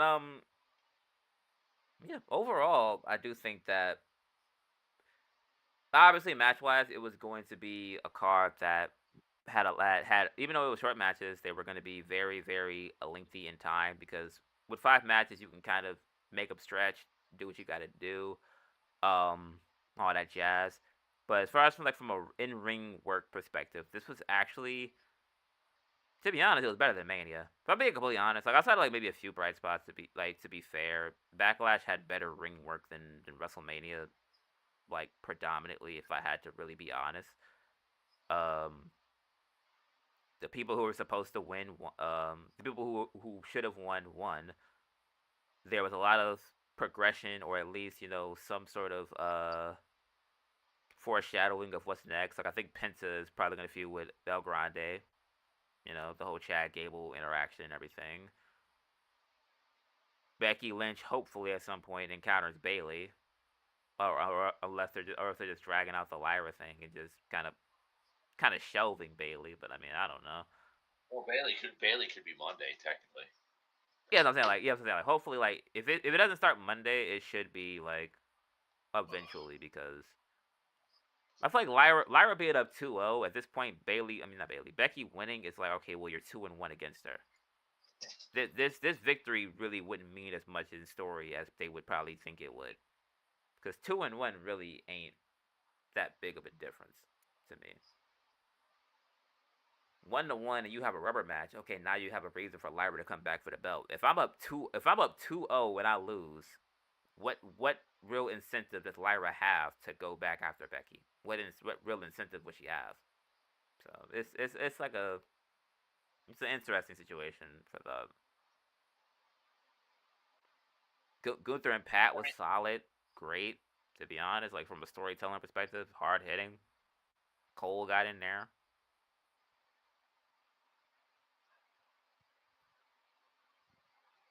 Yeah, I kind of thought maybe there'd be something. I mean, there might be more to it. It might not be the end of it. I don't know. Saturday Night's main event might actually be like end up being stacked. Not so much like ring work, but like continuing. Goldberg showing up because that's inevitable. Cody, like could end up being better than this. This was fine. This was better than I thought it was going to be. For sure.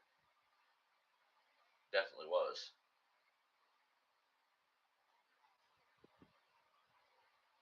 Because Pat got,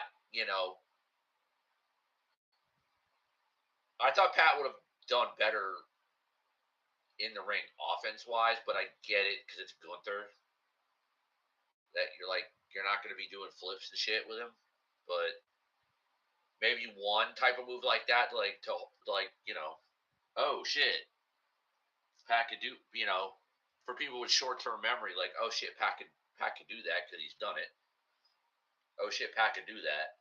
But the psychology was fine, and Gunther did whatever. I mean, I think it was more like, all right, you've got some balls. I still don't like you, but you got some balls to get in the ring with me, like kind of thing. But I don't think that's done. I mean, realistically, what else do you have to prove? I don't know. Just something to get Goldberg involved. I don't think Goldberg's just going to randomly show up and say, I got one more match in me or whatever it is, and I want it to be Gunther. Like, Like, you could blend it in.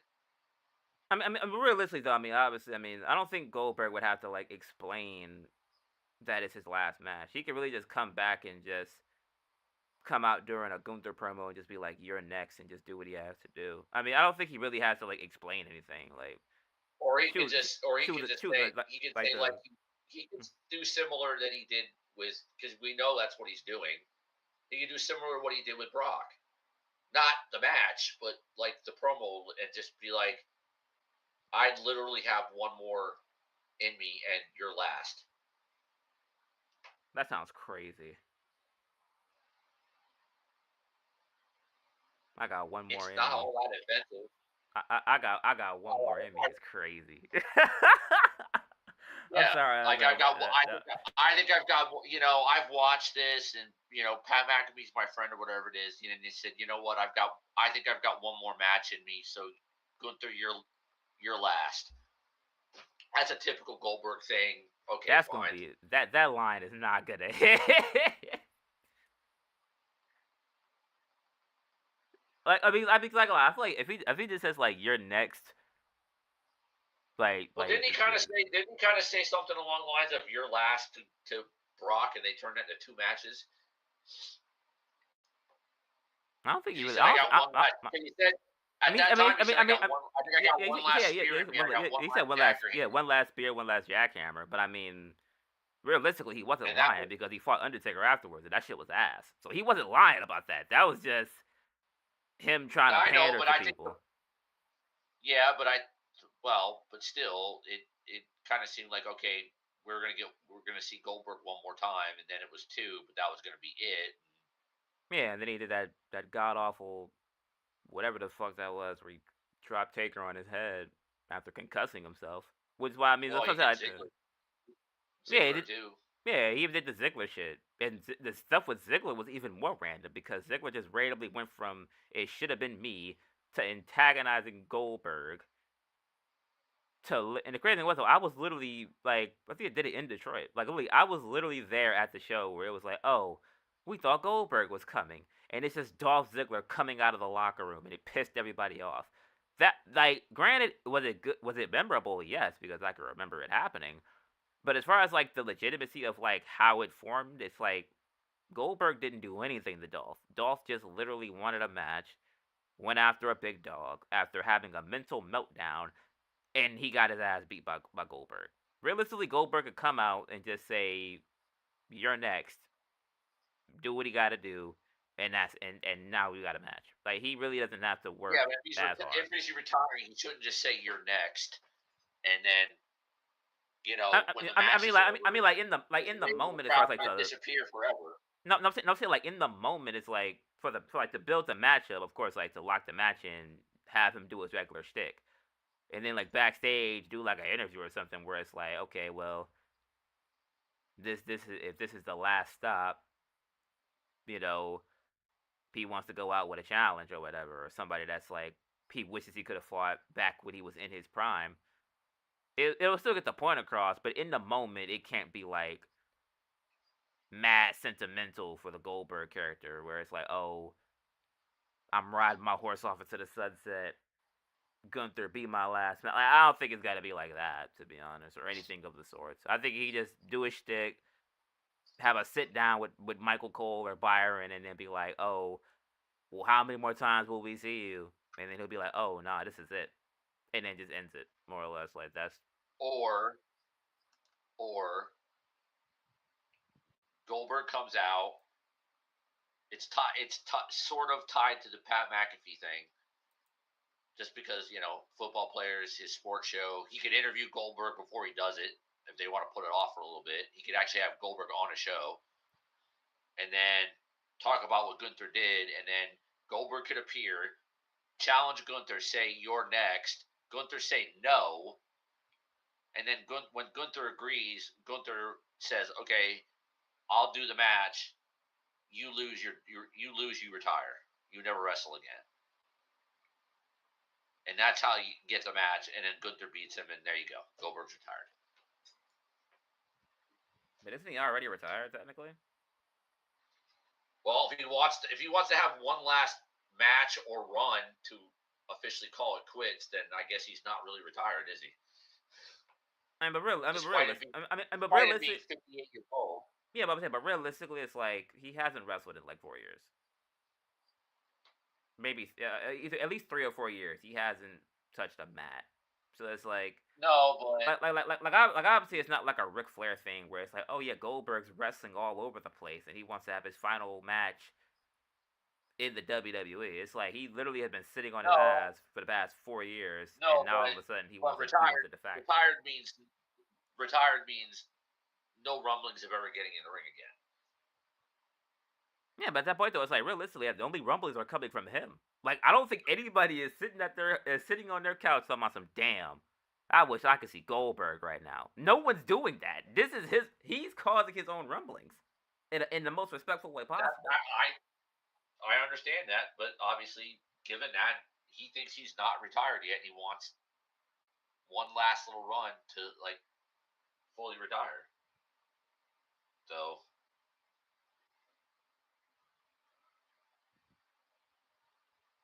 that would probably be the easiest way to do it and be okay.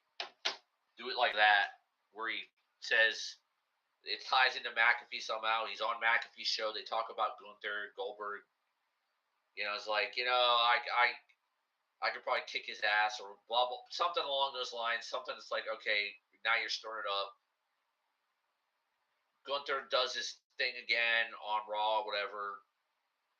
Looks like he's going to, like, put McAfee or Cole out, whatever it is. Goldberg comes out and says something and then says, you know what, you're next. Ducks a clothesline or ducks a punch or whatever. Spears Gunther. Challenges him to a match, but Gunther says, no, I'm not doing it. I don't need to. You're washed up. You're whatever, blah, blah, blah, blah, blah. Just says no. And then Goldberg kind of pesters him, and then Gunther says, okay, fine, I'll do it on one condition. You lose, you're gone. You're that's it. You never show your face again. You're retired, your career, your whatever. You never show your face again. And Goldberg agrees. They have their match whenever the hell they have it. SummerSlam, whatever the hell it's going to be. Gunther wins. Fine. Fun. Bye.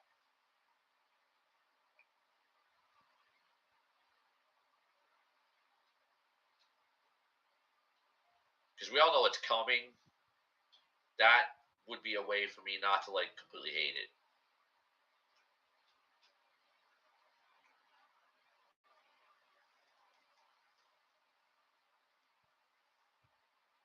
I'm not going to love it, but at least I wouldn't completely hate it at that particular point. At least there could be some logic and sense to it, and then, you know, they just have a match. And Goldberg can do his shtick. You know, they could just literally beat on each other. Goldberg could do his shtick, and it's just, but he just doesn't have it anymore. It doesn't have the power that it used to have, and Gunther kicks out. And it's like the shock. He's shocked, almost like when he beat Brock and he dropped Brock instantly, and everybody's like, what the fuck is this? It could be like that, where he oppositely hits Gunther like immediately, and Gunther kicks out, like, oh shit. Like when he had the match with Brock, the second match with Brock, where he kind of did the same thing to Brock quickly, and Brock kicked out. And it's like, oh shit, this ain't gonna work. And then Gunther beats him. Bam, boom, done.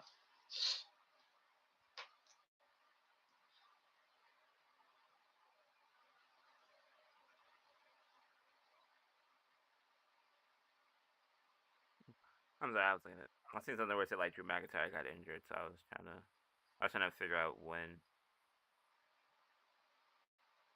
What, on that spot or before it? I think it might have been the South of Heaven, because apparently they said he got checked out for a potential injury or whatever. I guess he hit his head. I might have to look back and see what it looked like. But yeah. But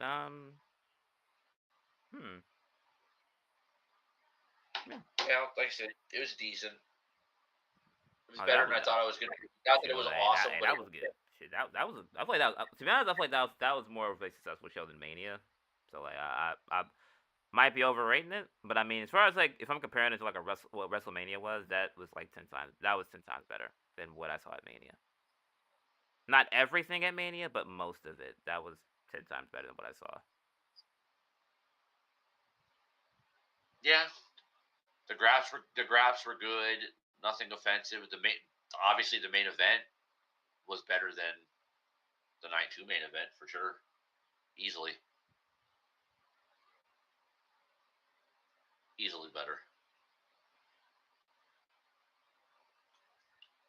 It was just a slower, Orton versus Cena greatest hits kind of match. Okay. And this is probably gonna, like I said, I think this is gonna probably spur Orton into his heel turn because he's gonna be like, you know what, it's BS. Like,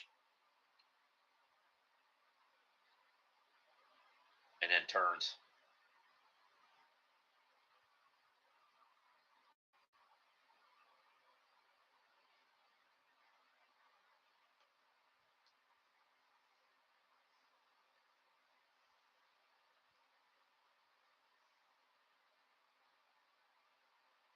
Yeah. Pat did fine. No problem there. U.S. title match was fairly good. I mean, it wasn't like, I wouldn't call it like match of the year candidate or anything, but it was good. It was good. Yes, and obviously, Joe Cobb. Who? Lyra Becky was very good. So. Who? What? You said what before Lyra? I'm talking about the U.S. title match. Yeah, like what?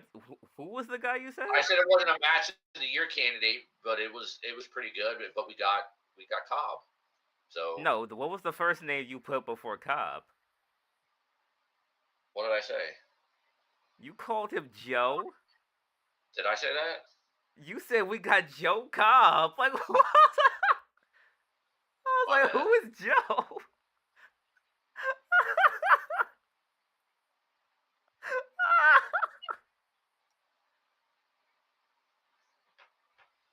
That shit crazy.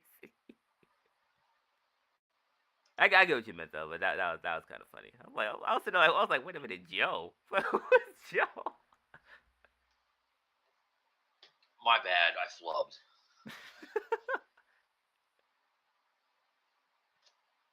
But I mean, yeah. I'm trying to think. But yeah, realistically, I mean, as far as like match of the night though, I mean, it'd probably have to be either the women's world title or probably, at least in my opinion, it'd probably have to be either the women's IC title or potentially like Gunther and Pat, just from a sense of, I feel like that style was a lot. The style was a real safe one because I mean, pretty much it still keeps their integrity without not really going like into a full blown match because they probably didn't want to make it a full blown. Storytelling wise, it was good. I'd probably give Lyra Becky match of the night. Yeah. Because I mean, like, so I was like, if I'm thinking about pure wrestling, like for sure, like Becky and Lyra clears. But if I'm going off of kind of like the mix, because I ain't gonna lie, in a weird way, at certain points, the match felt like a New Japan match because they were just like chopping the shit out of each other. They were going for forearms. Pat more or less did what he said he was going to do. He was going to fight Gunther. He didn't want to wrestle. And I think that realistically, that was one of the perfect examples of when you actually do what you said you were going to do. He never said he wanted to wrestle him. He said he wanted to fight him. Which is exactly what he got. Like, Gunther started toying around with him, putting him in holds, because obviously Gunther is more of a wrestler. He's the ring general. Technically sound, like, his way of inflicting pain is not just strikes. And he took the beating, and like a man, and like probably took more than in kayfabe than Gunther expected him to, and yeah.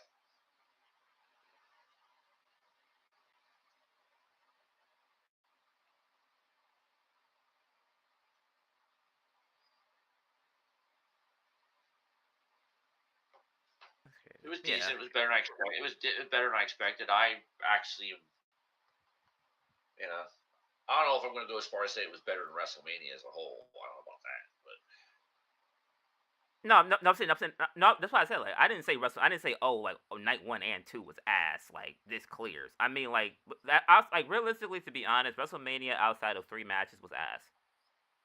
Like realistically, outside of maybe three solidified matches, the card really wasn't like there was nothing really memorable that I can really pull out of my head and be like, yeah, like this was great.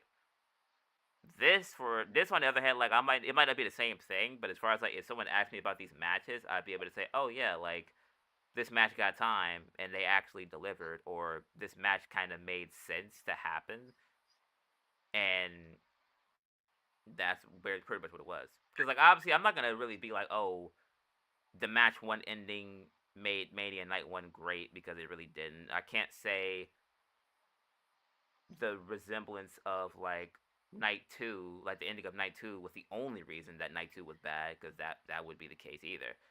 Overall, WrestleMania was one of the more disappointing Manias, like historically, and I'm pretty sure everybody kind of knows that. So if I'm looking at it from that perspective, definitely Backlash in only 5 matches clears, to be honest, to me.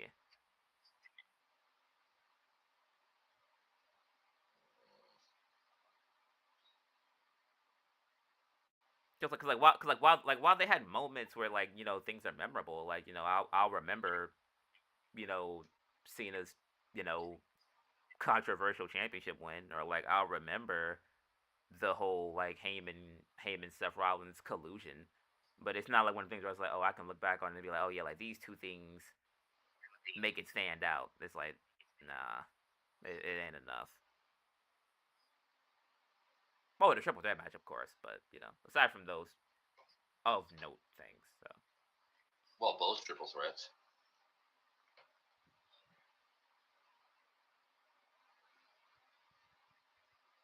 Like, what was the other one?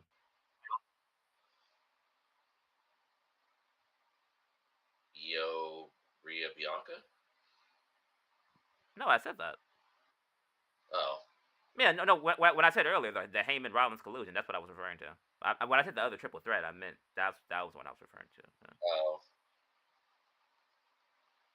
But yeah, overall, I mean, yeah, definitely. I feel like more or less like the expectations as far as from the expectations was definitely there from a match from a match perspective, and they definitely delivered. But I mean, they did have a little bit of like their story elements, because obviously, like I said, the Penta stuff got furthered as far as his issues with Gable and stuff like that, which will probably lead to him and Phoenix probably coming together eventually, because realistically they're not really. They're both. Yeah. I mean, they're both doing something, but it's not really like much of note. And I think the goal will always be to like make them a tag team, because the Guns are there. Fraxium is on SmackDown. You kind of need to bolster Raw's tag division, or start thinking about it. So the Lucha Bros would be like their first step to doing that. And then and then the ending, which could definitely play a factor in that, as far as like looking at least like how Cena left the ring. It's like what's his mindset? What was he thinking about at the end of the night? Is it really the last one-on-one with him and Orton? The stuff with Nick Aldis, I'm pretty sure Orton's gonna get another fine after this. Do we actually see Nick Aldis finally get in the ring? Because this is like the 3rd RKO he's taken in the last 2 years. So, these things are probably things of note that hopefully they address. Oh yeah. Because Orton finally healed her. Saying screw it, if I couldn't do it this way, I'll just do it. I'll do it the way I know best.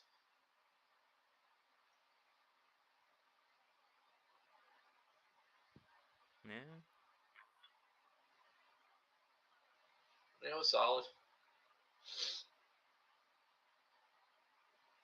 Better than I thought it was going to be. I really didn't think this was going to be all that good. It was better than I thought.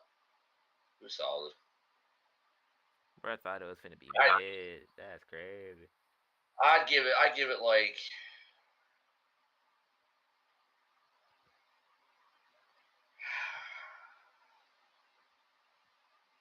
I'll give it like a 7.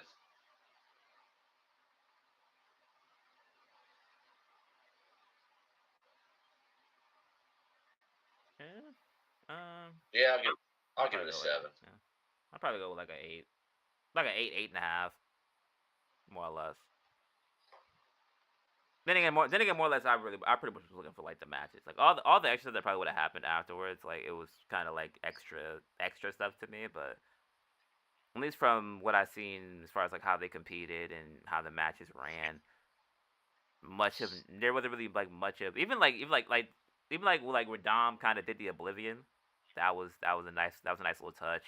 Like I said, that the McAfee kind of like if they kind of if they had a sat down and was like, yo, we finna do like some Japanese Kenta Kobashi, we gonna just chop the shit out of each other, and like the fact that like they had that type of exchange added a pace to the show. Of course, Lyra's British style, like the British wrestling style mixed with, of course Becky's a little more Americanized now, but like the British grab mixed with the American style, like it had a good mix of everything. And of course, knowing the Cena match, they were gonna drag it to reach a certain period to where it's like, okay, yeah, like the show will end at like 9:45 to 10 or like halfway to 10. So they Or it was, yeah, but that was kind of what I hoped. It was better than Cena Cody, sadly, but yeah, it was a slower pace, but it was like a Cena Orton greatest hits type of match, except a lot of ref bumps and Orton using multiple RKO's and even using AAs. Although I thought Cena would get an RKO on him, but nitpick. Realistically, if I'm thinking about it from a heel perspective, he probably wouldn't think about getting even. He just wants to win, which is why he ended up just kicking him in the nuts and then going for the belt. I thought he probably wasn't really trying to have like that theatrical, like I said, like basically anything that like most people probably would have, like back then he would have done it, try to beat him at his own game or try to meet him halfway. But that kind of goes to, I guess, like the difference in what Orton is compared to Cena now, where Orton is still kind of it's a little bit of a mind game thing, but obviously he knows how like powerful the AA is. Cena's mindset now is kind of like, only thing that matters is winning. I don't care about how I get the finish, just the fact that I finished the match, which I feel like was a nice little like in-depth piece to it, if I had to think about it in some way. I'm still not on board with just kicking the nuts, hit him with the belt, because it dragged a little before he hit him with the belt, and then there was a little lapse in time before the pin. And it was just like, it wasn't like a 30-minute thing. It was probably like a few seconds from like Chad crawling and then making the count. It was probably 10, 15 seconds. Yeah, like to me it would have been less egregious if like he did that. See, Orton's on his back. He did the thing that he's done before, where he like rolls over him, picks him up, AAs him, and then the pin. I would have been like, okay, fine, that was good. Fair enough. But also, it's like that's Orton's damn near 300 pounds now. I don't think he doing no rollover joint. The standing one, yeah, but the roll one, I don't know. He can still do it. To 280 plus pound Orton. He didn't even do Umaga like that. He picked up big dudes, but he's never like rolled off the ground and picked up a big guy.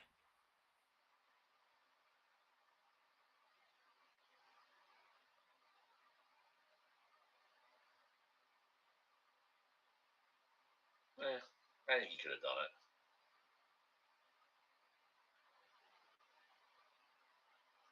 But like I said, it's a minor nitpick.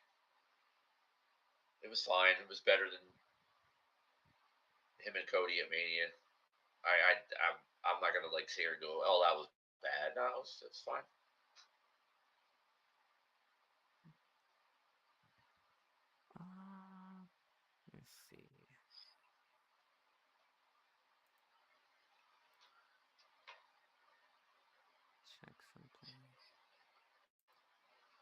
I'm sure some of this is going to continue Monday, so it's okay.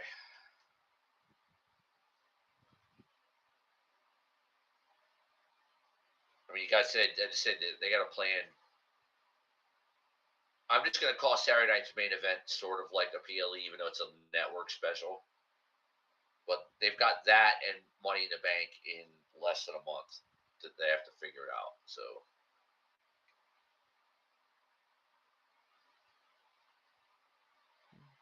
I mean, if anything, the qualifiers will probably start next week. Just for them to get like a head start. Probably. Because it's not really that much farther from June. Either that or like maybe Friday. And Saturday night's main event is a 2-hour network special, so they don't even need they could have like 4 matches and that's it. They don't even need to go that hard on it. Like 4, maybe 4 matches. Wait, a 2-hour special with 4 matches? A 2-hour, Saturday night's main event on NBC. If you 2 hours with commercials, you probably only need 4 matches.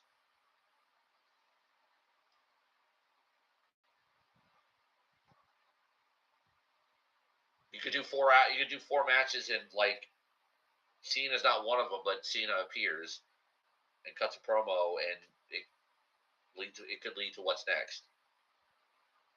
And there you go. There's your Saturday night's main event.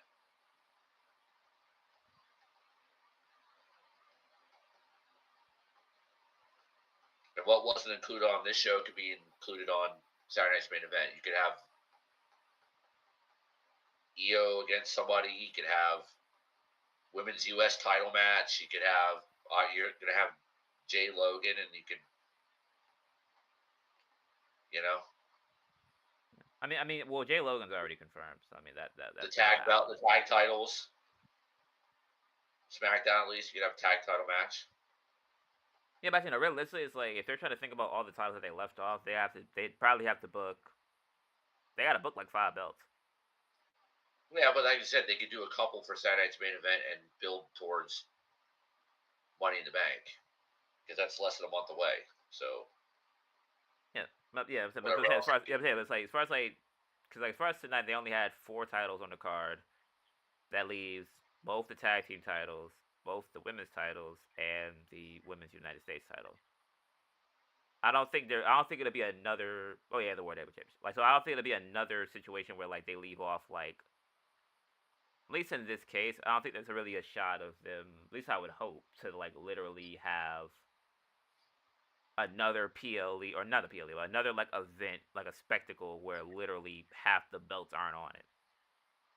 They get a pass with this one because it was on short notice, and certain matches, like the TLC match for SmackDown, I get them not defending it because, in story terms, half the division is probably wiped out or injured. So I get that. If they want to go from a story perspective, but Zelina not being on a card 2 times in a row, probably not happening.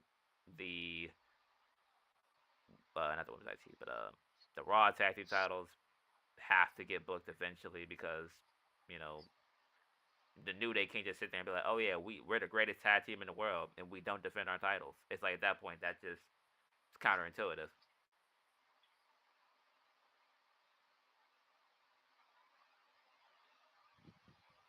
Well, it depends on how fast they're going to do the Lucha Bros, or if they put Penta in the Money in the Bank match. Because what are you going to do? New Day? What are you going to do? New Day and the War Raiders again? I mean, if anything, it'll probably be. They'll probably try to do a multi-tag with probably American-made the War Raiders and the New Day, to at least try to give some nuance, give something different to it. But I mean, I don't know. I feel at this point, for Money in the Bank. Actually, no, I'll probably save that for a different time because more or less I kind of as far as who will be in it, because I ain't gonna lie, I feel if Penta's in it, people are just gonna complain. That's one that I could probably think about, because they're oh, why is Penta losing again? You're giving Penta opportunities and he's not winning, and people are just gonna be salty about everything he does. Losses really matter when it comes to how they book things for the most part. Well, I mean, it was a metal tainted face mask headbutt to the face and a frog splash after the match. So it's not. Yeah, I mean, it's Yeah, not no, egregious, but it does, yeah. but it does. Every loss he's had has been he hasn't lost clean yet. Every With time the he's hot, lost has been interference. with the hot start, they're probably slowing down a little bit to get to Lucha Bros, which is going to be sooner than later. I mean, it ain't gonna be another year. It ain't gonna be a year before they're together. I mean, no. As far as like more or less like, I don't even think it's like they're slowing down. I mean, in reality, he's been protected. Like even with Phoenix, all their losses have been through to something like dodgy. They have yet to just go in there, no real issues, like no interferences, no cheating, no nothing. They have yet to go in there and just lose. So at that point, it's like if they're losing off of interferences and distractions, these are losses, yes, but it's not really like losses where I'm like, oh dang, I really have to think about this. It's like, oh, they don't want Penta to succeed. Same thing with Roxanne. Like Roxanne losing to notable talent doesn't hurt her as long as the match is good. They could build on that. But yeah, I'm pretty sure like around draft time, like especially just because like Gable has like interacted with both of them, I wouldn't be surprised if obviously the plan that they had initially happens where Phoenix is moved to Raw because realistically there's nothing like SmackDown would have been interesting if they had kept them involved with maybe he's still into LWO stuff to a degree, but I mean if they're like breaking them up, Berto and Santos and like they're all going to be preoccupied with each other, and you just keep Andrade over there to further that story. Probably getting that tag team feud that I thought they would do initially, but they kind of held it off a little bit.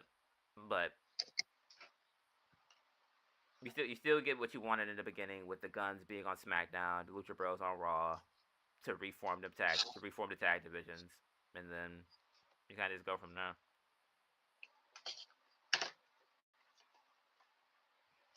Yeah, just if we knew when the draft was, but I thought. Well, I mean, we'll probably figure it out this week. That's what I'm saying. Realistically, like, if it's because usually it's after like that second pay-per-view after Backlash, after WrestleMania, like whatever pay-per-view comes afterwards that they try to do like either the WrestleMania rematches or kind of like the WrestleMania like cycles kind of close out, like stuff that happened around that period kind of close the doors on some of it a little bit. It'll probably be. If I had to assume maybe either a tweet or like maybe on Monday, they'll probably be like, oh yeah, draft is next week or something like that. They'll probably do that. I mean, they could. Like I said, I understand Money in the Bank is what, June 10th? 7th. Or whatever. 7th, okay. So, I mean,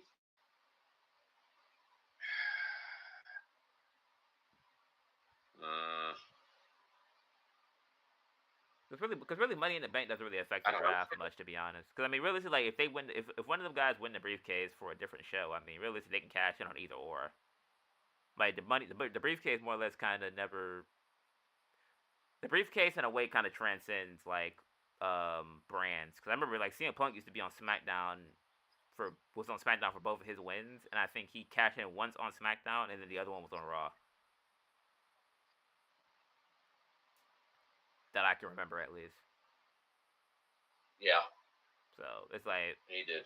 Yeah. So it's like if they want to move a guy over and just have him cash in, then they can definitely still do that. Well, I mean, if SmackDown's really going back to 2 hours, like the first SmackDown of June, that could be your draft.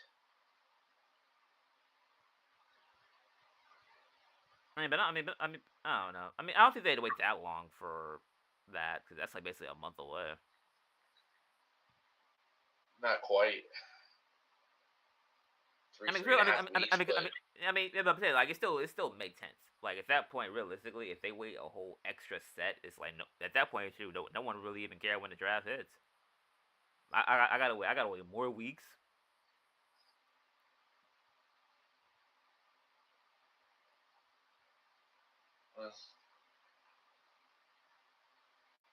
Well, yeah, but they're not just gonna, in 2 days they're gonna relate. Oh, the draft starts Friday.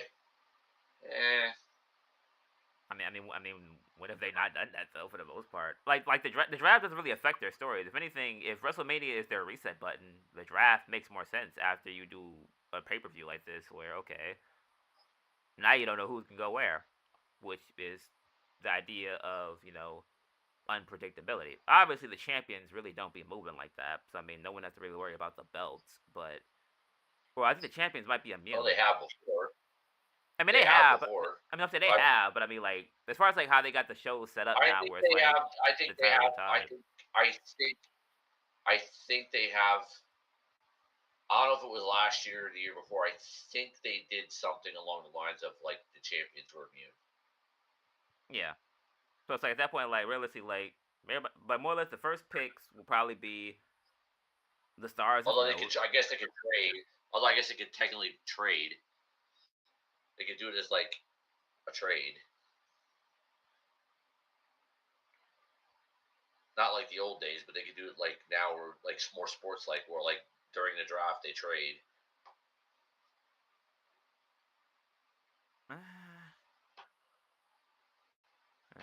They could, but I ain't gonna lie. I feel like that probably feel mad corny. Like, oh yeah, we're trading the War Raiders to SmackDown in exchange for like I don't want to see that shit. Well, I mean, as far as like if for some reason for story purposes you want to like swap a champion, I'm saying it could be a trade. I'm saying, like, I mean, if they're immune, back then, I'd rather it be like how they did with. Trade. Yeah, I'd rather it be like how they did back in the day, where it was like, okay, John Cena showed up on Raw. That's how you knew he was over there. And in exchange, it's like, obviously, well, the world champion and the WWE champion can't be on the same show.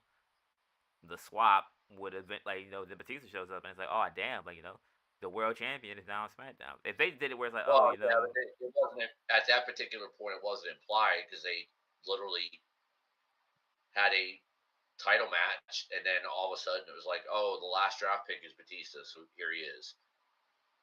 Yeah. But it wasn't implied that people were gonna move. I mean, but people knew though, like. They weren't really gonna have, like, you can't have two of the main champions on the same show. Like, everybody kind of knew the theatrics of it, as far as like, what do you do, strip Cena, or like somebody would have to get stripped at a belt to go to for them to be on the same show. So, but like now it's like, I mean, it's a lot more of a difficult thing because they could do like a swap, like. I think the only time they did something similar to that was, I think, that the tag team champions got drafted to different shows, and they had to like meet in the hallway and like give them the other team's belts. Oh, didn't they do that? Didn't they do they did it with the women's titles? Yeah, but that's what I'm saying. Like, they both got drafted, and they met in the hallway and just exchanged belts. Yeah, they've done it a few times. It's been the women's championships. Becky and Charlotte did it, and the Street Profits did it one year. They exchanged tag team titles in the hallway. But the belts aren't multicolored, so if you wanted to swap one, for another, you could just swap it. Yeah.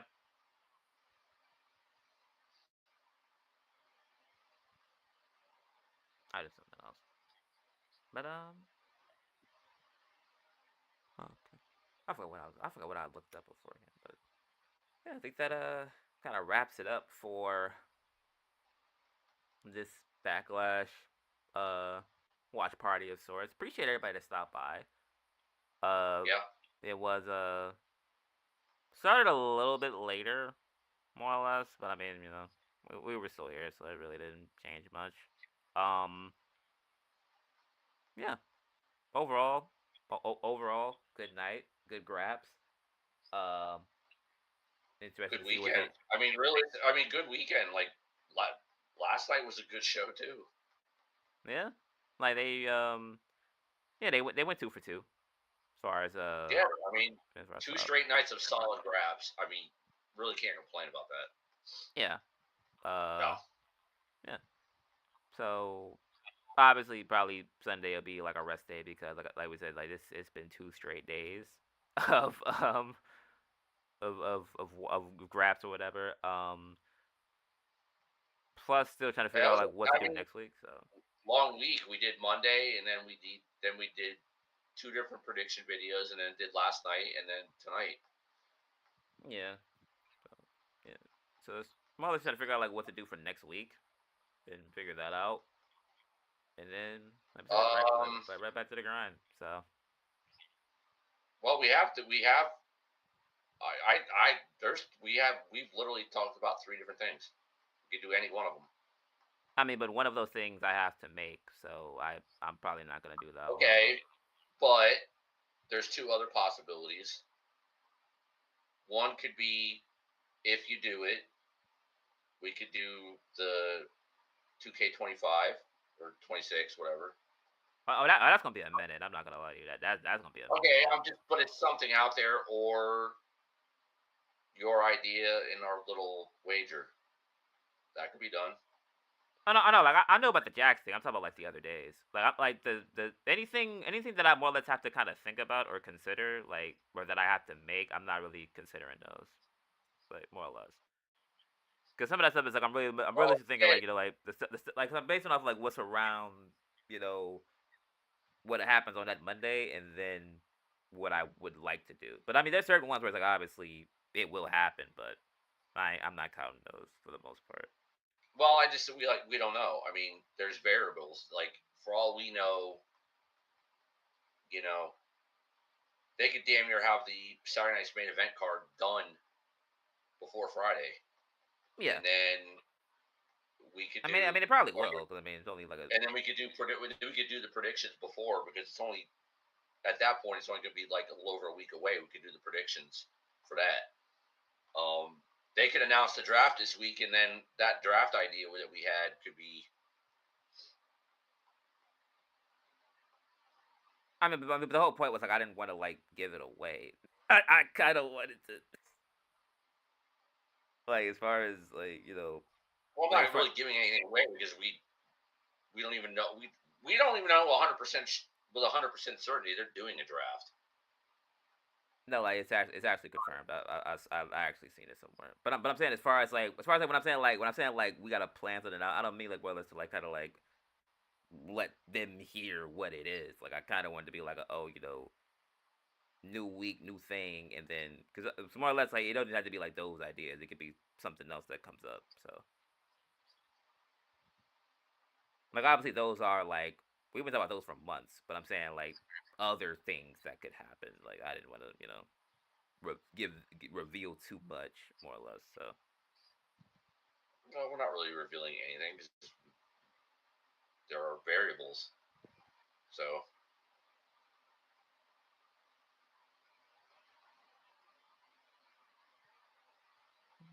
it's all maybes. I mean, not really. I mean, not like it won't. Like I'm saying, like I mean, how about this? Unless somebody sits here and donates me $30 or 50, whatever, how many 30 or $40, that 2K thing is like obviously like that's on the back burner. Like I'm not gonna like set it in stone and then it not happen and it's like, oh well, where's the 2K video? Like I'm not doing that. And then like the other thing, like I said, I gotta make it. So like it's really not like certain things, of course. Nothing's really a maybe. It's just a matter of like when. But like the other stuff where it's like, oh, it's spur of the moment or like new, like, yeah. Well, a matter of when can still be a surprise, because a matter of when is the audience still doesn't know when it's going to happen. It'll just happen. There's no set anything. It's just these are things that could come, but you don't know when. Oh shit! Oh, damn! Ooh. Oh, that's just creaking. And I don't mean my ass literally. I just mean, oh, it's creaking.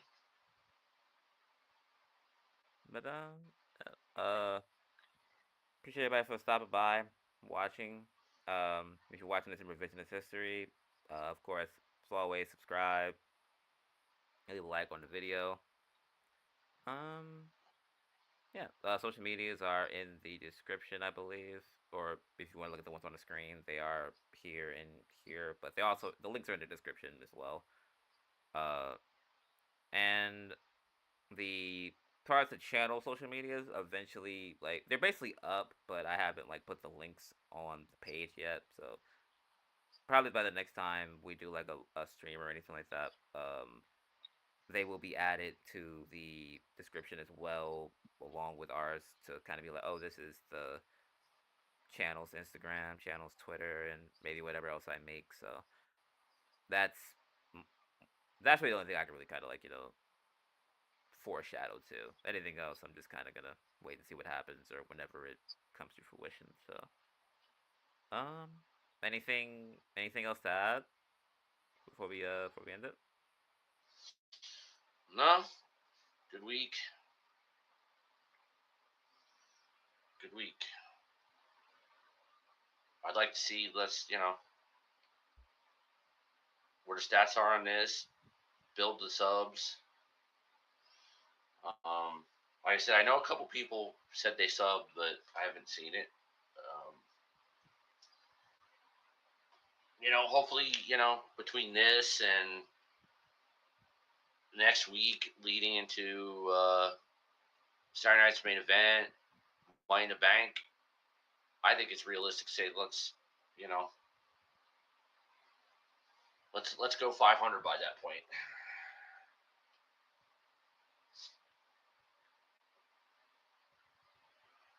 Let's shoot for it.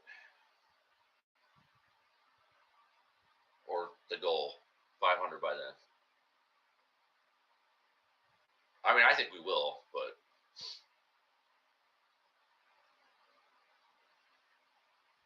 Yeah. All right. Yeah. Once again, appreciate you guys for listening.